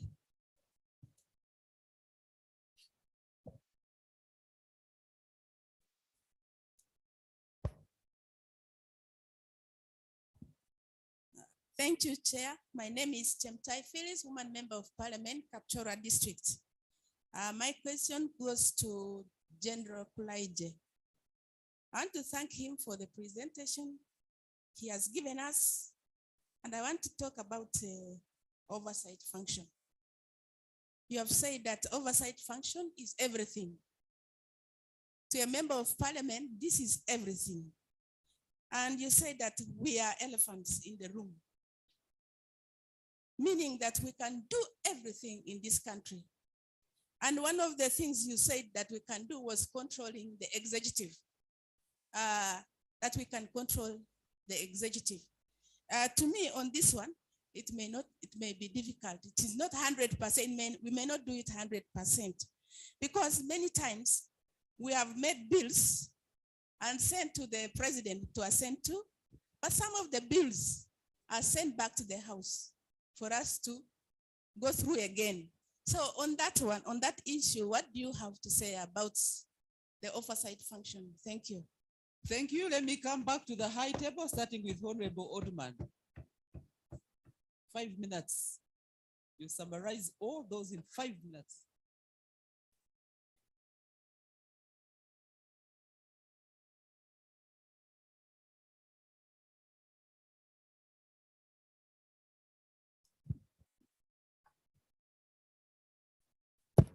Thank you, Chairperson and honorable members, for these questions and interventions. Obviously, we need more time to interface on this. Let me just be specific on the questions that were directed to me. The need for the order paper to be predictable. There is no negotiation about that. There is no. Because outside there, when we train boards of corporations, the standard in corporate governance is to provide the agenda 2 weeks before the meeting. 2 weeks. Now, there used to be the order paper that indicates the business to follow for the next 1 week. Now, if you have that kind of agenda, to what extent can you break down the chunk for 1 day? And we are aware that tomorrow we are coming on this particular subject. The 11 a.m. to 2 p.m. time lag, plus challenges in accessing that order paper for those staying in various wings of parliament. For me, I found it as a very big challenge when I was here. I think the Parliamentary Commission, Business Committee should explore that area with a view to providing adequate time for members to be effective, to look for research, to do research, to seek for the help of the research office in the Parliament. That's the only way we can add value to the oversight. Definitely, I agree, predictability is very, very important. Do we have a role post-legislation? A very big one. A very big role post-legislation. I don't agree with throwing hands in the air that we have done our part. You have not done your part, and now you should exit. No. The big task is yet to begin. You have just passed the Appropriation Act that gives out monies. That is one of them. The sessional committees must begin meetings on Monday, interfacing with the ministers to see to what extent they are going on implementing the programs you have passed. The other laws you have passed, if you're on a committee on health, you will be interested in cocktailing all the laws that are in place that guide the operations of the sector. And you want to draw a strategic plan for the committee and a schedule of oversight interventions that you are going to do and interactions with the minister on all these laws that are within their docket. How are they implementing those laws? What impact have they caused? How do they meet the original objectives? What challenges have you made? How does that inform amendments or new laws or policies? So the new job has just begun when the law has been passed. Unfortunately, there is no organized practice from the time I was here of following up all the laws that have been passed, that are responsible, that are used for operationalizing programs in that particular docket. So do we have a role? A very big one post-legislation. Are we together? Classified expenditure.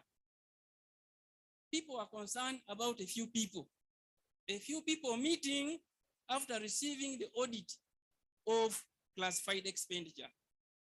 Now, I want to invite you members, all the members, because we never know, mid-term you might go to public accounts.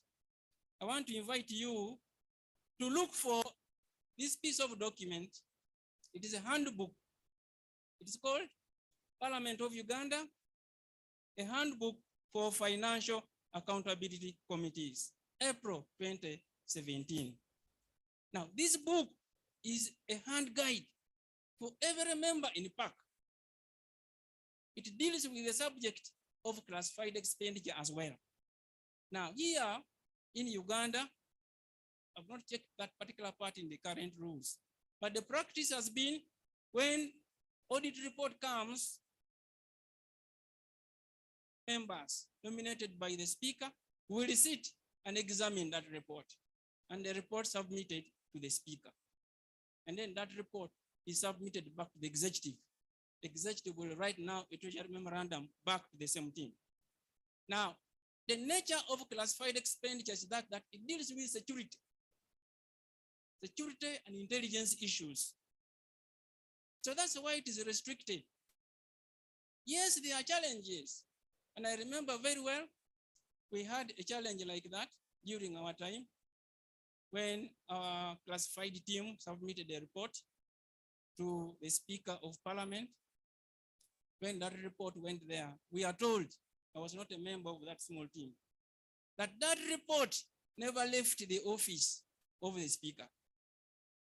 So your question is very valid. What do we do then in that case? Now, what happens in the UK is that when the audit report of classified expenditure comes, the report goes to the chairman public accounts.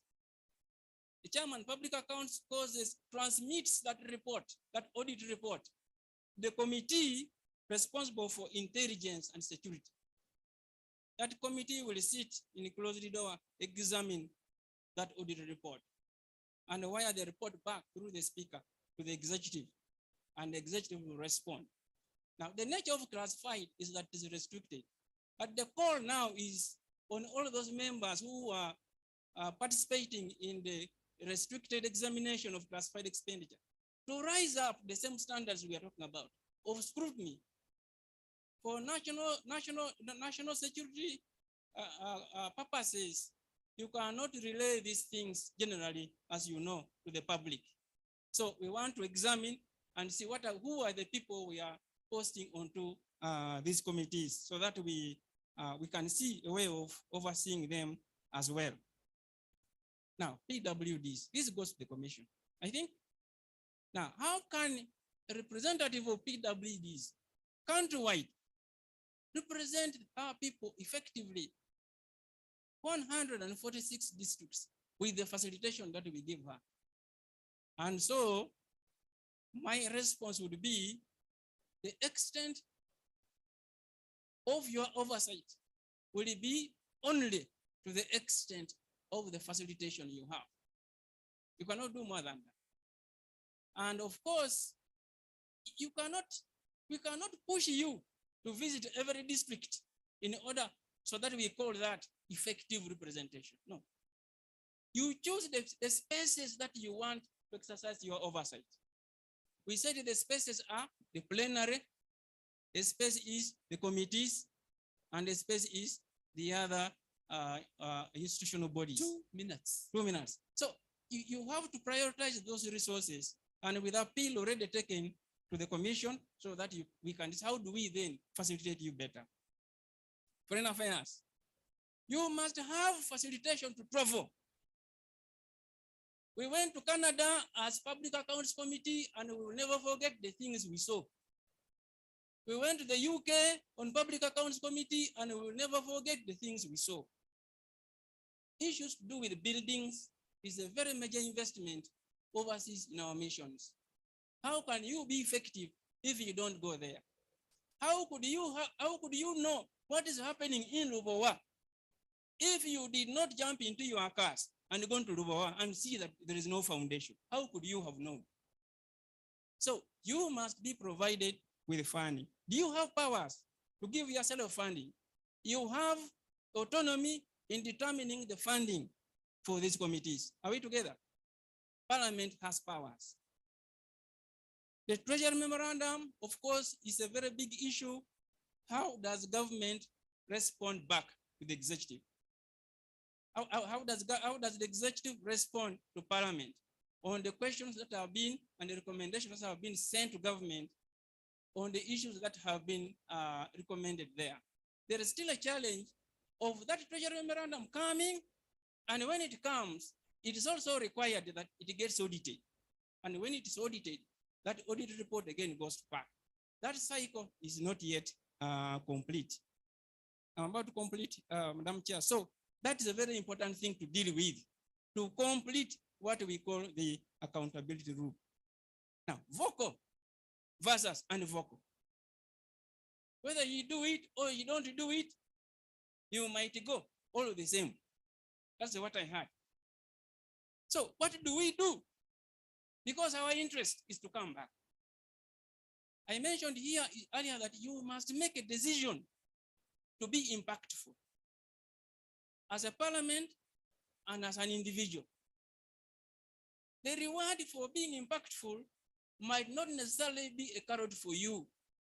It might not necessarily be. It could be in the right way it should be, but it might go the other way. So what did you take home as you? Like my sister mentioned here, that you had better put a focus on what you want to get out of. What legacy do you want to leave? If what drives you here is coming back, then we are finished. Are we together? Do you have where you come from? Do you have where you come from? Is the road that takes you there still clear?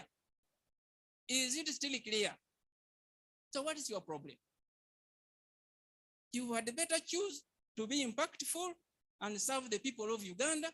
That is what effectiveness means, the service of the people of Uganda.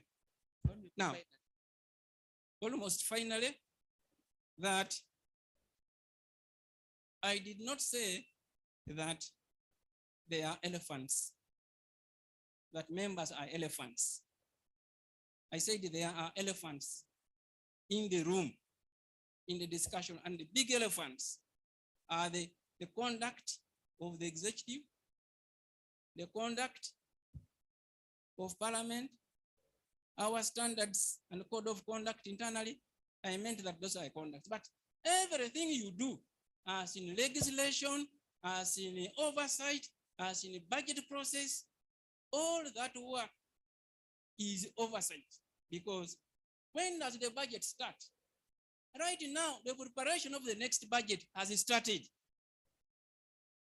When you meet in the committees talking about how this budget is going, ideas for the next budget have started during that process. So that oversight is very, very important. Even during legislation, during budget making, you are part and parcel of the oversight activities that are taking place at that time. Now, catching the speaker finally is a big challenge. I don't know whether there is a formula for that, but I will tell you my one experience, and I sit down. I had a big problem catching speaker second. Big problem. I stood up, and I stood up. And I thought that the taller you are, the more the speaker can see you better. So after getting frustrated, I decided that I am going for the man. I gathered my courage. I went to the office of the Right Honorable Speaker. I said, I need to see the speaker. What is the matter? I am a member of parliament. I have my issues.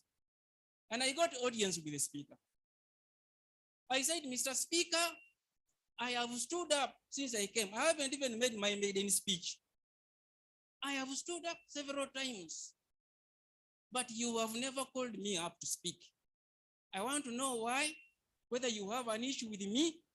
I need you to tell me today. Are we together? So you will be shocked at what the speaker said. He said, Honorable Member, I have very many people. I am very, very sorry about that. I don't have anything against you. I cannot even say that I have been properly noticing you and ignoring you. I can't say so. I really have people to handle. So now, since I have seen you, I know that you are Honorable Member from Bukedea. Honorable Member, you be assured from today onwards, the moment I see you up, I will know that you have big issues to raise, and from now on, you count that I will take note of your standing up. So you need to help the speaker to notice you. It is not easy just to notice you when you are looking at a big group like this. It's not very, even if you are the one, it's not very easy, especially during the first year when you're still trying to understand and notice people's appearances. So he needs to know what you are passionate about. She needs to know what your interests are. Let her know where your focus is. And so you needed to maybe consider such an intervention. Go to the office of the Right Honorable Speaker. Right Honorable Speaker, I seek opportunities to contribute on the floor of the House. You will see what happens next. Thank you very much. Thank you, Honorable Oduman. Can we clap for him, please? Because General Kraije, can you summarize in 2 minutes? As we recognize the presence of the State Minister for Minerals, Peter Lokeris. Honorable Chair, I have 10 questions and you're telling me 2 minutes. May God bless me. Generals know how to summarize. But I did. I actually remedied my time. He has consumed it. Honorable members, question 1. First of all, I start with the apology of what happened that journalists you're talking about. It was very unfortunate. And my boss, the Chief Police Commissioner, is here. We have indeed talked about it internally extensively. However, there's something I want to point out, and I will translate a saying from Western Uganda, but speak it in English. One of our problems is living like a cow when you are a dog. Do you copy? Living like a cow when you're a dog. It's a short story. These are 2 domestic animals. Now, a cow poo-poos in the compound and they clean the cow dung. If it has slept in it, they will even clean the cow itself. So one day the dog says, but I'm the one who does more work.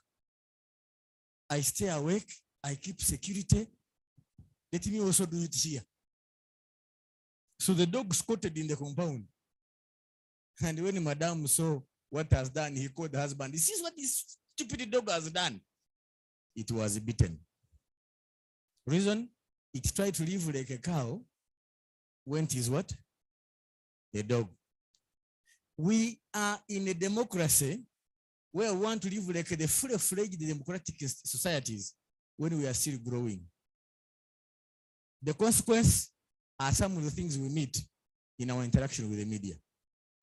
2, and this brings me to something very important I avoided saying, Chair, because I didn't want to attract questions from the honorable members.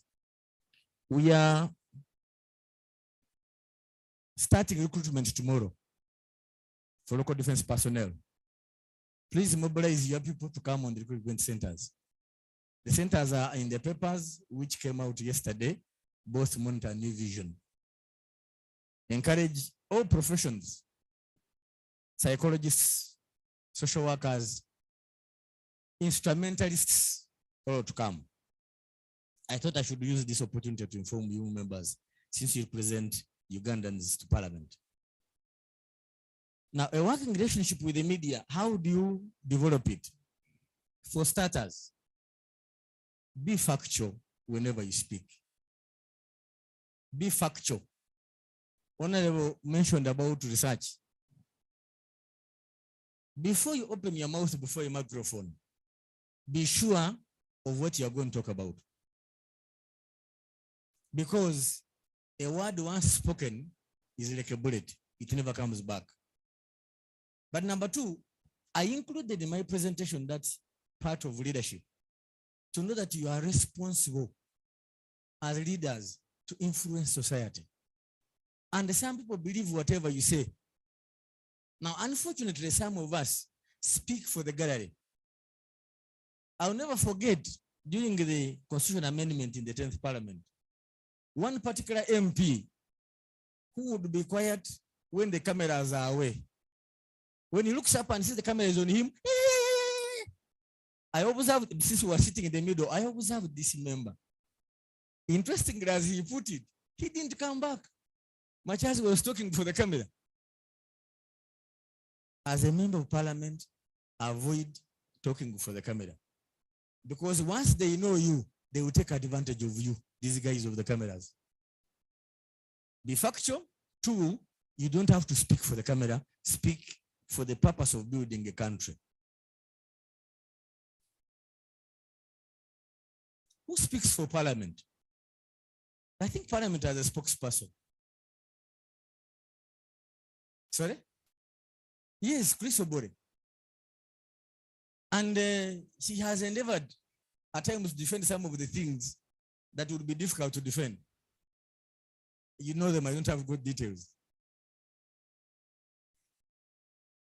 3, you, the individual member of parliament, you are a PRO for parliament.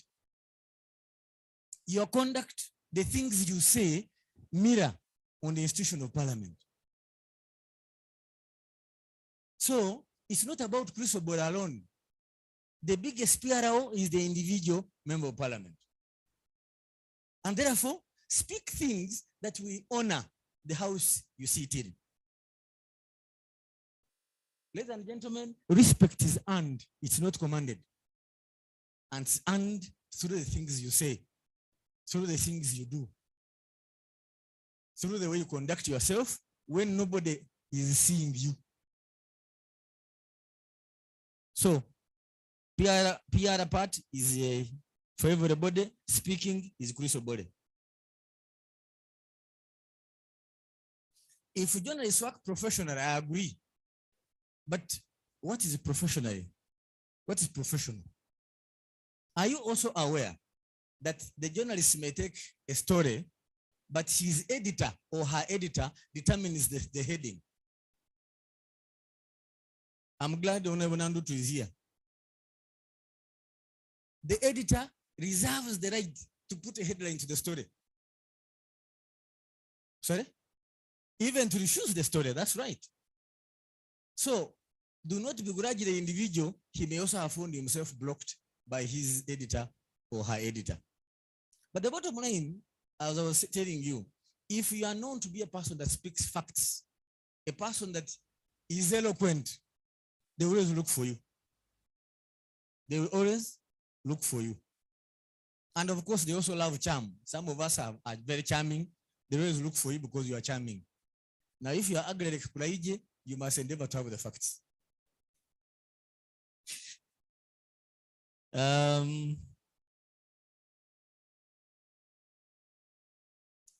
The journalists that give you inaccurate information, remember, it is said, if a dog bites a man, it's not news.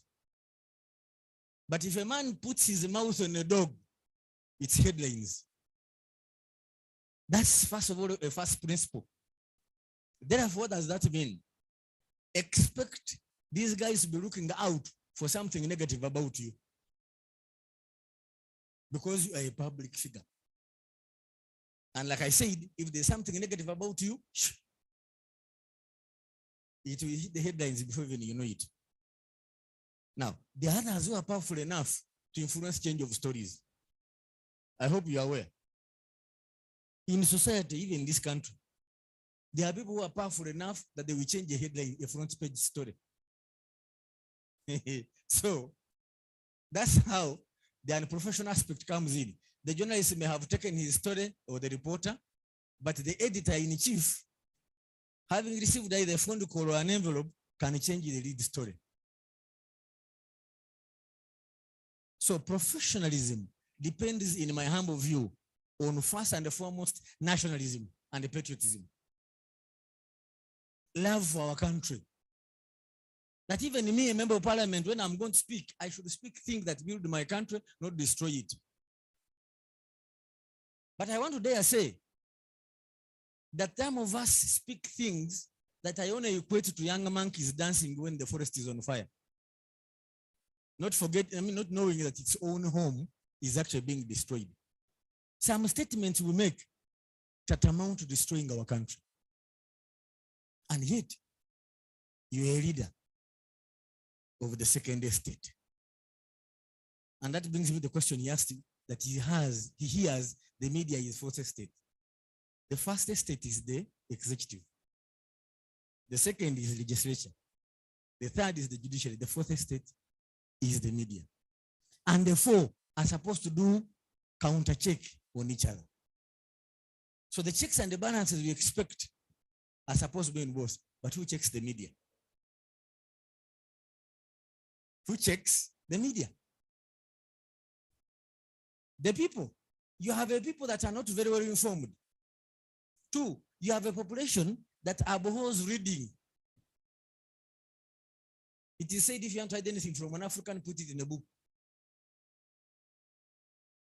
And I have tested and proved it. Many of us don't read. And it is some government institutions that want to show accountability will put things in the media, well knowing very few people will read what they have put there. So for us to counter check the media, we must be informed. We must do research. We must improve on ourselves. I've almost covered everything. Now, how do you have good relations with the media? And this is my last point. A, like I said, be factual with what you say. But two, have informal engagement with them. Informality. During those informal times is when certain things are hammered out without fear or favor. Three, during that informal engagement, that's when this guy, you get to know who is knowledgeable among them and who is not. My first baptism by fire, the first day I was appointed spokesman on the 8th of November 2005. I was on TV with Uganda. And I was thrown into discussion because I had not been informed what we were going to discuss. And he had me for dinner that day. When I left, others said, we told you can't manage. Telephone calls began. But I left the studio determined to beat Uganda next. And ever since, each time we meet, the scores are in my favor. What am I saying? When you get challenged to learn better. Obre Newman says the only responsibility you can't delegate is that of self-improvement. You must improve yourself at all times.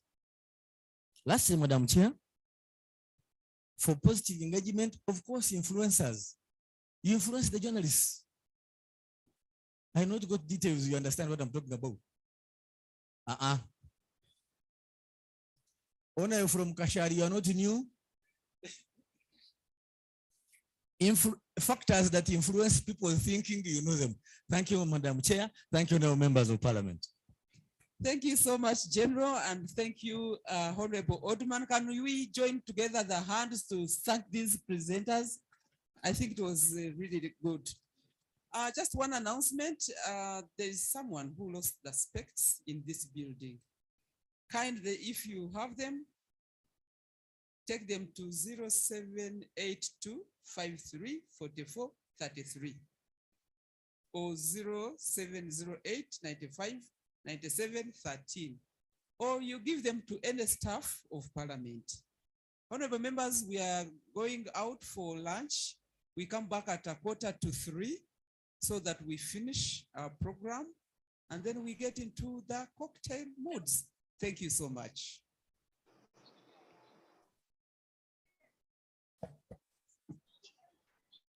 No, you're not dismissed. You are invited to go and take lunch with us.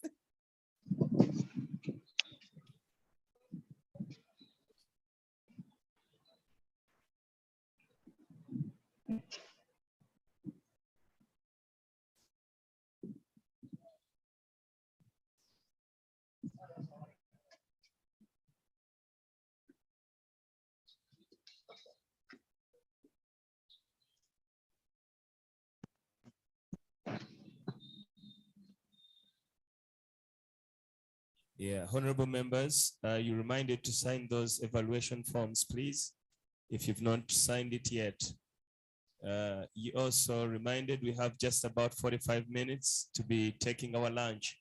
So let's utilize that time properly. Just 45 minutes, let's take our lunch so we can be back in time for our evening and final session.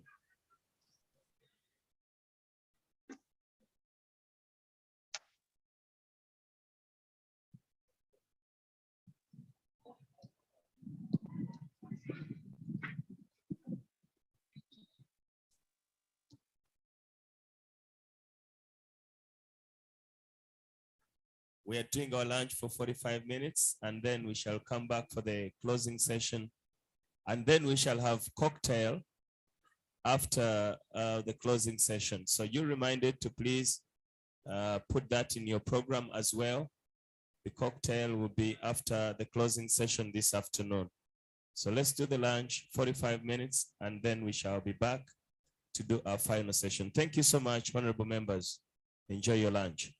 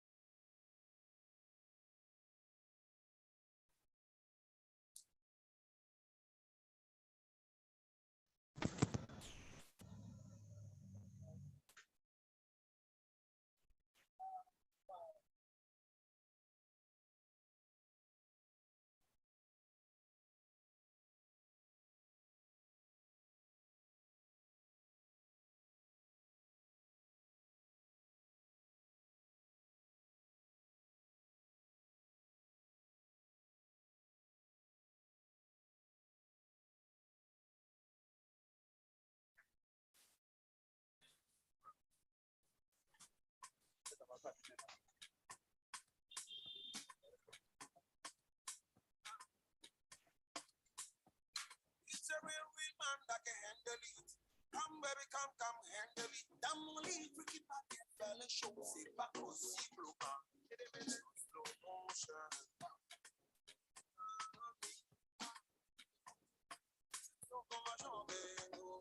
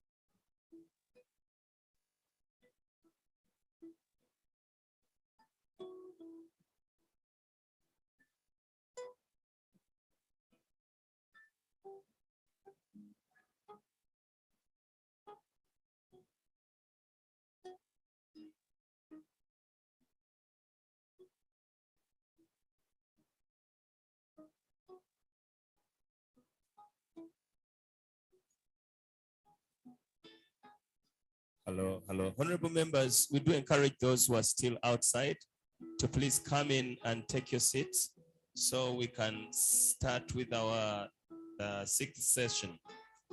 We encourage those who are still outside, please come in so we can get started, so we can also finish in time.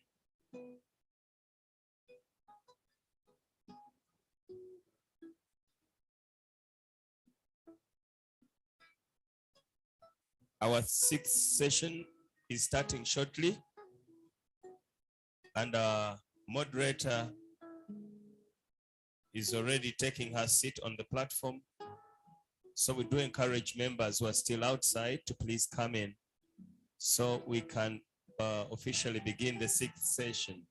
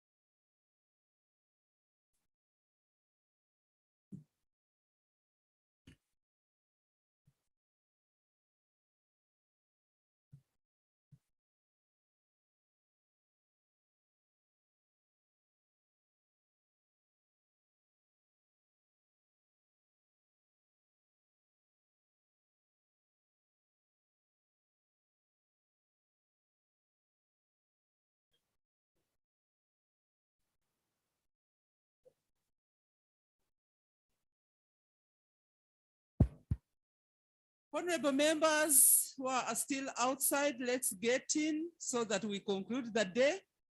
Remember, we have a very good session hereafter where we want to network and socialize as we get to understand and know each other after putting on masks for so long, for a year. So we need to get to know each other this evening. So I request members who are still outside to come in so that we start. The presenters are already here. And we don't want to waste a lot of time because even the speaker is coming to close at exactly 4.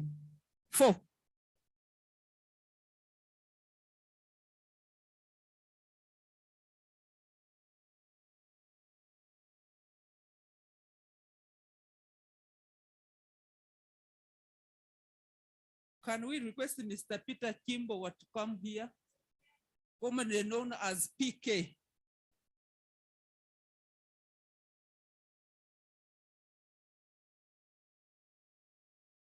So introduce.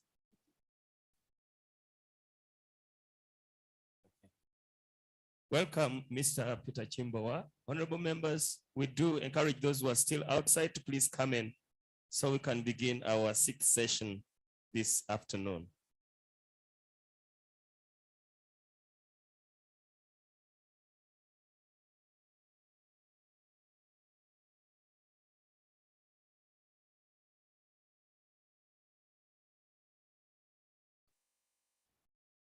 Our next presenter is Dr. Peter Chimbowa. He's a consultant and is going to be presenting about management of personal finance.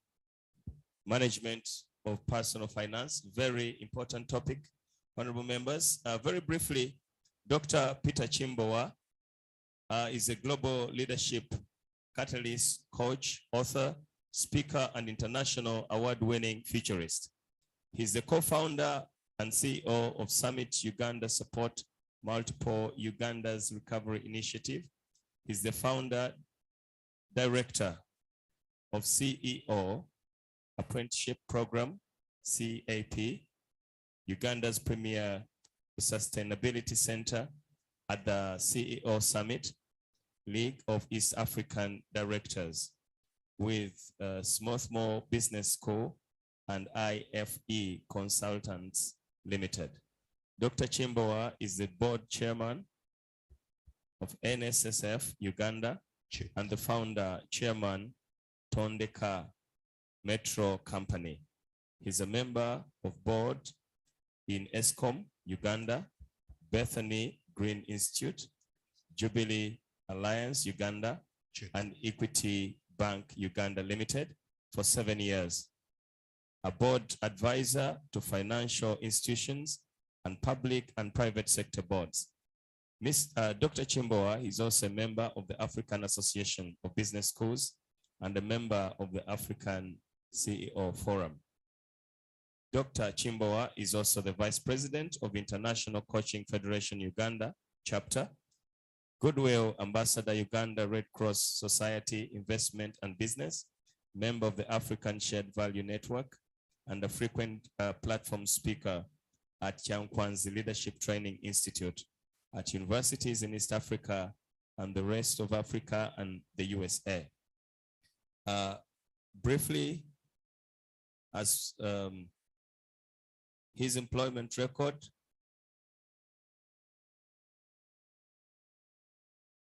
I think that is all about Dr. Chimbowa. Honorable members, let's make Dr. Chimbowa welcome.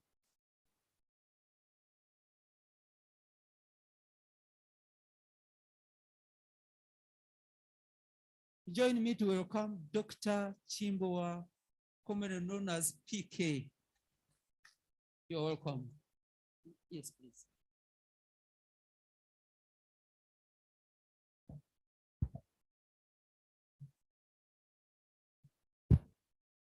Good afternoon, everyone. We've got very little time for this session, but because there will be a follow-up conversation, I moved with one of the banks with which we do a lot of financial literacy and financial support services. I know in the Parliament of Uganda, you are not bothered by money lenders and so on, but there are some other institutions which are bothered by money lenders. And my colleague here is called Aziz from DFCU Bank, and who is in charge of savings, but also investment clubs. His job is to carry out what we call financial makeover. Makeover, that is, you start again. Remember that every sinner has a future and every saint has a past. So there are some of you who are saints now, but there was a time when you were sinning. There are those who are sinning now, borrowing so much, getting into all sorts of problems. You are sinners now, but you have a future. That's what we call financial makeover. So the financial makeover expert is right here from DFCU Bank. We're very interested in listening to a number of things and a number of questions you'll be asking. I don't know whether we can have my slides on the screen. There are a couple of reality checks that we want to do. During COVID, the Economic Policy and Research Center in Makerere established that an average household in Uganda only had reserves to take them for only 3 months. Only 3 months. Then there's also another discovery that your parents are not your emergency fund, or let's say money lenders. They are not your emergency fund. And your children will not be your retirement fund. That's just a reality check. Then the other reality check is that 50% of the money you earn, and I'm going to prove that, 50% of the money you earn is not yours for you to take decisions on. And the other one is another reality that is very common in Uganda. I have spoken this subject in many parts of Africa, but I would like to point out in the case of Uganda and Kenya, there is a concept called the new poor. The old poor, we know them. The old poor are people who live on less than $1. But the new poor are former MPs. They are former directors in ministries. They are former commissioners. Meaning what? There was a time that they had good residence in Naguru, in Kololo, and in Bugolobi. Now they are moving into retirement. They are in Bweyogerere, they are in Chireka, they are in Namugongo. And they are staying in a bungalow whose curtains are sagging. The sofa sets themselves are frayed. The vehicle is there, but with no tires. There is a large fridge without anything inside. Large fridge. The cooker is decommissioned. And this guy can't, he has got over 10, 15 suits, all of them old. He has got about 8 pairs of shoes, all of them old. The house which must have 36 bulbs has got only 2, one in the corridor, another one on the veranda. The taps in the home, according to the United Nations, have to be 12 taps. You just only one outside the house. So you go with a bucket, pick water, and come inside. These are guys who have been exposed. They have a relationship with the bank. They have a relationship with insurers. But right now, no. And they have got 2, 3 children who are from campus. They don't have a job. The wife is a housewife. The man is retired. The children are 3 without jobs. And it's one homestead. Another study found out also, and this happened the time I was working in the UN, between 1995 to 2002, government of Uganda carried out what they called retrenchment. We told them to stop calling it that. We calling career transition. What did this mean? You can move from one career to another. But what happened was government of Uganda had a force of 360,000 employees. The development partners said the number must come down to 154, at least according to the PS then Martin O'Reilly. Now, working around in research, 200,000 civil servants went home. 38% of them died within the first 5 years. And only about 18% were able to find something to do. What we are saying here is when we talk about financial literacy, we are talking about different income streams. We are talking about certain percentages of spending money, earning money, and investing it. And more importantly, debt management. So there are 3 main, or rather 4. How do you earn the money? How do you spend it? How do you save it? How do you manage debt and investment? So there are 5 areas. My colleague, the financial makeover, Aziz, who is here, might be interested in the bank. The only bank in the country which is doing financial makeover is DFCU Bank. They have templates. They have people to build the conversation with. So some of you who are late now, or who have questions you can't ask among your colleagues, you will have to take his number and his contact and follow up with him. COVID has brought us new realities, like I mentioned. Very few households had money. And remember that when you don't have money, when you are broke, you are effectively dead. So they are what you call dead body walking or dead money walking syndrome. You have technically died, but you still breathe. And that is called breathing in the present and living in the past. Our session today should move us from breathing today and living in the past to breathing today and living into the future. Your children are not your retirement fund. Your parents or colleagues or money lenders are not your emergency fund. That's the reality check. So we need to ask ourselves a few questions as we proceed. Question is, are you stagnating? Are you declining? There are questions that are self-reflecting questions. How are you doing financially? Are you sinking or not? And what shows whether you are sinking or not? You need to have a reserve fund of about 8 months of your emoluments in Parliament. It must be part of your reserve fund. You must also have a kind of job or source of income that can deliver Parliament's emolument up to 80%. If you are planning to go into what we call passive retirement, then you use a formula which we call 1/10 of your annual income in Parliament gross times your current age. That's the value of the assets that you need as you move into retirement. Okay. There are sinners here. Don't feel bad. Every sinner has a future. There are saints here, but remember one time you were sinners. That's the way it works. That's the way the world works.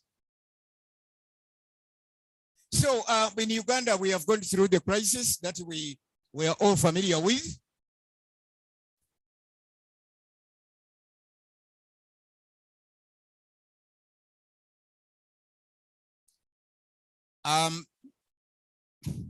We have had COVID, and COVID found us, as I said, Every home had just about 3 months' money.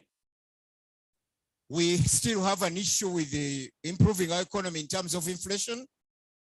There is a lot of subsistence farming, and there is quite a lot. DFCU Bank has come up with something we call family business. I am a teacher at Strathmore Business School. I am a member of the faculty in Nairobi. And the subject that I deal with at Strathmore is called family business.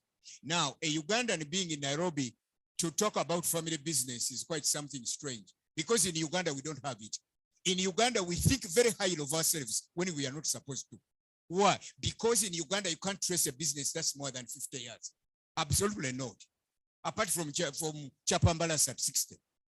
The rest, you know, you have malls, you have big buildings, you have farms, you have whatever, you have nothing. Because when you die, your relatives or even you yourselves, you split them, you fragment them. That means you have nothing. You are just feeding your brain with dreams which don't exist. Some of you have got 2 women or 3, and you say you have a mall. And then you have 2 girlfriends somewhere who are pregnant by the time you die. Yeah. So all of these are going to make a claim on your funny state. That's why in the 60s we had Ugandans who were rich. We can't trace them anymore. In the 70s, they were there. In the 80s, in the 90s, even now. When they go, that's it. There is also another fallacy about family and about making wills. We are going to be talking about that. But DFCU has a manual for parliamentarians. How do you prepare your exit and transition? How do you create an intergenerational family business? When I am in Nairobi, I am in a room bigger than this with 1,000 families. Some are generation 1, others are generation 2, others are generation 3, others are generation 4. In Uganda, we have nothing, although we consider ourselves intelligent and smart. No, we don't have anything. We don't. There was in the 60s, there was a guy here who had buses, 100 of them. He was coming from Luwero. And that's where you got this name, Buses Abaganda. He had 100 buses. In Nairobi, he had a colleague called Kimakio. I think it was called Jogo Kimakio. He had also 100 buses. Now, Jogo Kimakio in Nairobi, he is into 4th generation. They are in real estate, they are in IT. In Uganda, the one who had 100 buses, there is nothing. You can't even trace a tire. What's wrong with us? What is wrong with us is we don't plan well, and we have an exaggerated opinion of ourselves when we are not supposed to. We are just humble fellas. The only family business we can talk about is Madivani and Meta. Madivani, 1911 in Kamuli. Right now, the one who started Murjibai died in 1954, and his son Giant took over. The second son took over in 1972. He's called Mayu. He was called Murjibai. In 1972, he took over. He died in 2003. Mayu took over. Mayu is now retiring. Another generation, Kamresh, is taking over. In Uganda, look for the family which is like that. Nothing. Why? Because there is no family constitution. There are no family guidance. Your money is yours alone. There are generations that can build money and money. There are Africans in Kenya, not Indians, who started in 1926 in Elbagon. Right now, they are into 4th generation. Financial literacy is also about what you are thinking and what you are planning. And that's why I asked the banker to be around, because they are the ones who are now preparing. There are some of you who write wills, 40-page will. What are you writing? A will of a very sensible and wealthy guy who prepared the next generation is 1 page. Maximum 1.5 pages. Because what are you writing? Everything belongs to family. In the bank in DFCU, they have what they call a pot of gold. We are going to be seeing it here. Some of you now pretend you have a piggery in Impigi, you have a banana plantation in Luwero, you have rentals in Weogerere, you have a small shop in Intebe, and you think you have invested. No, you haven't.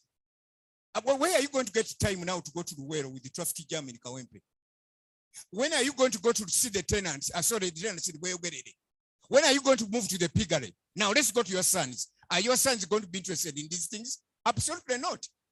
traffic jam. So why don't you do one thing? Liquidate all those assets, get what they call a family pot of gold, say $2 million from everything, and put it. I wanted to start with NSSF because I'm a chair there. If you brought it to NSSF, we'll ask you, what amount of money do you need now, you and your wife?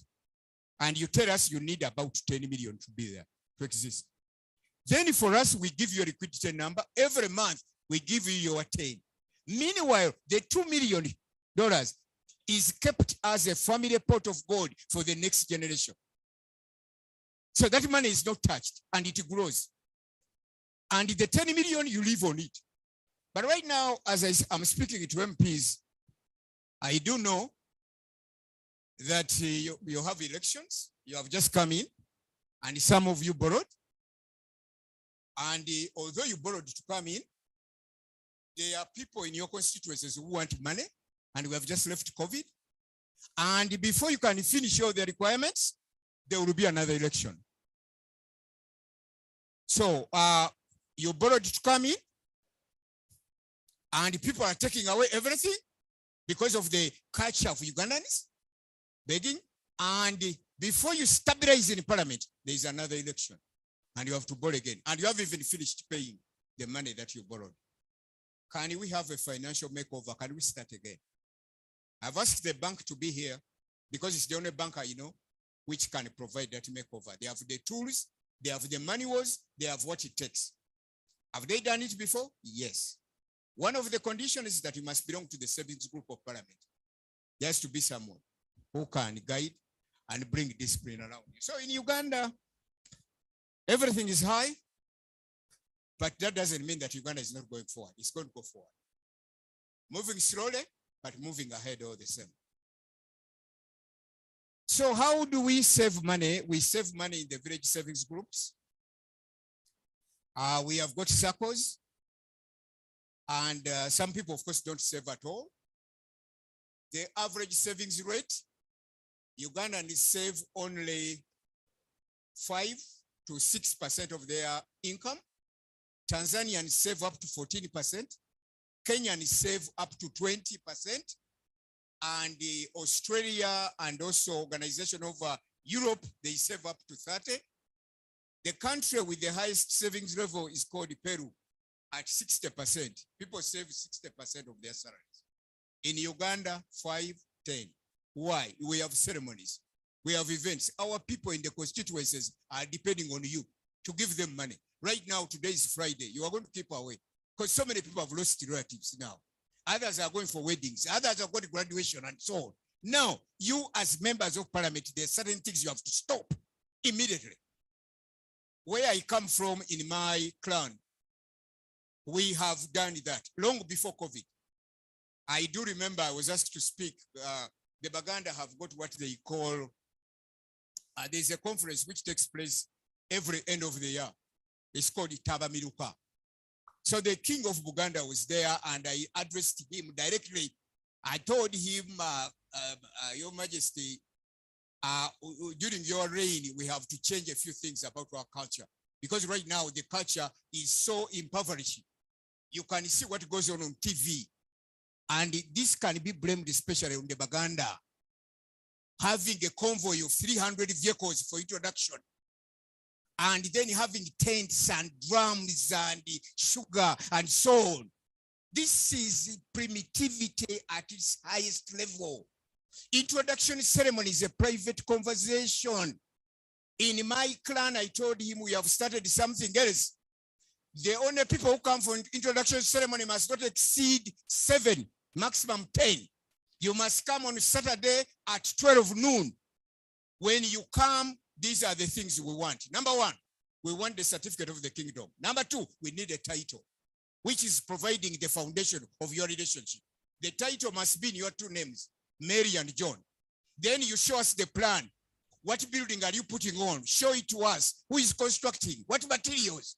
Where are you getting the money? When are you finishing?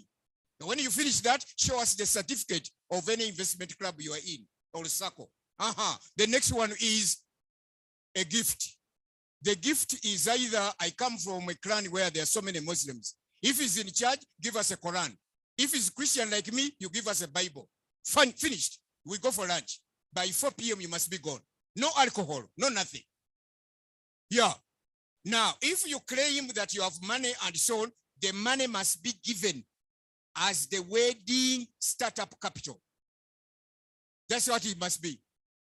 Not people eating and drinking. When you say you are bringing sacks of rice, sacks of sugar, and you fill the whole compound, for who? We will not find us starving. We have got clothes we are wearing. Eh? The convoy of 300 vehicles which are second-hand, disturbing us and polluting our environment. What for? Yeah, that's it. When it comes to the wedding, we say we have got 6 days.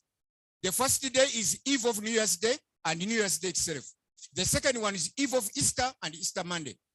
Eve of Christmas and Christmas Day itself, or Boxing Day. Now, Boxing Day, we send out cards, 500 cards, so that people don't blame us. But how many people will be in Kampala on Boxing Day at 10 a.m. for Christ the King? Some will be in Soroti, others are in Kabale, others are in Fort Portal, and so 10 a.m. the function takes place. And if you are in Kampala, some of you are drunk, you have hangover, you're still sleeping. So the function takes place at 10, lunch we go for the actual reception at Sheraton. And 2 speeches, we let the couple go. That's it. We have to be frugal to prepare for the next generation. We have to have a culture that is not impoverishing.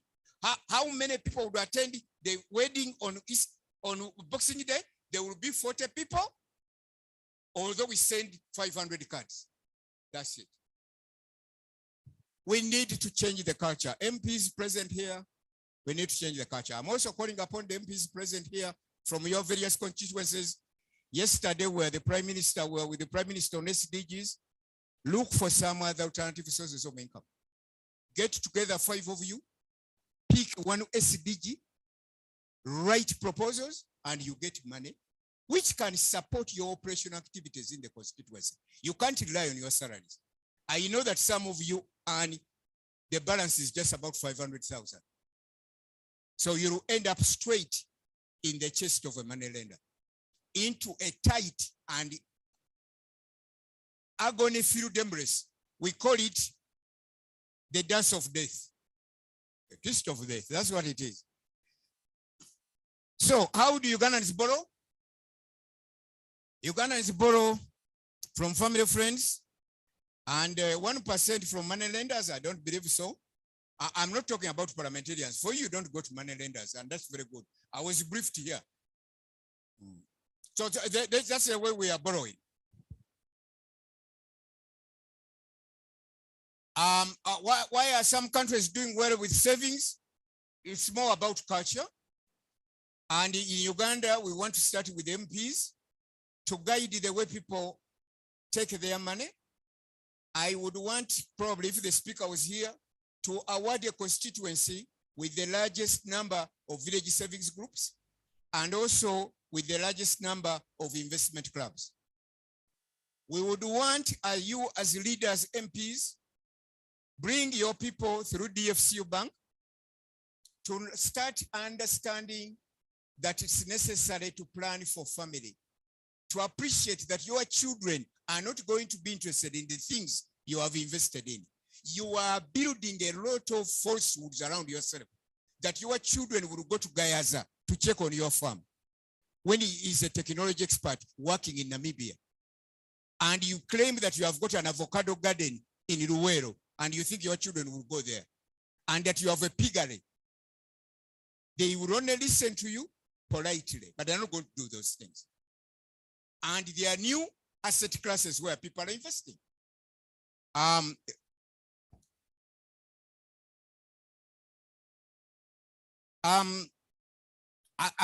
think I will move away from that because I've already mentioned the countries that are saving more. This is the point about the new poor and the old poor. A man called Marcelo Gaigare made this distinction. The new poor have got The old poor, we know them. They don't have shoes, good shoes. They are in Chikubo, in Mombasa, in whatever. But the new poor, they have got good shoes because they were in Parliament of Uganda. They traveled abroad. They have a relationship with the bank. But the house where they stay has all signs of decay. There are only 2 bulbs. There is only 1 tap. The window which broke 5 years ago is still broken. Yeah. The bed has lost a few of the anchor points. They are about 15 suits and they are all old. And you can see the shoes. There are many, but they are all old. That's the new poor. And the World Bank calls them the new poor because the old poor, we know them. So as you can clearly see the generational kinetics, some younger people and in your constituencies, guys who are age 25, they say, I shall save when I am older.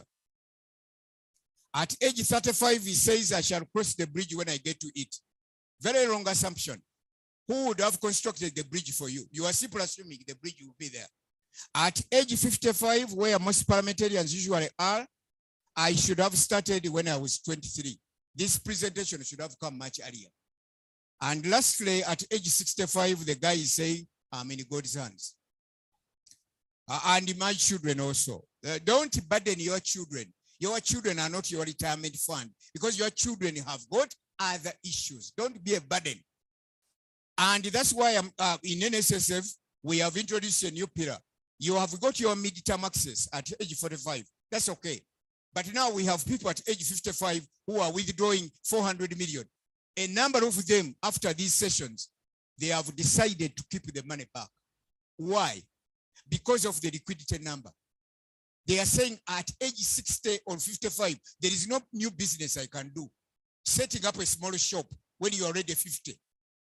No. Let me keep my money. The children will find it in NSSF. And let me just get some money every month to pay bills, to pay electricity, to pay water until I die.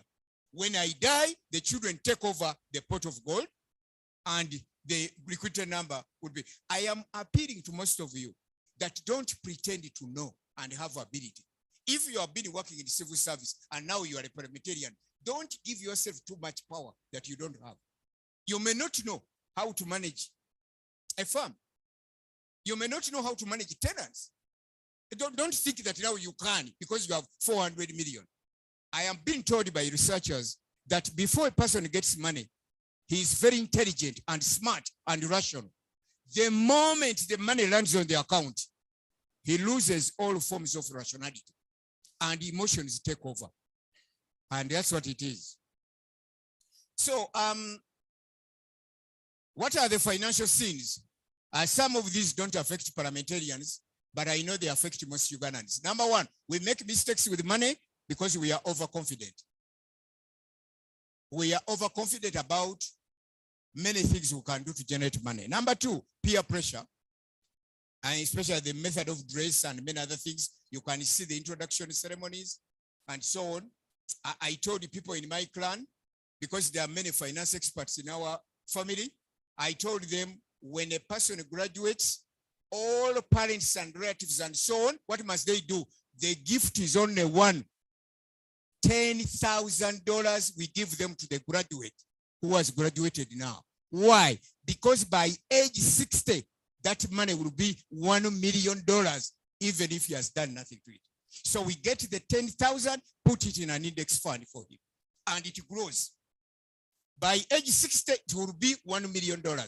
And there is no way at age 60 you can tamper with $1 million because you're already 60. Are you going to get a girlfriend? You're already 60. You stop having any claim to handsomeness when you are age 40. For the many present here, handsomeness stops at age 40. At any other age, the girls are cheating you for nothing. Investing in liabilities instead of assets.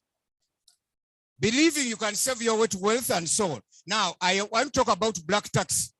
Black tax is all parliamentarians are subject to black tax. There are people waiting for you to give them money. They are relatives, the extended families. Honorable members, we announce the arrival of the Right Honorable Prime Minister, the Honorable Nabanja. Right Honorable Minister, Prime Minister, you're welcome. Let's welcome our own Majegere in the house.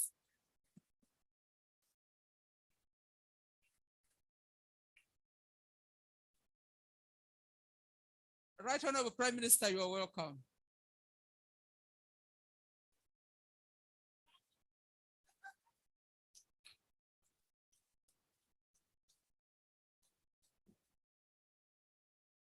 Okay, we may continue.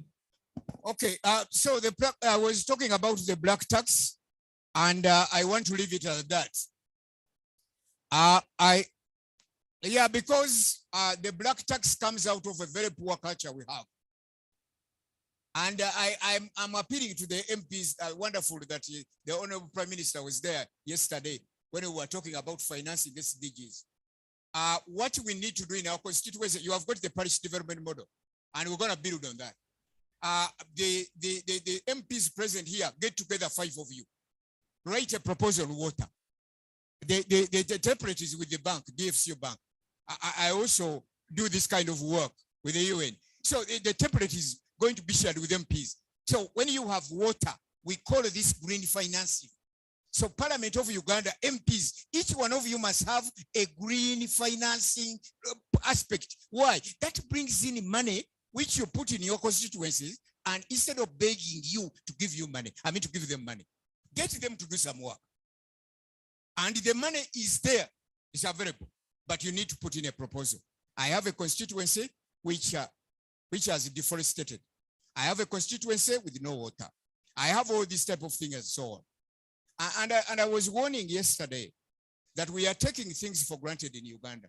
Time is coming when people are going to take different people to court. KCCA, the average daily micrograms of pollution in the air is about 325, 350. The real recommended micrograms per cubic meter is 30. So somebody got to take KCC to court and he says, I developed respiratory diseases. I've been coughing and I've spent 10 million to treat myself. Why was the city so polluted? So that's called green litigation. But the most important thing for MPs is green financing. What are the options? Get together, build a proposal. Everybody is looking at SDGs. And the government of Uganda is so committed to this. So using the parish development model, you can build on that. So you reduce on the black tax.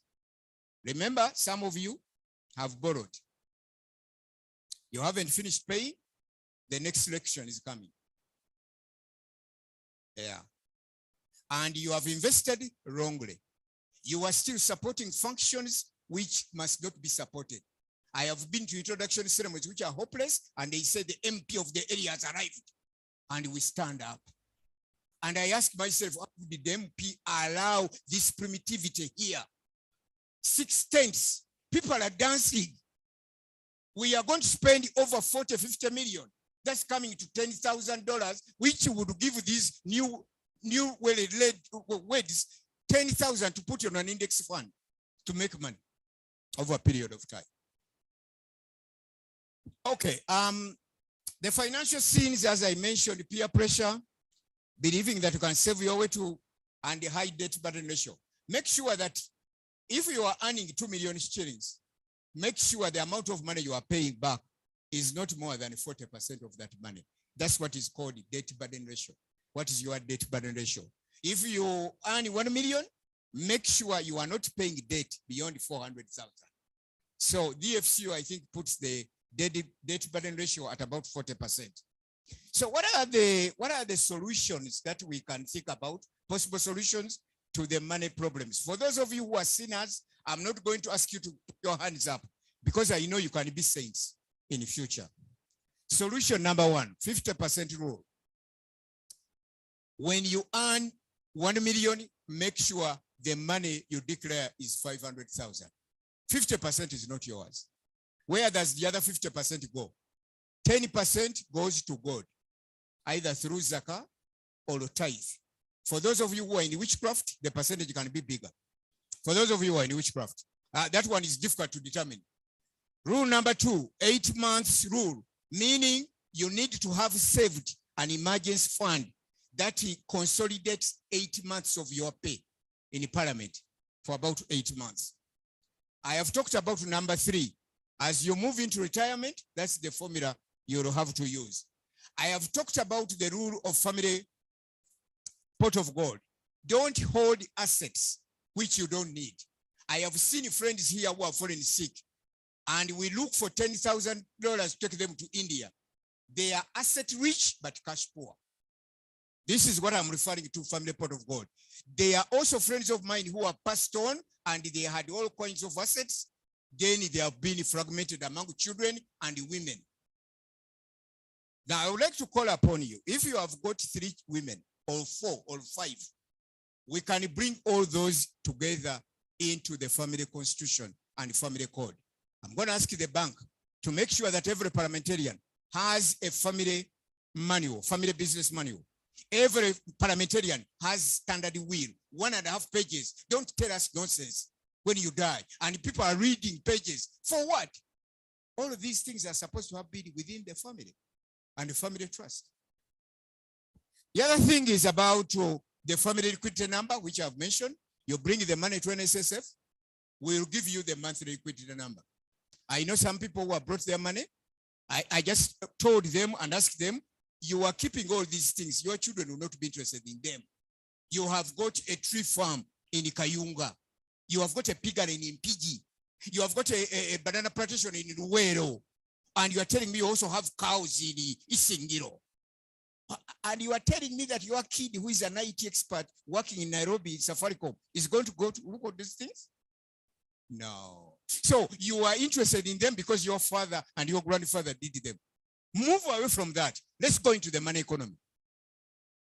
Liquidate all of them, get the family pot of gold. Whether your son is working in Namibia or working in Mauritius, the pot of gold will be there. You, now that you are growing old, you only need little money with your spouse.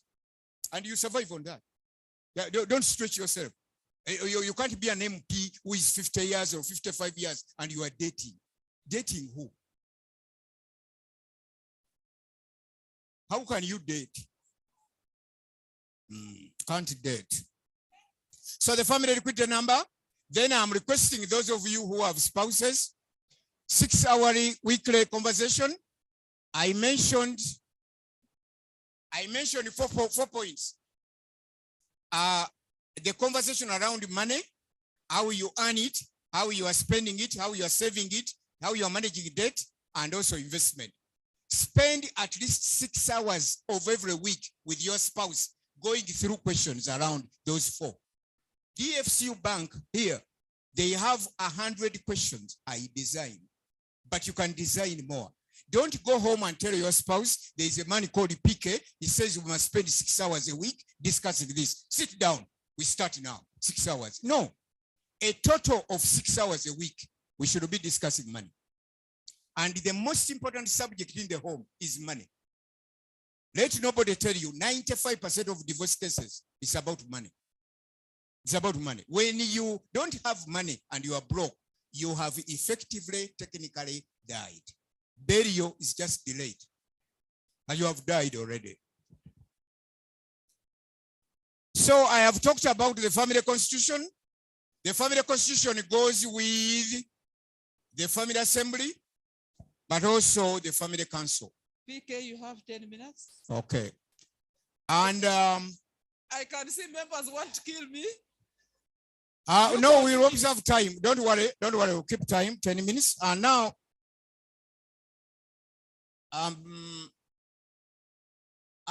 oh, sorry. I'm going to ask also parliamentarians. This is a very humbling book.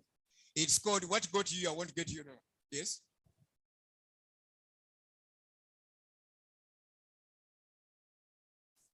The second 80% rule. The second 80% rule is make sure that while you are in parliament, there is another income stream that delivers 80% of what you are earning in parliament now. So if in parliament you are earning 10 million, make sure there's 8 million being made somewhere independent of parliament. So that when you leave parliament, you don't land on hard times. You remember Marcelo Gaigara is a World Bank guy. He talked of the new poor. Majority of the new poor are former parliamentarians. They are former MPs. They have 10 pairs of shoes. They are all old. Yeah. They have got a vehicle. It doesn't have tires, no fuel. Yeah. They've got a mobile phone, no airtime. Yeah. A large fridge is empty. Cooker decommissioned. Yeah. That's how it is.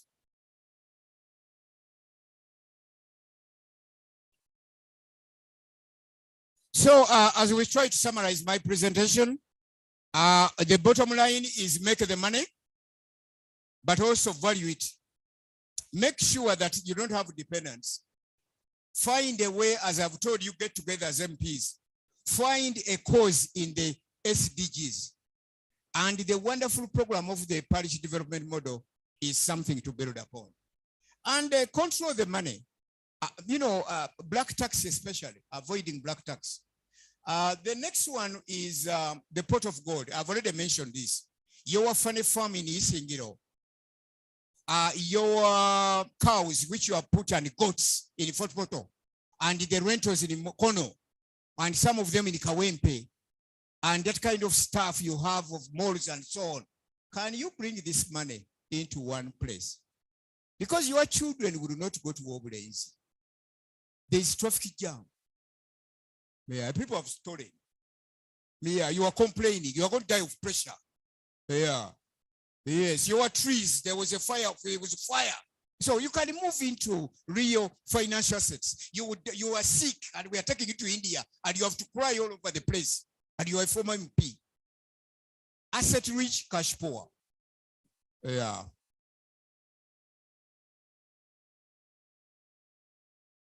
So where do we put our money in financial assets? I've mentioned that you are child graduates. I'm asking all of you who have children graduating, graduation day, no lunch, just coffee and tea, provide a check of $10,000 and it goes to the index fund. At age 60, that kid will have $1 million, approximately. And at age 60, he can't eat and spoil the $1 million. At the wedding, forget about these primitive functions of introduction. Have only 7 people, but also have a startup capital fund for these new people. Reception, not more than 30 people. And that's it. So where do we put our money? We are going to put our money in different assets. Agroforestry, I don't want to repeat this because you're almost familiar with most of these investment asset classes. I'm going to ask the gentleman from the bank, Aziz, to share with the Parliament the pros and cons of each of these asset classes. Each of the asset classes where you can grow money and for your family and so on. So supposed to be speeding up now quickly. So what do we do? We need the anatomy of an entrepreneur. Otherwise, where will you get the 80%? While you are in Parliament now, you need to have the brain which is full of ideas. Move to the SDGs and see what you can do. Number 2, eyes that look for opportunity. And of course, a mouth that shares your vision and learns from others. Stomach that trusts your gut. Investor, again, you have to learn. I don't know the learning platform for Parliament, but I want to imagine, I'm going to ask the bank man, every parliamentarian must have about 5 apps on financial makeover, especially for those of you who are sinning now. The sinners present here are in tight embrace with the money lenders. Tight embrace, not handshake, embrace. But they can become saints. What is there? There are apps that help people to appreciate how much they can do. Also, you can be an inventor. You can come up with something new. But then you need the mindset for that.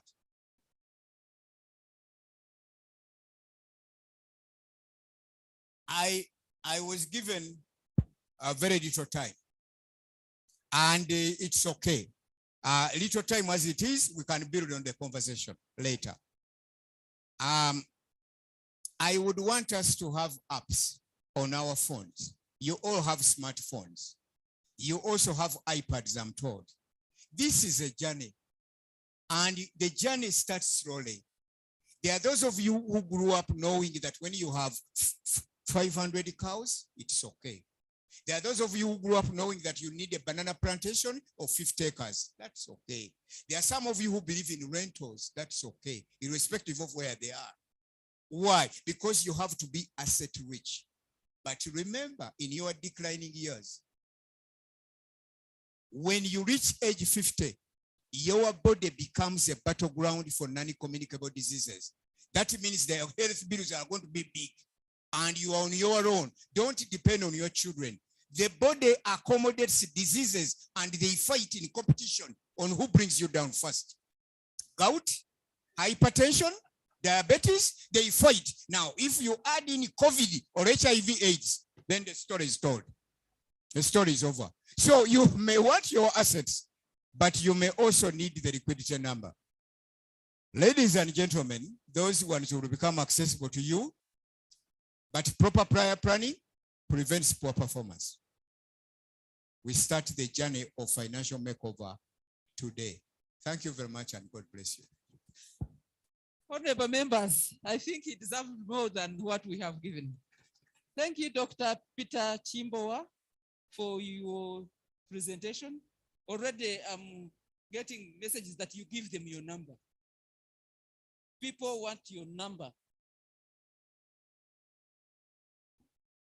Okay. My number is 0772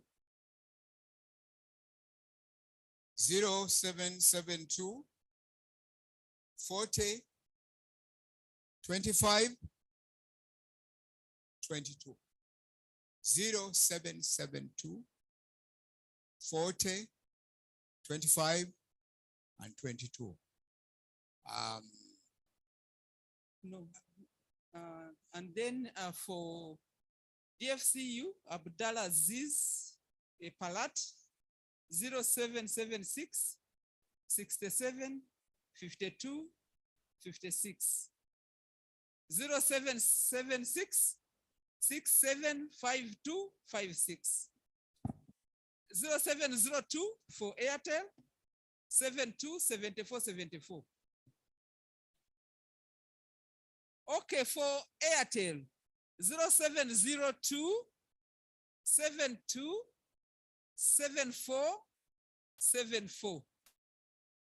MTN 0776 6767, not 5, 675256. And for email, you get in touch with me. Thank you so much, Dr. Kimbowa.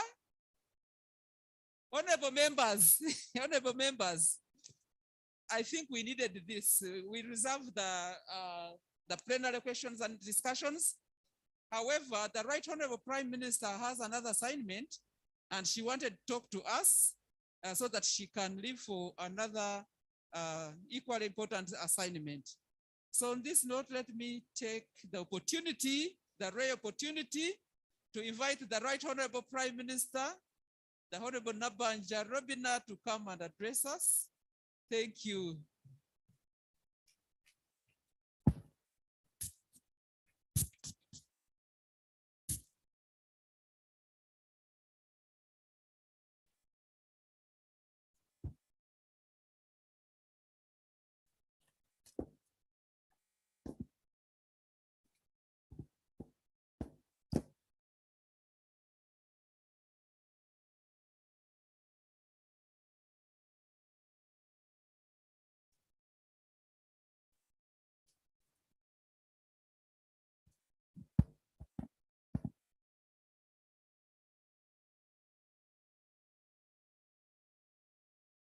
Thank you so much, Madam Chair.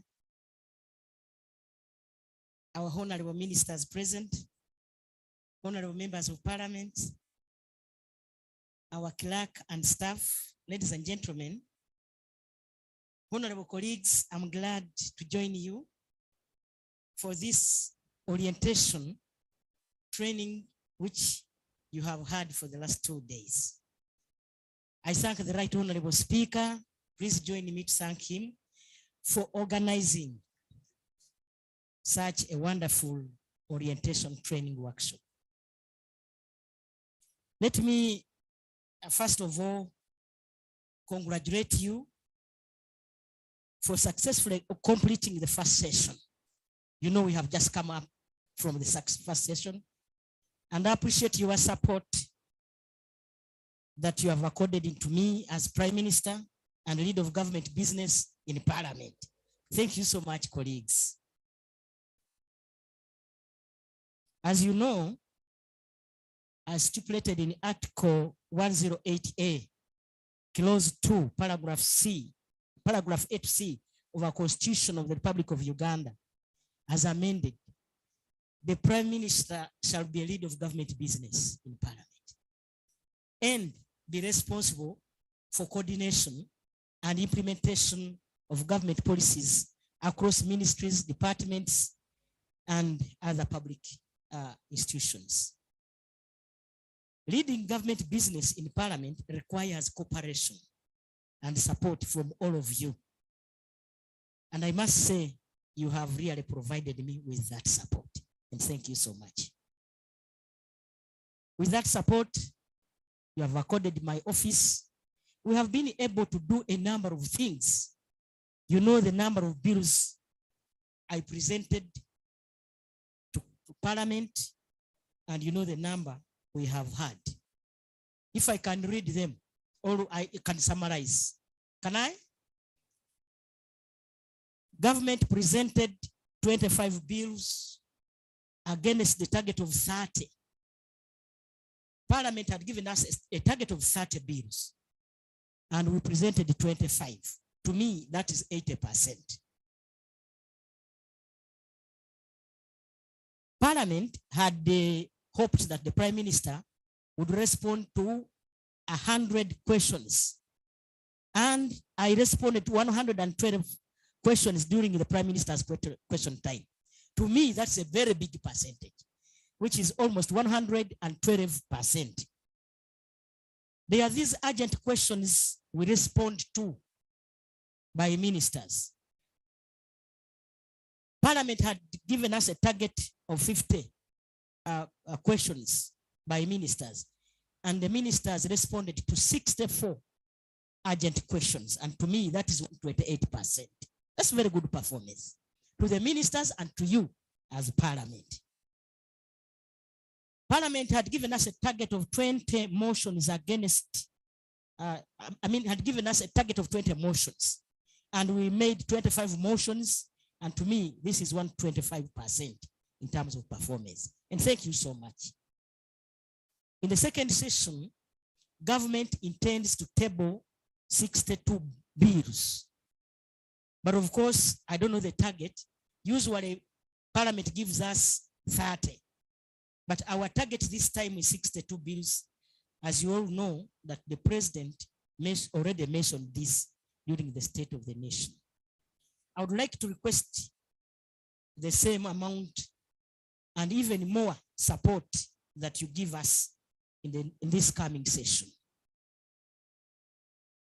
We may have differences in the House, but one thing should and must keep us united. That is service to the people of Uganda. We should remain united because we all have a target to serve our Ugandans.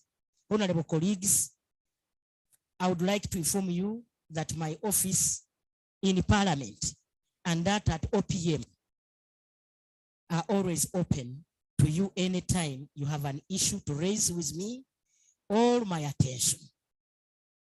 My staff there are always available to bring to me any issues you may have for, or maybe to fast track when it comes to government business. The director of the office of Prime Minister or lead of government business is called Mr. Kiza. Is Kiza around? Is Kiza around? Where is he? Okay, stand up for recognition. Mr. Kiza, you will give colleagues your telephone number so that they can easily connect to me. Mr. Kiza, if they can write it, or you can bring it here and I read it for members. I encourage you, honorable colleagues, to utilize my office maximally.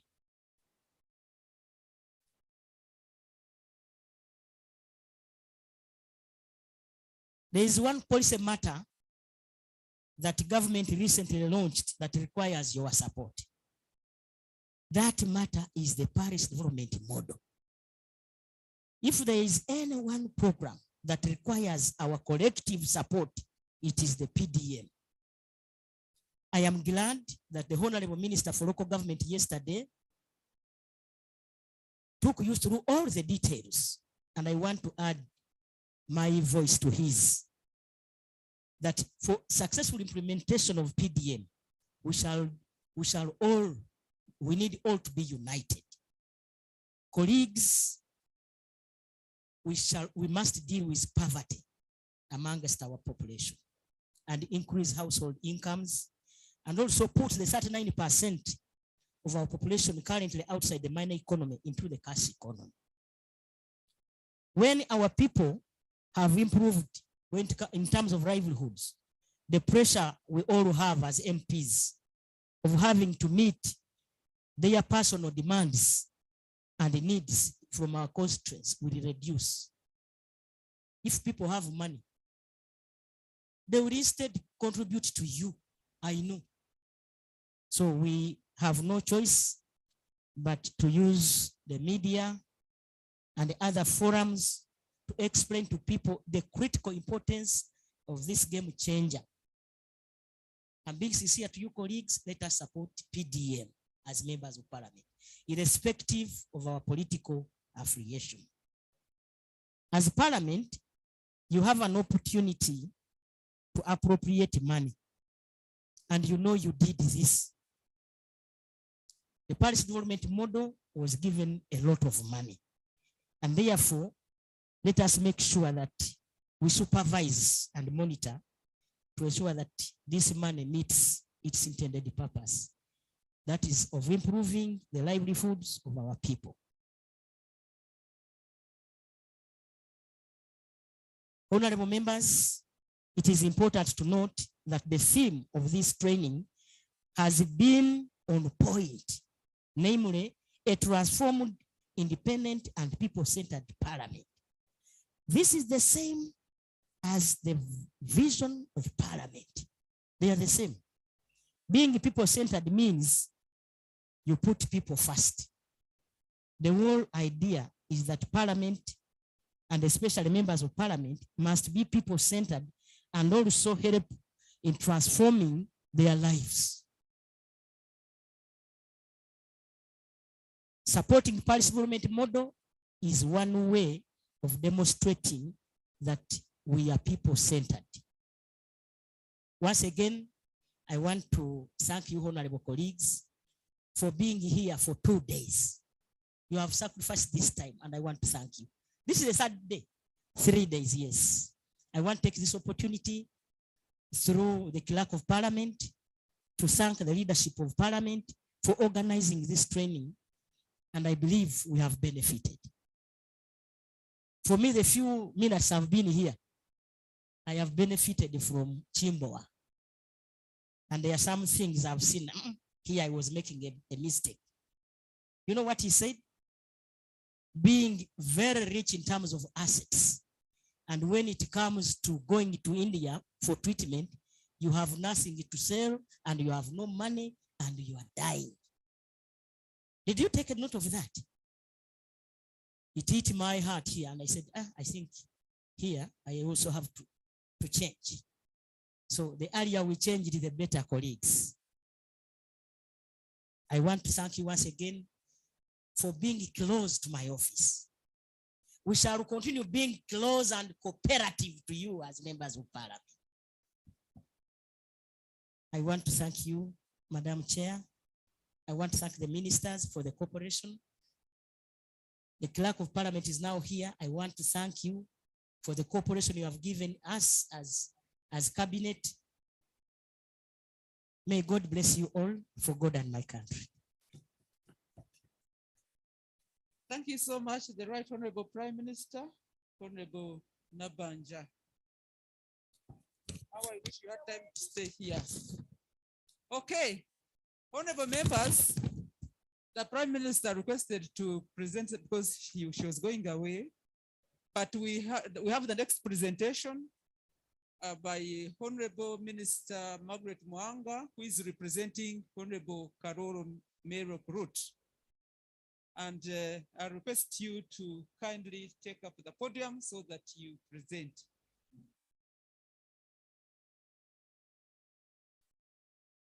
And thereafter, Mr. Chimbo, Dr. Chimbo, where are you going? We have 10 minutes of plenary.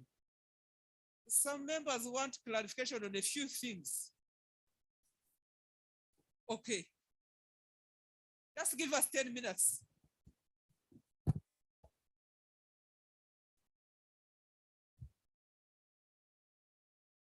Good afternoon, honorable members. Good afternoon, Right Honorable Prime Minister, as you exit. I want to really take this opportunity to first of all congratulate all of you members of Parliament. We haven't had a lot of time together, but I'm glad I was here yesterday and today, and I'm getting to know a lot more about you. We all came when we were in masks. No one knows how the other looks like because we are still masked up. And as a Minister of Health, I want to warn you that COVID has come back. The numbers are rising, not as fast, but they are coming. So please keep your mask on. I want to take this opportunity to thank the clerk to Parliament for organizing this workshop. I've known Honorable Adolf Mwesige since we were young. We were together in Nyakasura School. That's how we met, in the only school south of the Sahara and north of the Limpopo. There are 2 schools in Uganda. The other one is in Tare. If there is any other, you tell us. And in Tare, he's right here, Honorable Nathan, to testify. Honorable Adolf is a man endowed with ample intelligence. His sheer dedication to this workshop really made me happy. And I would like to thank all of you honorable members who came to participate. Imagine he organized this and you didn't show up. This topic is about effective public speaking. Yesterday I sat right here and people were complaining when Professor Sempebwa was talking. I think he went into law and went into so many things, but at the end of his speech, he gave us a story and everybody was happy. Because if you want to be a good public speaker, always start with a story and captivate people. Because people are tired, they've been here for 3 days, and so their listening and attentiveness is a little less. Now let me tell you the story. Written by Honorable Mary Karolo Kuruti, that a Catholic priest traveled with a Muslim cleric from the US to Nigeria, direct flight from JFK. While on the plane, they served pork. None of them knew the other. The Catholic priest ate and asked his neighbor, "Why aren't you tasting pork? It's delicious." The Muslim cleric said, "I don't eat pork." He never said who he was, and the other one didn't say who he was. The journey continued and they arrived in Lagos in one piece. When they disembarked the plane, the Muslim guy, 4 of his wives had come to welcome him at the airport. And he asked the Catholic priest, "Are your wives around or your wife?" The Catholic priest said, "No, I am a priest. I am not allowed to marry." So in the first place, when they were in the plane, when he tasted pork and the other one didn't eat, the Catholic priest said, "You don't know what you are missing."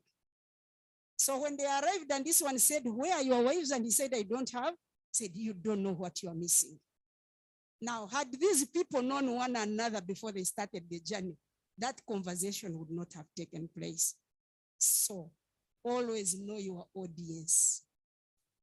Just check out your audience, know who they are, and then you can address them. I want to take you through the obvious things that we really do not take care of, and yet they mean a lot. They make a mark on what people will always think about you. Let me give you an example of former US President Barack Obama. He came to power because of very many attributes, but one cannot rule out his powerful, globally acclaimed oratory skills. In fact, many political commentators are of the view that Obama's candidacy was founded on the very keynote address to the 2004 Democratic National Convention. His oratory skills will be an inspiration for very many people until the end of time. There are several factors to keep in mind and focus on in order to be an effective public speaker. These are, but not limited to, and not in order of importance, knowing your audience, being very informed about the topic, and also the message you are going to pass to that audience and your body language. You must overcome your anxiety. You have seen people who go to speak and then the paper is shaking like a leaf. Then you know that person feared the audience and had too much anxiety and was scared to speak to this audience. And obviously the way you speak to members of parliament cannot be the same way you will address the people at a public rally in the village. Your presentation to university students will not be the same as your presentation to some primary school kids. Therefore, knowing the kind of audience you are going to address is very crucial. Otherwise, your message will misfire. You must know the age, the education, the exposure to the people you're speaking to.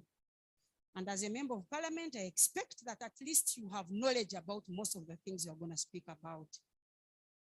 When looking at the audience, you should ask yourself, what message do you want them to take away?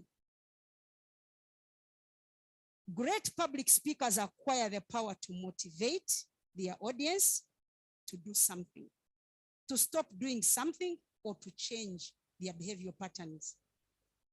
For instance, Mr. Kimbo spoke, and we have all decided to change our lifestyles. He says we must save 80% of what we earn. We have not been saving it, I guess. And also he has said many members of parliament are already on the run because of debts, just 1 year or less than a year into parliament.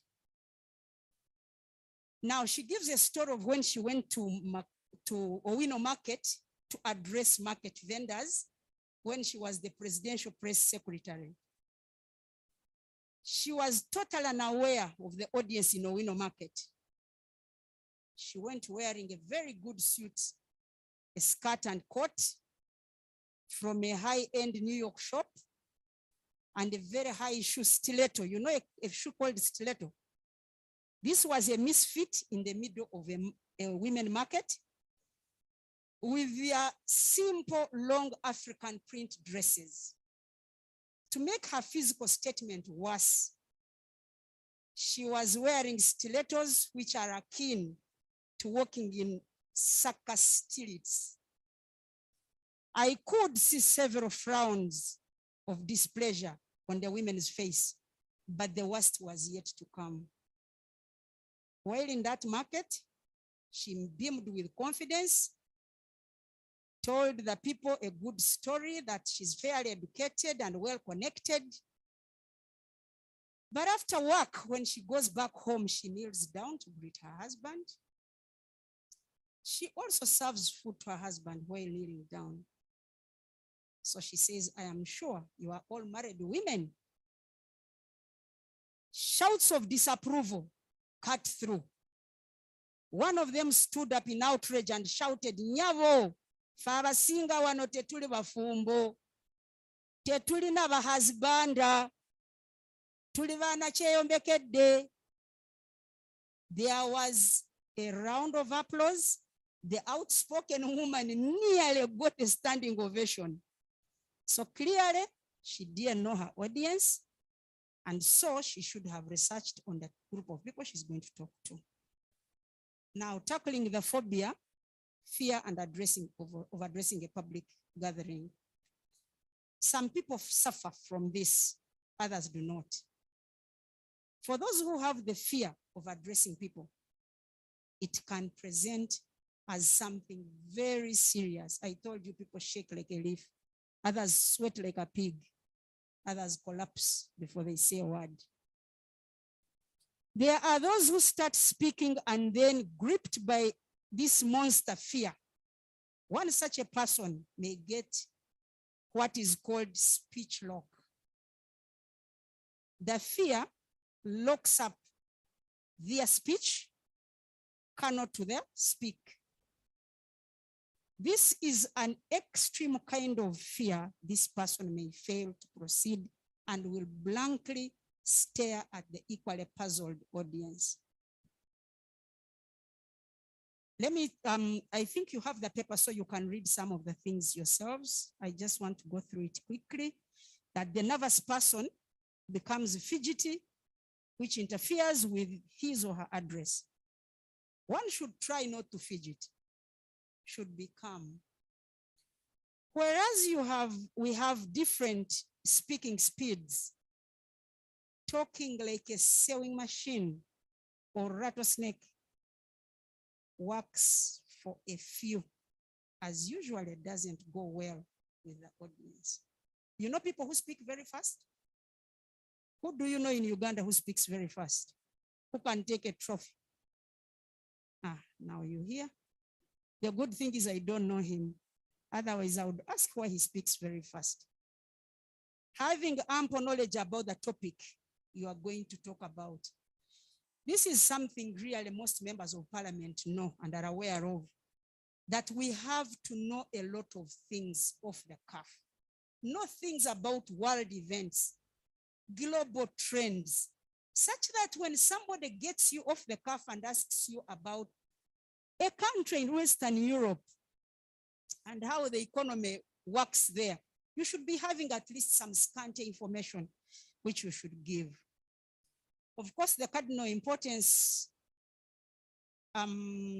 read extensively about the topic, do as much research as you can. Armed with the required information, will give you the much needed confidence. The moment you have information, they say information is power, knowledge is wealth. So once you are armed to the teeth with good information, you won't fidget. Now, over gesturing with your hands as if they are beaten by invisible ants will kill you, your delivery, or as if your hands are being controlled like puppets on the string. So don't keep throwing your hands around. Once you are confident, look at your audience, look around either side, check if they are still listening. Then make eye contact with your audience. Now my eye contact tells me you have stopped listening, and so I should come to the end. You listened at the beginning, now let me tell you the last story as I leave. As a leader, always give hope to your listeners. If you go to the constituency and they ask for a bridge, do not say government has no money. I don't know whether that bridge will be built. Tell them, I am working on it. Give them hope. Give them a strategy on how better things will get in the near future. The human being lives on hope, not false hope though. Like the current budget has given us hope that the future is not all doom and gloom, that it is bright, that the future is bright and the bright is future. Thank you very much for listening to me. May God bless you.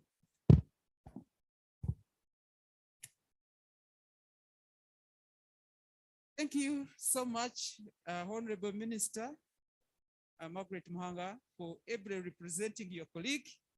And no wonder you were in that sector, so you know it very well. Members, join me to thank the members that have presented this afternoon. Honorable members, we are coming to the end of today's session. However, Dr. Chimbo was rushing for an equally important meeting, but he left. I will ask him, but he left Mr. Aziz around, and he has said that he has left us with telephone contact to be able to consult him on anything that we would like to ask. However, if you have any other issues that you'd like to raise, I request Aziz to come here and Honorable Minister to respond to the issues that you might have noted during their presentations. Honorable Ayo. Honorable Ayo, and my eye caught Ayo before Honorable Pachu. Yes.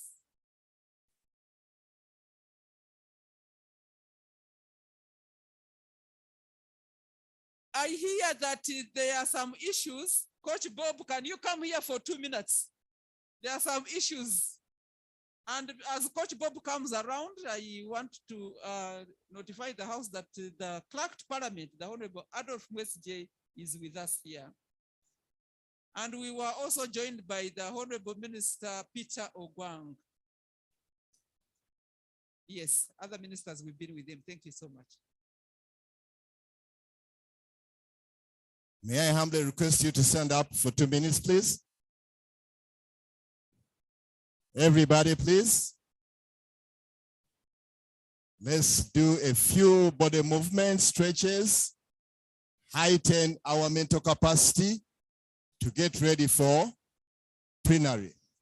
We fist up. Just fist. So in that body motion, we go on the side. We go on the side. Move. We'll do 15. 1. That's 2. That's 3. That's 4. 5. 6, 7, 8, 9, 2 to go. 10.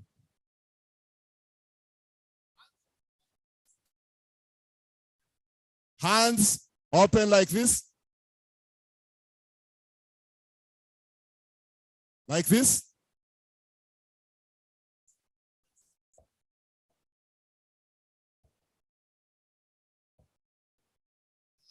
Saturation, please.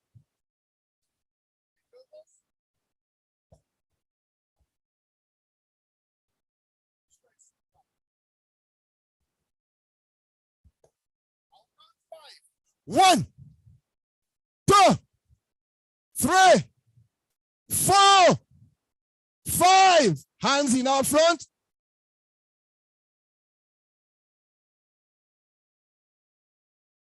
Raise them slowly like this and back. 1, 2, 3, 4, 5, 6. Ready for plenary. 7, 8. Wake up. 9. 10. I request all ladies to remove your shoes and we do a fast run, okay? Okay, when I whistle, we run. When I whistle, we stop. We start.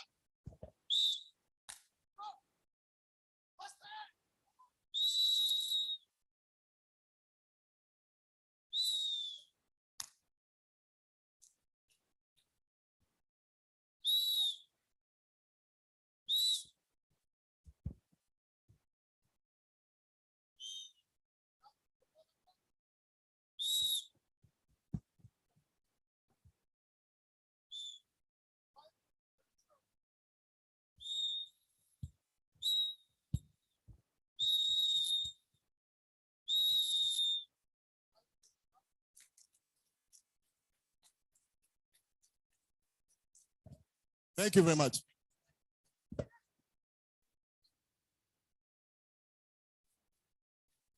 Thank you so much, Coach Bob. Who is holding the microphone? Check to the members. Honorable Ayo. Microphones.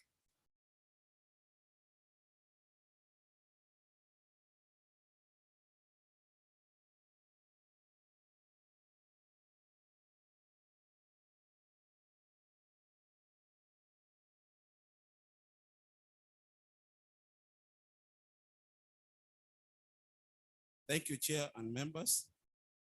Now, my question to Kimboa. You had almost reached a point of providing a solution to members in case they are already in a financial trap. But unfortunately, you didn't reach there to provide the how.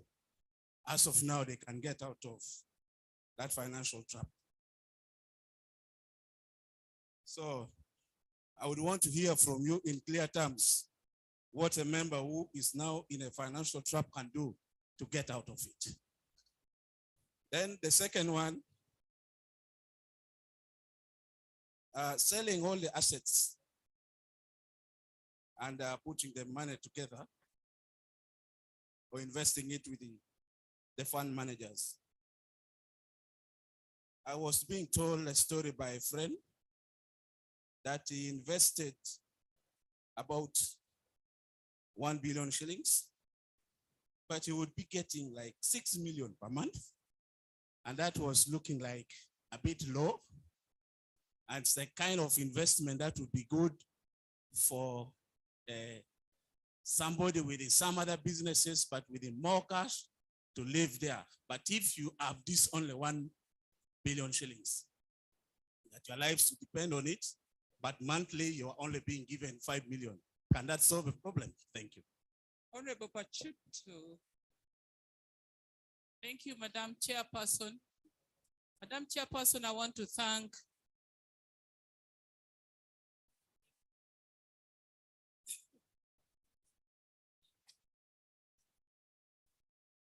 Thank you, Madam Chairperson. Madam Chairperson, I want to thank Mr. Peter Kimboa for that very, very driving presentation. However, I have these questions to put across.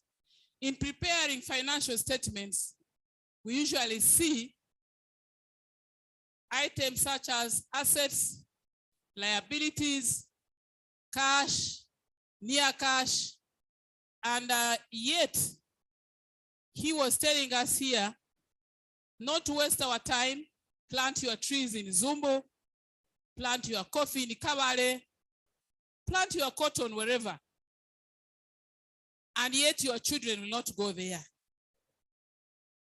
Probably even not acquire a lot of land, which is a fixed asset. But given that we also know that money now is better than money tomorrow. And with the inflation we are experiencing now, wouldn't it be financially prudent that you invest in some of these long-term assets, such as tree planting, and as you retire, and the fact that we now live longer than it was projected, wouldn't it be prudent that instead of leaving a lot of your money in liquid form, you can invest in things like fixed assets, like probably land, which is near asset to me. You can easily convert it into cash, and your money is not all eroded away. Really, how do we strike a balance between the two? And then finally, his presentation seemed like we only invest for our children or our family. Must my investment be driven by the desire of my children, or also what me as a person would desire to be like in my retirement? I thank you. Honorable Biraro, then Honorable, is that Sylvia? Yes, Honorable Sylvia, your neighbor. And then There's the other honorable in the maroon. And Honorable Matt. I will come. Thank you, Madam Chair. There are Ephraim Ganshanga, Bohoj West. Madam Chair, I want to particularly and personally thank Mr. Chimbowa for he touched our lives. My two questions, Mr. Chimbowa talked about the DFCU very, very, very well.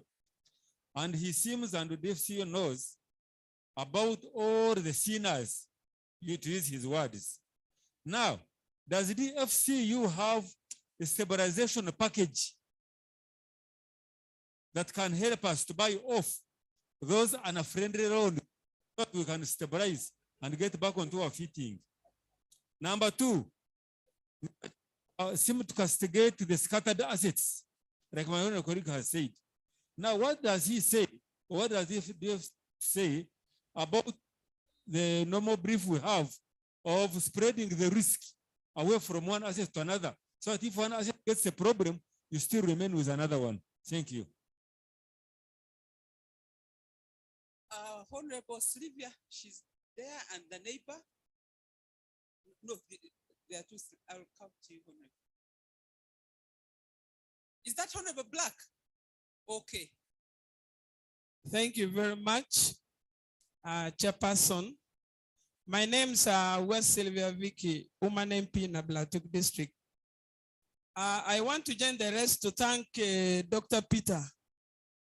But my observation is that Dr. Peter is not addressing us on how we can come out of poverty, but instead is criticizing, is discouraging. Does he want us to leave Parliament and go and do what? Because we expected him to tell us this is how you come out of poverty, do this, but not to criticize, saying we are selling assets, we are beggars, we are borrowing money. And Chairperson, for one to develop, you must go for a loan. And I know that is true. And we have agreed with the banks on how to pay our loans. We are not doing badly. Thank you very much.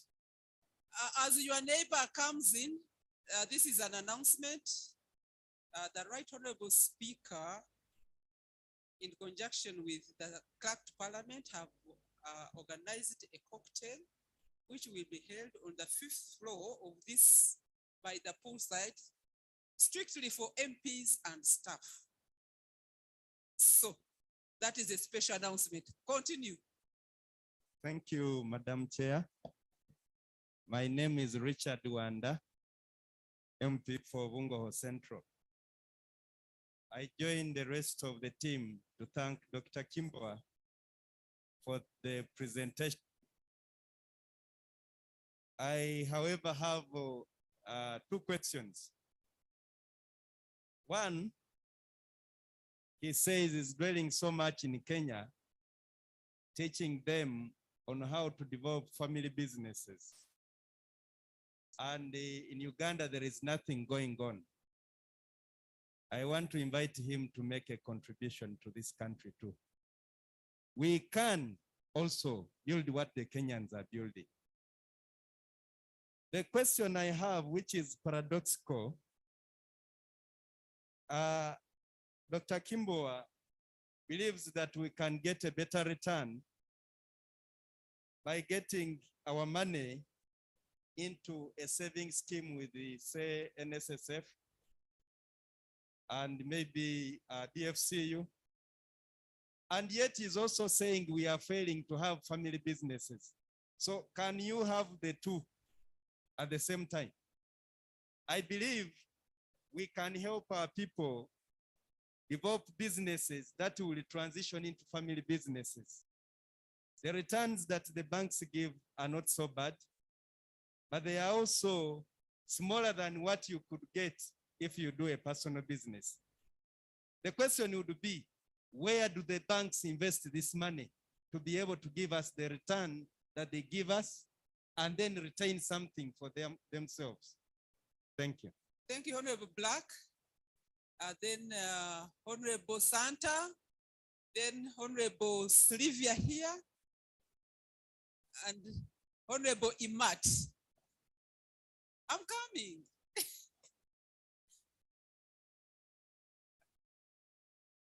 Of course, from that side, I will come to Honorable Mhanga is pleading with me that I'm more to go. Thank you, Madam Chair.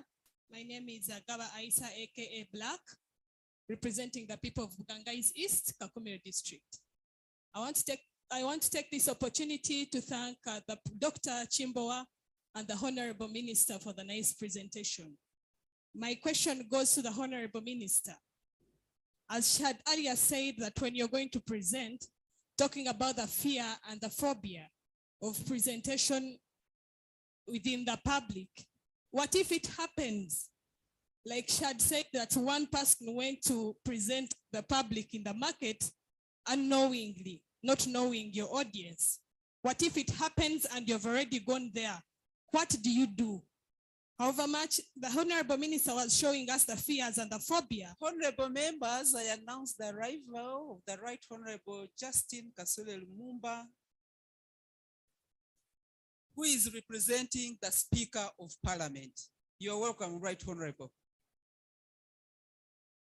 The Honorable Minister was providing us with issues with dealing with tackling the public or public speaking, but I did not get really satisfied with the solutions, with the fear, with the shaking, with the high heartbeats, with the coldness in the body. If you get such as you're going to present, like mostly in front of the Parliament, during plenary time, during audience speaking, what do you have to do to overcome? And yet you cannot get back that you're not going to present. Thank you so much. Thank you, Honorable Imat Cecilia Ogwal. Santa, from Santa then to Imat. Okay, no problem. Can we have two people moving around so that when I pick on someone, because we want to really contain the time?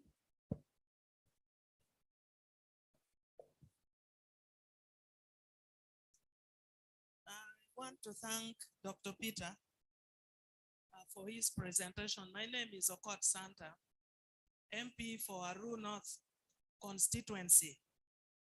Somehow in his presentation, he read my mind. When my three children graduated, one from Mukumba and two from Makerere University, this was what I thought: go, graduate, remove the gowns and leave it at the university because I don't have money for celebration. And I told them, I can only give you money when you get a job and you are going to begin a job, we shall celebrate it. One of my child stayed for 5 years without getting a job.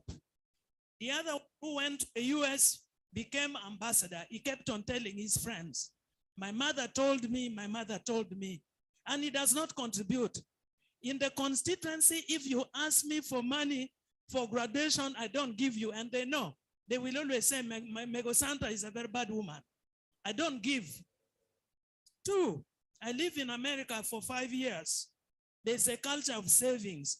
Those senior, you see them live in the senior homes. They go there with their own money. They will not mind whether the child is coming to visit him or not. He has his money. He has saved it. Finally, Dr. Peter, you have given us here the pot of gold. Below here, I can see pension fund, land, NSSF. I have seen also stocks. You have not given us here the percentage, because if I want to put my money in stock, don't you think at a certain point the percentage fluctuates? Because we also want to get the confidence that if I put my money in NSSF and you say the percentage is 6%, it must every year. But if it does fluctuates, then it also discourages. Can you advise us on this so that I know where I can save my money from the jackpot or from the pot of gold you have given us? Thank you. Thank you, Honorable Cecilia Gwal. And then Honorable Sylvia, Honorable Plematia, and then I cross to Tom, then I cross here. Thank you, Chair. Chair, I know I've missed a lot, but I have been tinkled by the presentation on financial discipline. Chair, we have been told about what is happening, consequences of bad decisions which we all make. And I have also seen that they have not given us solutions to the consequences of bad decisions. I think I would have wanted, if the representative of Peter is here, tell us, first of all, what constitutes these bad decisions? What take us to the trap? And what will pull us out of the trap? I think we need to know. Secondly, Chair, one of the things which I have not seen, we have talked about pension. As far as members of parliament, I don't know whether it applies also to staff. I think staff have better future stability as far as their employment engagement is concerned. But members of parliament, once you get out, you get out. So I think it is important that we begin to think not only about pension per se. This one you get as a monthly payment when you get out of parliament. We should think of putting in an element that would include medical insurance as well. Because when members of parliament get out, and particularly when they are elderly, sometimes even when they are not, I've seen some young people who have had accidents and they are completely desperate. I think it's important that we should provide now, not tomorrow. Now, we should be able to provide some saving that would add a component on our pension of medical insurance, because the bulk passes for medical insurance will give us a better advantage.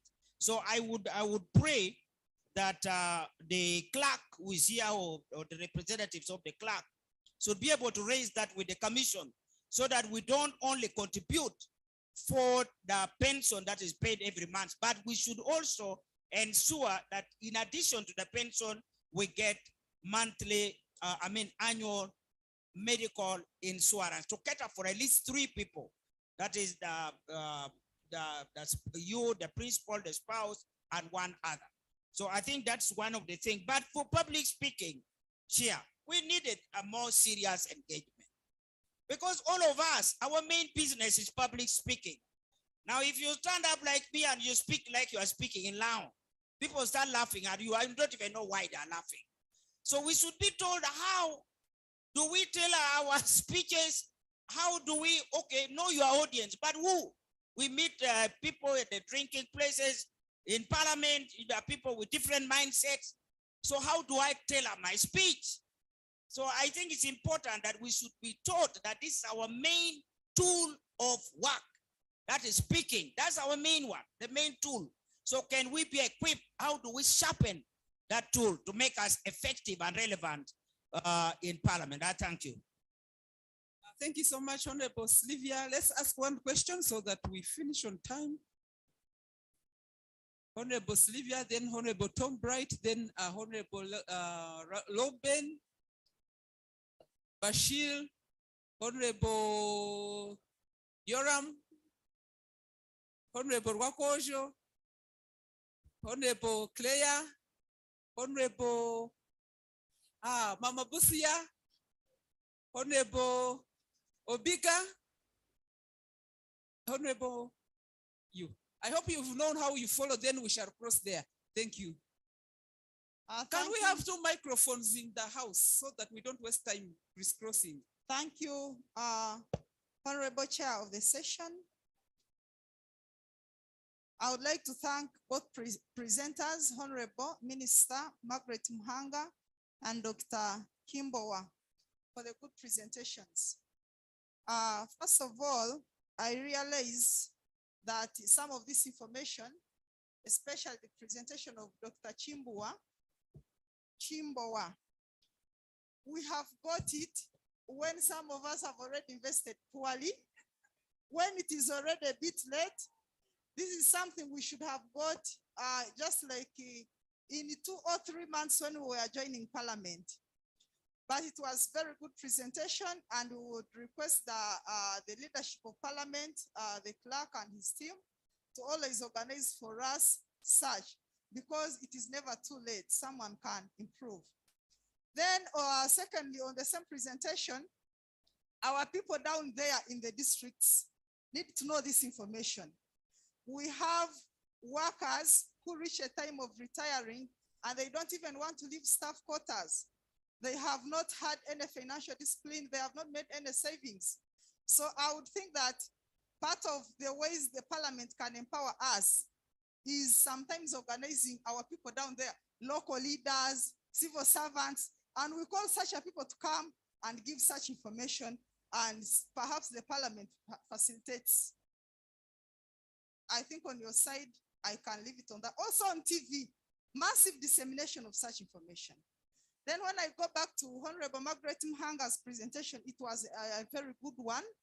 And I would request, like Honorable Cecilia Ogwa said, give us sessions on intervals on the art of public speaking, because surely it is our major business here, so that we really get sharpened in speaking in Parliament and out there. Thank you very much. Thank you. From Honorable Matia to Tom.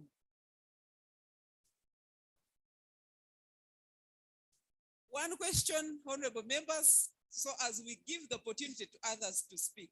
Thank you, Chair. I follow the rest to congratulate the presenters. Chair, in my opinion, Karoro's paper should have come before Kimbua's. Why do I say that? She said in her paper, diagnose the audience you are going to talk to. Is the microphone on? Diagnose the audience you are going to talk to. Unfortunately, Dr. Kimbua didn't diagnose us. My name is Lematia Rutu Moli Ondoro. I represent people of Maracha East. And why do I say he did not diagnose? His talking was save here, save with liquidate your money, go and sell. I was here. Do I go home and sell my trees and bring the money to the bank? And yet, I'm already having problem. Wherever I go, they say your age is too advanced. Is the DFCU ready to take me as a Lematia for how long? Thank you very much. Thank you, Honorable Matia. Honorable Tom. Honorable Tom.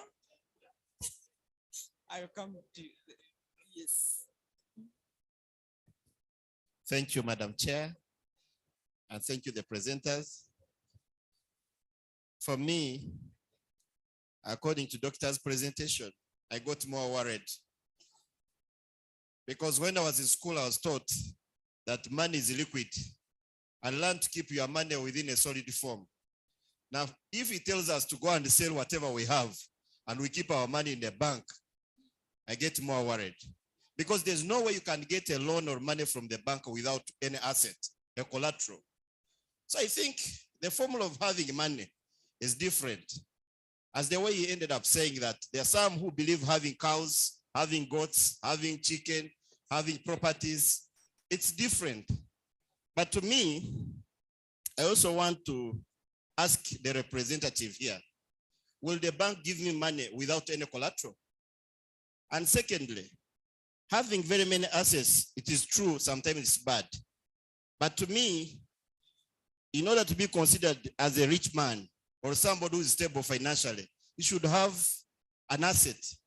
He ended up saying that you should have at least an income of 80 millions if you get 10 millions. Where will you get it from if you don't have property or any business you are running to? Thank you very much. Thank you. Can you pass it over to Honorable, just a minute, to this Honorable, then we cross. Yes, you. Members, let us be brief. Thank you, Chair. I'm Chemonges William. Chair, I want to appreciate Dr. Chimbawa. But it's not easy to get the right definition for investment. Many people divide it in many ways. If you go by what he told us, we may again get lost completely. Why? Selling the assets to and keep all the money in the bank, that's again dangerous. What we need to do, members, we need to consider three things in order to be financially stable.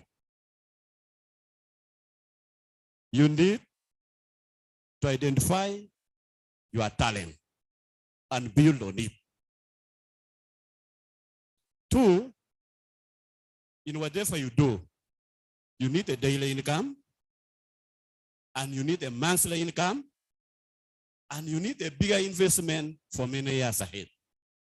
Now, land is a very good investment for future, but not for now. But a daily business that gives money that you use every day will allow you make savings out of your monthly income. Now, if you don't have daily income, then the chances are high that you won't be able to save your monthly income. See that?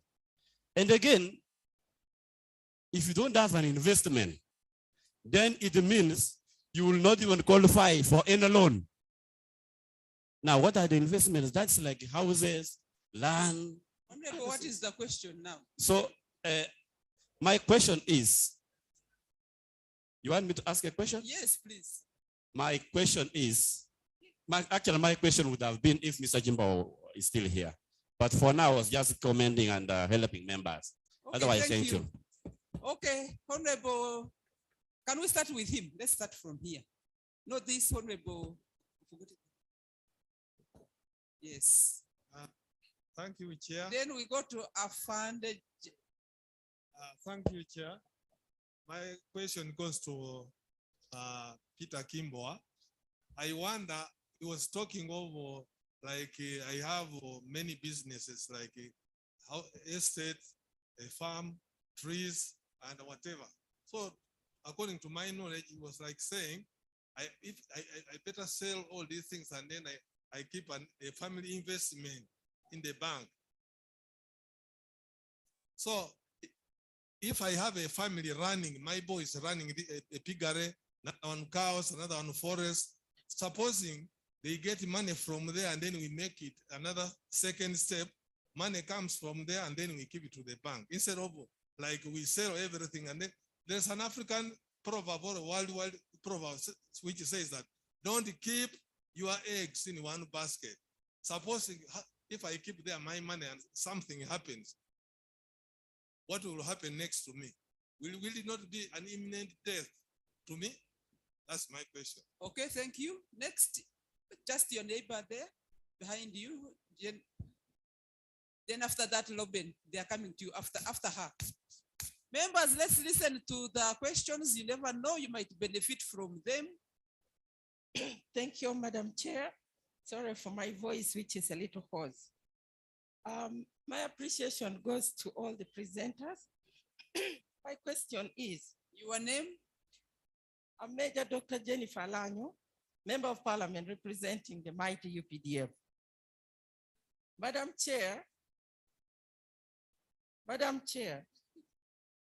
to know from Mr. Peter's representative about the bureaucracy of accessibility of the money saved.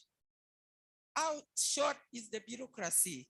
Because many times during COVID time, we saw a clip on social media when a very sick man on oxygen was willed to the bank in order to prove to the bankers so that his money could be released to save his life.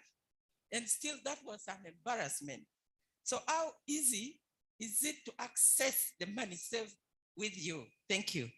Honorable Loben, then Honorable Wakojo, Honorable Tubasimwa. You will all speak.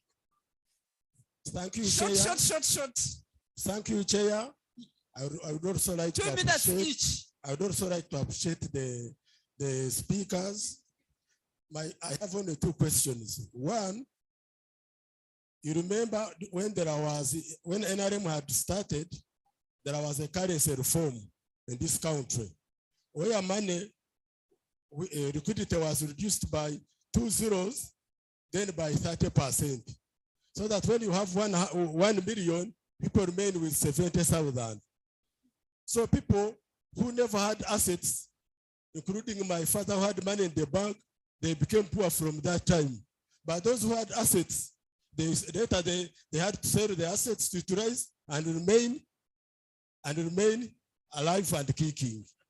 And they say history can repeat itself. Suppose you have kept all now your money in that liquidity, and that same thing happens now. Where will you go? Then on succession of riches, we cattle keepers, we have kept our cows for the last 100 to around 500 to 700 years, having our cows more than what Dr. Chimbo talked in Kenya, where people have been in riches for 50 years. We have actually kept them more than even Madvan has been in business. And a cow, that's what we call it, a cash cow. Me, I can sell my cow on Sunday, I can sell my cow on Saturday. So I was expecting also Dr. Chimbo also to consider like Isinjiro, where I come from, where I have been having cows for the last 500 to 700 years. Thanks very much. Honorable members, I'd like to seek your consensus. It is now coming to 5. I've been reliably informed that the commission will organize specifically for this business when Dr. Chimbo is around, so that he ably handle this. Remember, we are now asking the representative who might not be able to ably answer all these questions. The clerk is here, and someone was whispering to me that if we could stop here and they respond, and then they organize for another session when Dr. Chimbowa will be in the house. Can I put a question? Those in favor say aye, and the contrary nay. The ayes have it. Honorable members, may I request the presenters to briefly respond to those issues? I know we would like to have Chimbo more and more. And the clerk has confirmed he's here. We will have Chimbowa, and he presents again. So, the representative of Chimbo.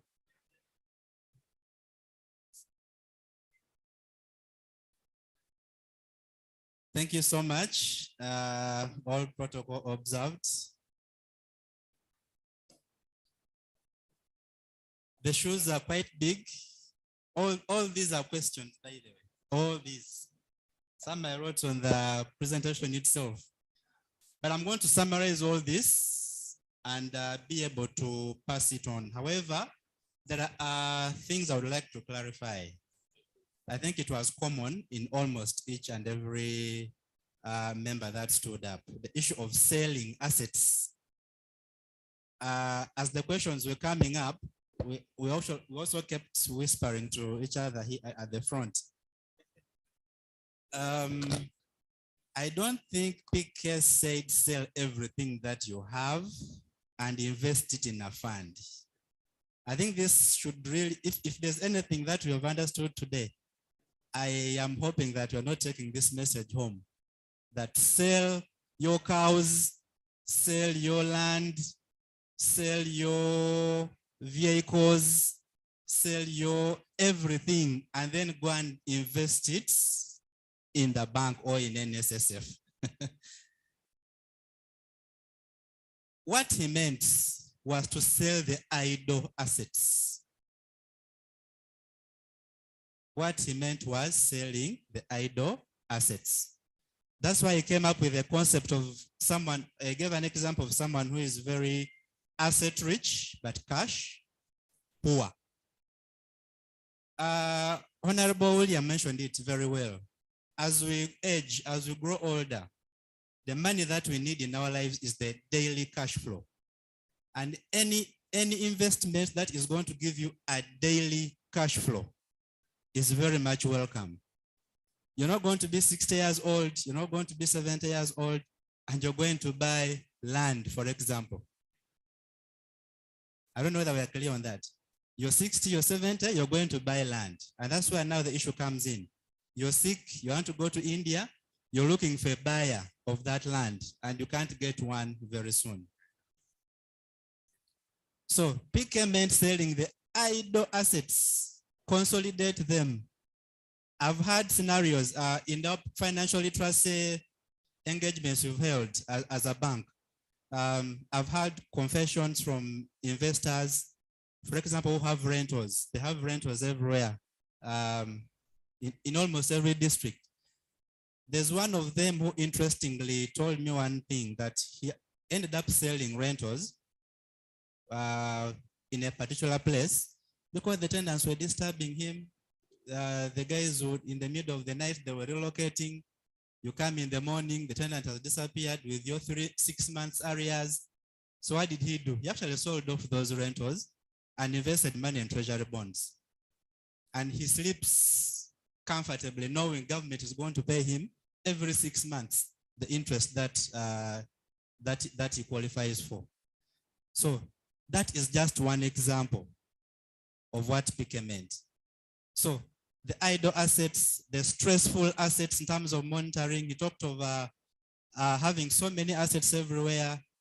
On a weekend, on a typical weekend, you're moving in every district monitoring. So those are the kind of things he's talking about, reducing some of that into a pot of gold. I don't know that point is clear. I hope I'm trying to make his point clear. Not selling whatever you have and then invest. He talked of idle assets. To get that daily cash flow that Honorable William was talking about. I hope that is clarified. Now the questions were so many.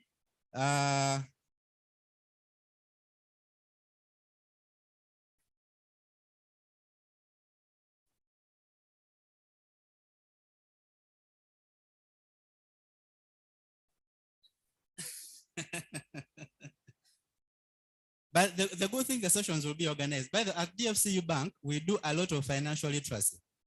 And it's just unfortunate. I don't know where we bank our pension accounts, but I would beg that that account comes to DFCU Bank so that you keep on getting PK for free. If you paid him today, I don't know how much you paid him. But if you come, if you access PK, for example, from the perspective of DFCU Bank, he will come here free of charge because he's one of the consultants that the bank hired to provide financial literacy. And we've been moving with him and some of his representatives, even in the most recent parish development model engagements across the districts. DFCU partnered very emotionally in the PDM, as most of you could be knowing in the areas that you come from. We had good presence in there. So the financial literacy package is full, is full at your disposal when you come to DFCU Bank. 2 minutes. Now, he talked about the family business, starting up the savings schemes, associations, and even he hinted that part of the reward schemes Parliament could adopt is actually coming up with the rewards for the members that have very many VSLs in their vicinities. Now at DFCU Bank, we've developed manuals, we've developed schedules, we've developed programs that specifically target the savings, aimed at improving the savings.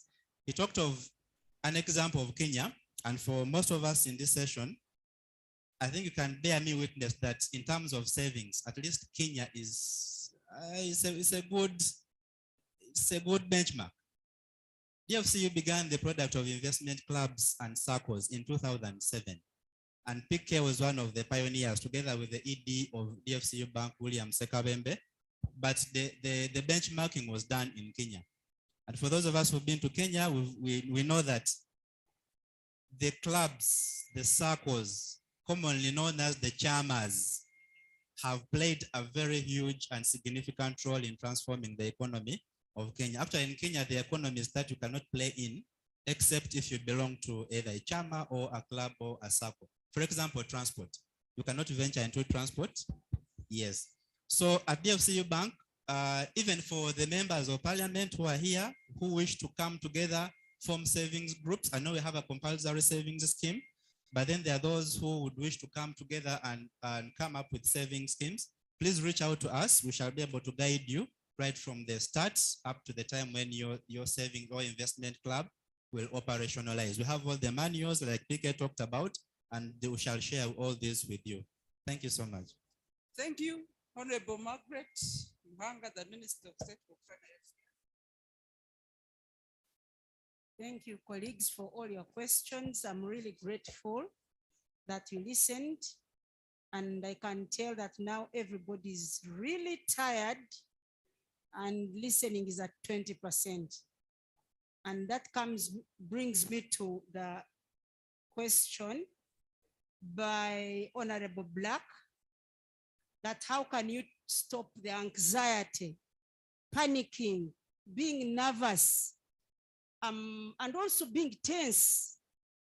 If you are confident about what you are going to talk about, you've done enough research.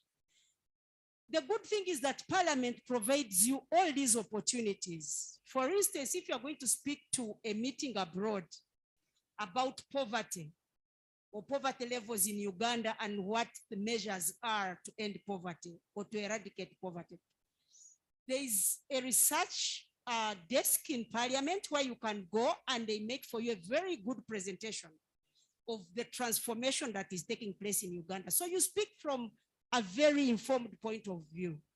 There is no way you can get scared or have anxiety and panic when you know what you're going to talk about. Most of these things are brought about by lack of information and maybe failing to know the audience we are going to talk to. The audience is high-class people, well-educated. Let me say a lecture at Makerere University, just a talk to the students. Then you are telling them how the campaign was. I mean, that class of people are not willing to listen to what happens in the constituency. So you need to tell them something that is intellectually motivating. Honorable Ematia also asked the same question, that how do we prepare for these interactions? Once you know your audience, once you know the topic and you have researched enough, and you know the type of people you're going to speak to, you can't go to the bar, people are drinking, they are high, and you show up with a calabash of porridge. They will pour it on you. So the audience in the bar needs another mind. If you find sober people in the church, you must know which verses you will read for these people to like you and say, yes, she knows the Bible. Those are Christians. When you go to the Muslims, know the Quran. Because I'm sure we interact with very many different categories of people by virtue of our jobs. So we need to know the audience. When you go to speak with women in the villages, have a story for them. When you come to speak with women in the corporate world, have a different story for them, because they are in different worlds, different perspectives completely. And lastly, Honorable Sylvia, speaking is one of the things that brought you to Parliament. You had competitors. They spoke themselves hoarse. They even spoke about you very many bad things. But at the end, you won. That means you were the best speaker. So clap for yourselves for having won elections. Clap hard. You are not happy you won. I told you, you are no longer listening. There are people there, Honorable Akiki, thank you for that meeting. I am sure you are not in this one anymore. Thank you very much. Join me to thank the presenters for every responding to the very many questions that were raised by members. Thank you so much. Our honorable ministers and members of Parliament, as we receive the speaker, I want to thank you sincerely for being a very, very good audience, for enabling me moderate very well and successfully ending the whole day with you. Thank you so much. And we want to thank the ministers that have been with us the whole day. And before the speaker comes, we have the Honorable Minister of Health, Jane Acheng. We have the Honorable Minister of State for Education, Kaduchu. We have the Honorable Minister of Public Service, Mary. We have the Minister of State for Karamoja, Honorable Nandutu. We have the Minister of State for ICT, Honorable Kabianga. We have the Honorable Minister of State for Industry, Honorable Bahati. We have the Honorable Minister of State for in the President's Office, Monitoring, Honorable Guang Peter. You know, we have been putting on masks, and when we don't know you, and yet we need to get closer to you to know you so that we continue cooperating and serving together, serving the people of Uganda. I have come to the end of this program of moderating. And on that note, the MC, can you take over? Thank you. Thank you very much, our chairperson. Honorable members, let's appreciate her once more.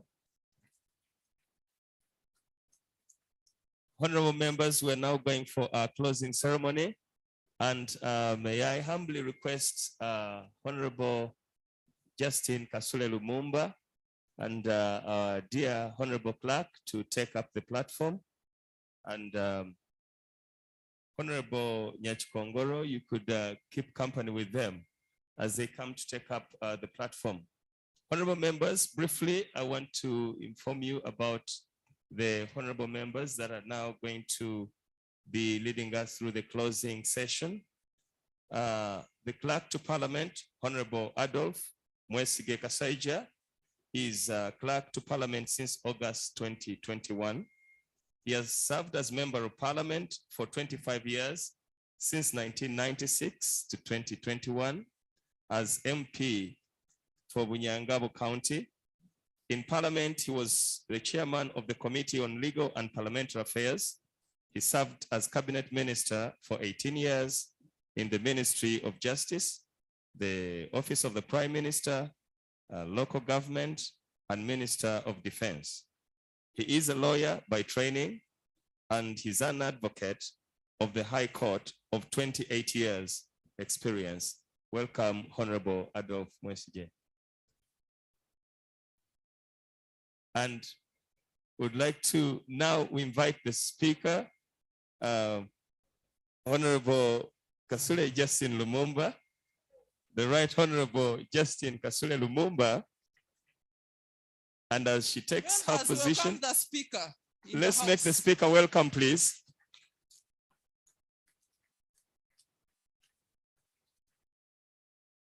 Honorable Justin Lumumba is Cabinet Minister for General Duties, Office of the Prime Minister from June 2021 up to date.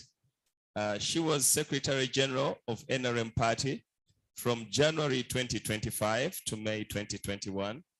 She was Government Chief Whip in the 9th Parliament from August 2012 up to January 2015, and the Minister of State for Urban Development and Physical Planning 2021 to 2012.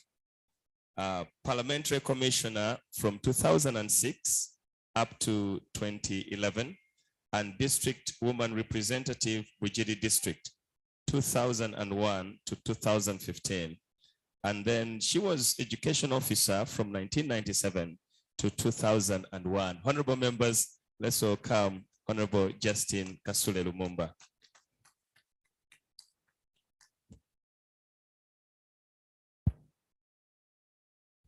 Thank you so much. As we get into the closing ceremony, before I invite the clerk, we have the number for the director at the Prime Minister's office, and his number is Mr. Kiza, 0772 61 85 10. Mr. Clerk, you know that the topic that we ended with, we didn't have adequate time, and we request that you put it into consideration together with the Commission to enable members really get the tips on managing personal finances. And on this note, I'd like to invite you to address the members of parliament and staff. Thank you very much, Madam Chair.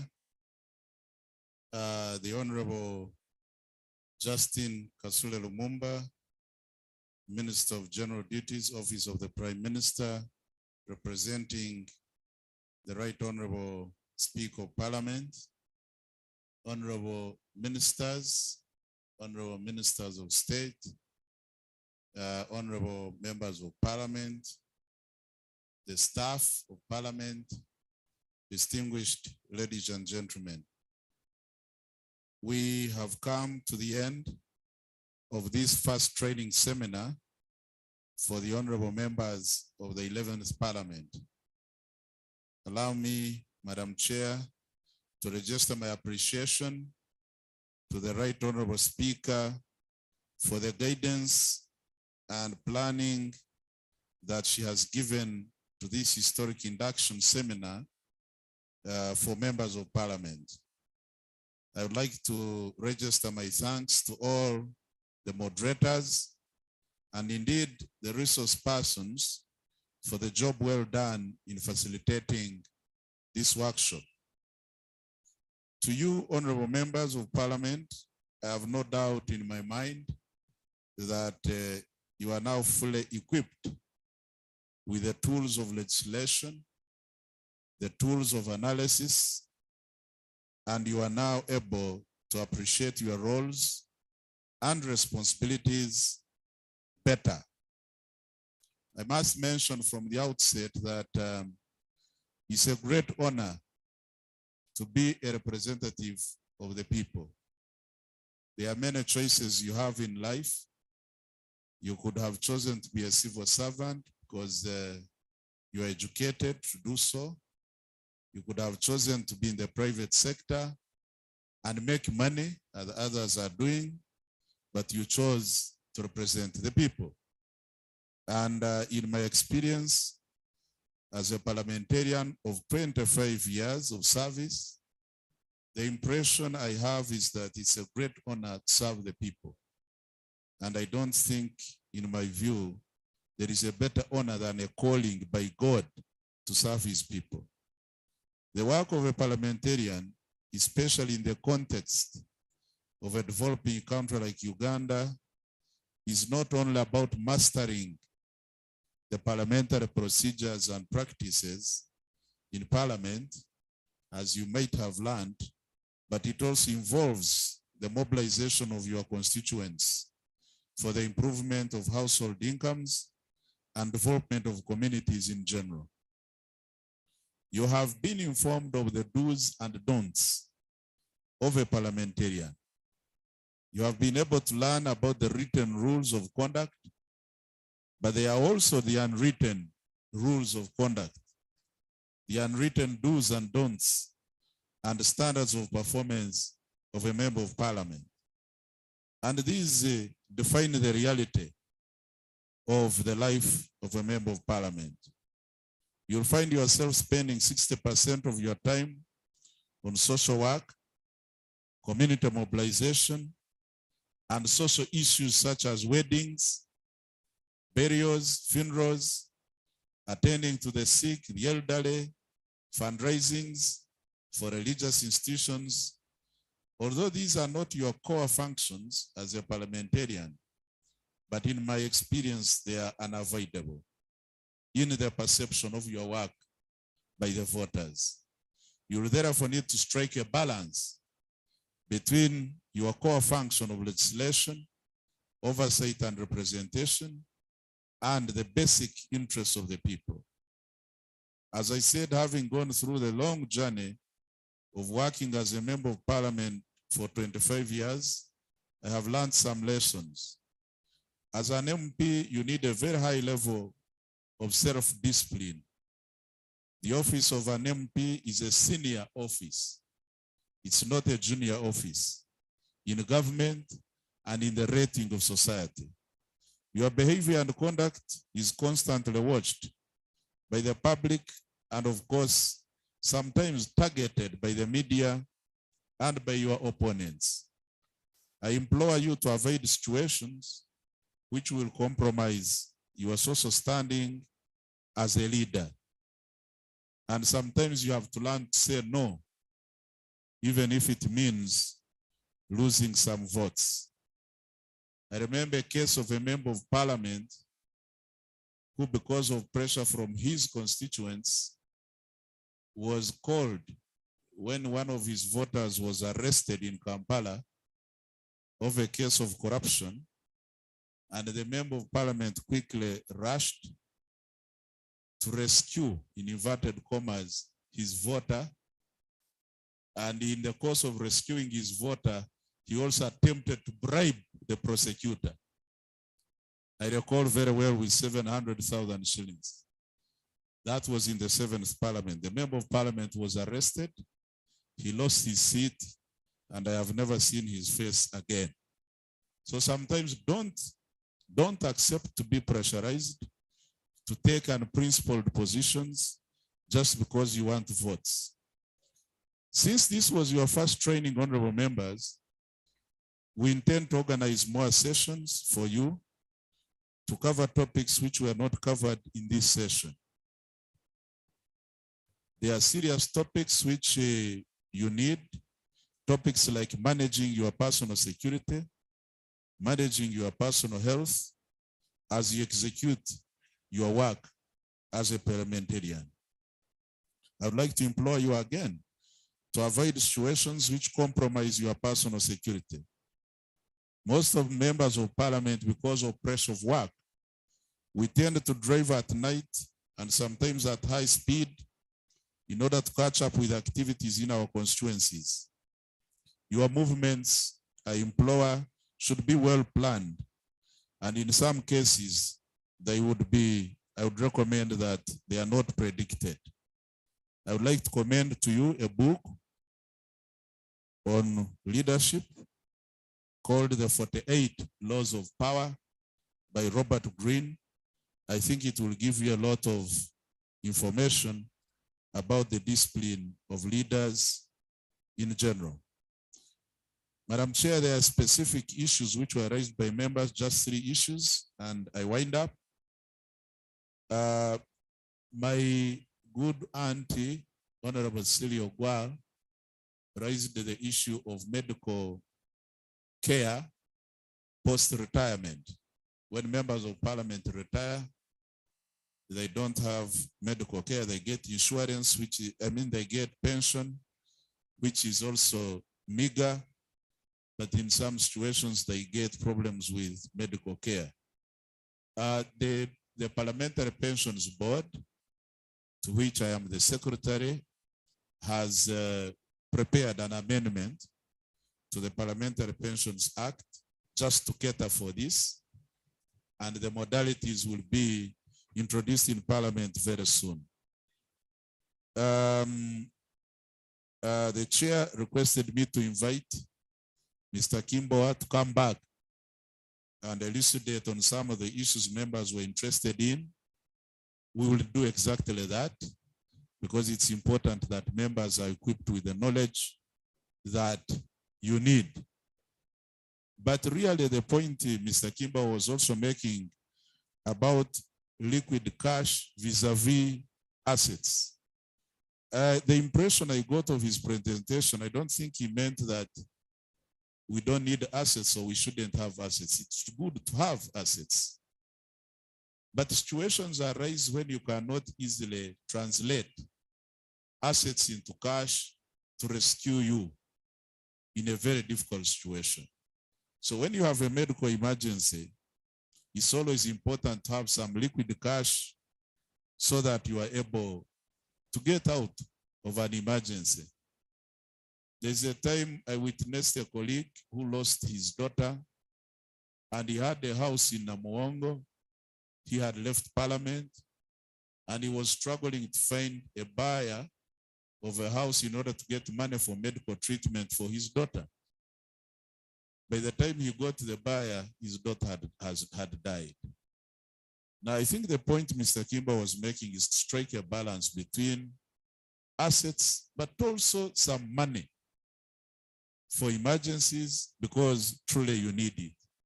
And the vehicles for investment for this, he has elaborately mentioned them. They are in financial assets, and even financial assets themselves can work as collateral for you to get quick funding to resolve an emergency problem. But we'll invite him to come back and give you more light on the issues that he has raised. That's all, Madam Chair. I beg to stop here, and also, I would like to take this honor to invite and request the Honorable Kasule Justin Lumumba, representing the Right Honorable Speaker, to come to the podium and address you, and also formally close this workshop. Honorable Minister.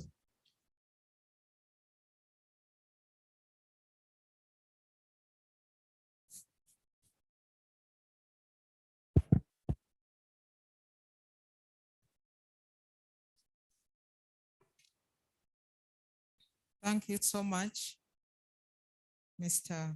Clerk.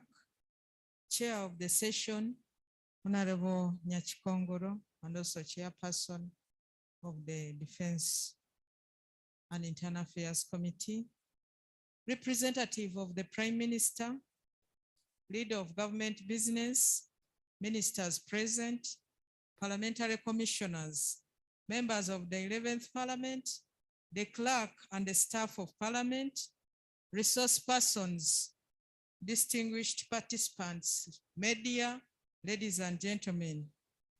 Before I embark on the speaker's message, I want, as a member of Parliament also, to congratulate you for having made it to this Parliament, but also for this induction. What I want to, the clerk as the technical person, the issue that has been handled by Mr. Chimboa, Dr. Chimboa, Dr. Chimboa is good on the other side, which we always call Chirasha, outside the VIP, the ordinary life, on issues of finances. But when you are organizing the next session, bring in somebody who has gone through it, either amongst those who have been here longer, or somebody who left and is doing so well financially outside there. I would even suggest go further to bring it from different two categories. I'm not campaigning for them. Like we have Honorable Erika Ruhanga, who is your friend. He was in Parliament, but when he was in Parliament, he was poor. But he learned how government works. When he left Parliament and went outside in the outside world in Chirasha, he's doing so well financially. Members, allow me also to remove my mask. So he's doing so well in the private sector, professionally. But there are those who have gone into business outside their profession. Those you should also look at, and so that we get to hear from different people, and then we see how to fit and where to try. But also secondly, part of that, also let's have a session, could be part of that very meeting or discussion or seminar. Let's have one where the Ministry of Finance tells the members of Parliament how somebody can use the government programs that are not known to everybody to be able to also do business. Let me give an example. We've been talking about UDB, UDC, but how can a member of Parliament also take advantage of that? Can members come together and form a team so that they invest together and also take on those incentives in the government?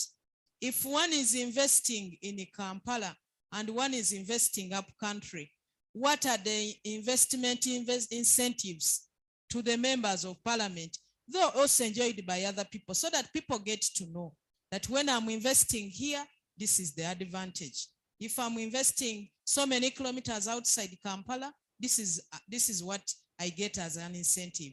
These are things that people should do. When we are talking about the private sector foundation under the Ministry of Finance, they are always training people. You allocate people to those institutions. They go and train people. When would you know which kind of category of people they train, so that you also put them either to your constituency or to your business to have people trained, because all of this is taxpayers' money. So let's broaden it.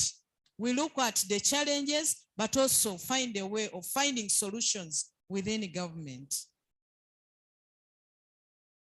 I am back on the speaker's message.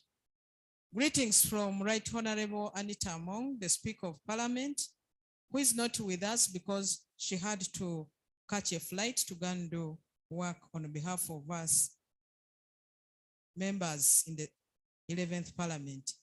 I'm glad to be here once again as we wind up our first training seminar for members of the 11th Parliament. I was here at the opening, and I believe you have had a great time over the last 3 days. I have been following the program closely, and I appreciate the fact that in order to set the stage, the presentations on day one laid emphasis on Parliament within the context of constitutional governance. We may have already recorded 1 year of the 11th Parliament, but there are some gaps that needed to be filled on aspects related to the rights, functions, duties of the legislative arm of government. I'm sure Honorable Ruhindi and Honorable Alice Alaso highlighted the pertinent issues of legislative and parliamentary committee systems, respectively, and the interdependence between the three arms of government. You were also exposed to the linkages between the National Assembly, the mini parliaments, local councils at the local government levels. I know that Honorable Majezi was able to provide an in-depth elucidation on how the legislative functions are linked right to the lower governments and how the members of parliament can interface with the local governments to enhance development in our country. Over the course of the training, you were exposed to the value of parliamentary diplomacy, and specifically within the context of interparliamentary relations, in as far as they provide a platform for developing benchmarks for effective and democratic legislatures. You can appreciate that the Parliament of Uganda is an active member at various interparliamentary organizations, and we often utilize these opportunities to advance our national economic, cultural, and strategic interests. Of great interest was the subject of constitutional governance and the principles of separation of powers as an important tenet of good governance. Yesterday, Honorable Majezi and his team further broadened your understanding of the parish development model, PDM. You raised many valuable practical questions about the PDM, and the minister made responses accordingly. I'm sure you are now well equipped and ready to move to your constituencies to promote the parish development model during the next 2 weeks, as communicated to you in Parliament. Yesterday, you had more exposition of the parliamentary procedures, practices, and processes. The subject of ethics, integrity, and conflict of interest were presented and discussed in depth. It is my opinion that this particular subject requires each one of us to do a thorough soul searching with a view of becoming more responsive and more responsible leaders with a high sense of integrity. The presentation on protocol, diplomatic etiquette, and the order of precedence in Uganda was revealing. The presentations and discussions were enriched by our hands-on experiences of the first session of the 11th Parliament. Today, you were treated to both procedural and non-procedural skills, such as how to move motions, petitions, questions for oral answers, and personal explanations. You are further taken through the concept of effective oversight and how to effectively optimize your relations with the media at individual, committee, and house levels. You are further advised by a professional finance coach on how to manage your personal finances and enhance financial discipline and independence. There is in life nothing as important and as useful as having financial independence. Once you have financial independence, that is a big attainment in empowerment. In conclusion, ladies and gentlemen, with this new set of skills acquired over the last couple of days, it is now up to each one of us to set the legislative ball rolling. With a better understanding of the Constitution, rules that govern parliamentary procedures, enhanced debating skills, and a better appreciation of the minimum standards of behavior and etiquette expected of each of the members of Parliament. It is now my expectation that you will become better legislators and recast our legislative priorities to address the real issues that affect our people by engaging in an orderly, professional, objective approach to the consideration of matters that shall come under our deliberation in the House. As the leadership of Parliament, it is our anticipation that, one, each one shall be able to efficiently and effectively participate in parliamentary business going forward. Two, the 11th Parliament shall have better and informed processes of legislation. And three, there shall be improved performance of members of the 11th Parliament, both individually and collectively. I take this opportunity to thank the government of Uganda, our development partners, our resource persons, and the clerk to Parliament and the staff for their respective contributions towards the success of this training. I look forward to our continued positive partnership in this direction in the future.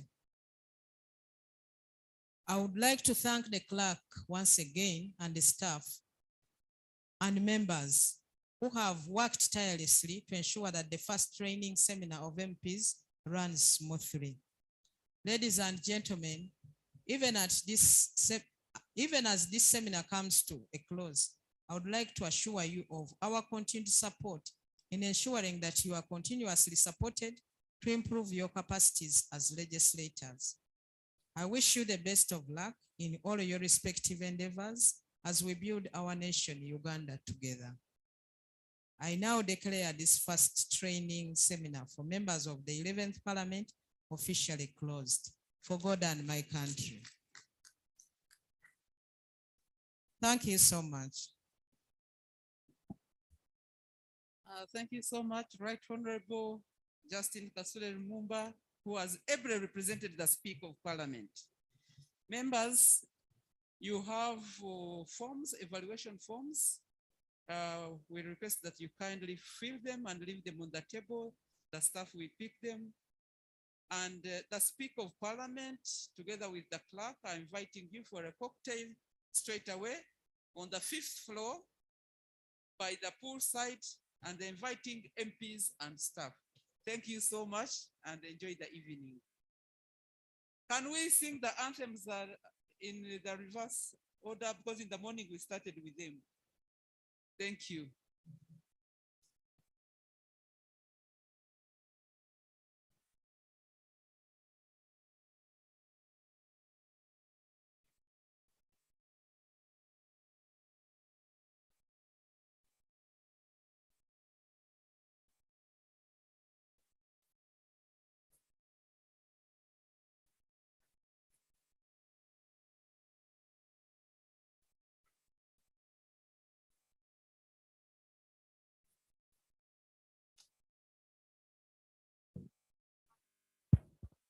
Members, let's sing the anthems. It seems the technical people prefer we use our voices. Mungu twaomba uyilinde jumuiya Afrika Mashariki, tuwezeshe kuishi kwa amani, tutimize na malengo yetu. Jumuiya yetu sote ujilinde, tuwajibike, ulimalike, umoja wetu ni nguzo yetu, idumu jumuiya yetu. O Uganda, may God uphold thee with a future in thy hand. United, free for liberty, together we always stand. O Uganda, the land of freedom, our love whatever we give, and we neighbors all at our countries calling peace and friendship we live. O Uganda, the land that feeds us, by sun and fertile soils grow. For our own dear land, we shall always stand up all over free cause ground.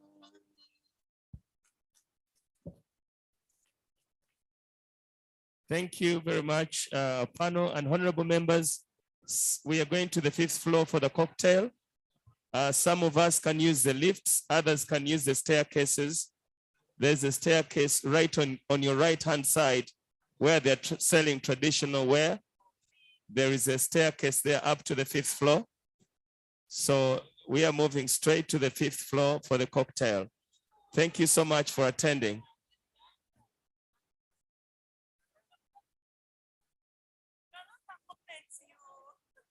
We can use the staircase or we can go through the lift, depending on what is convenient for you.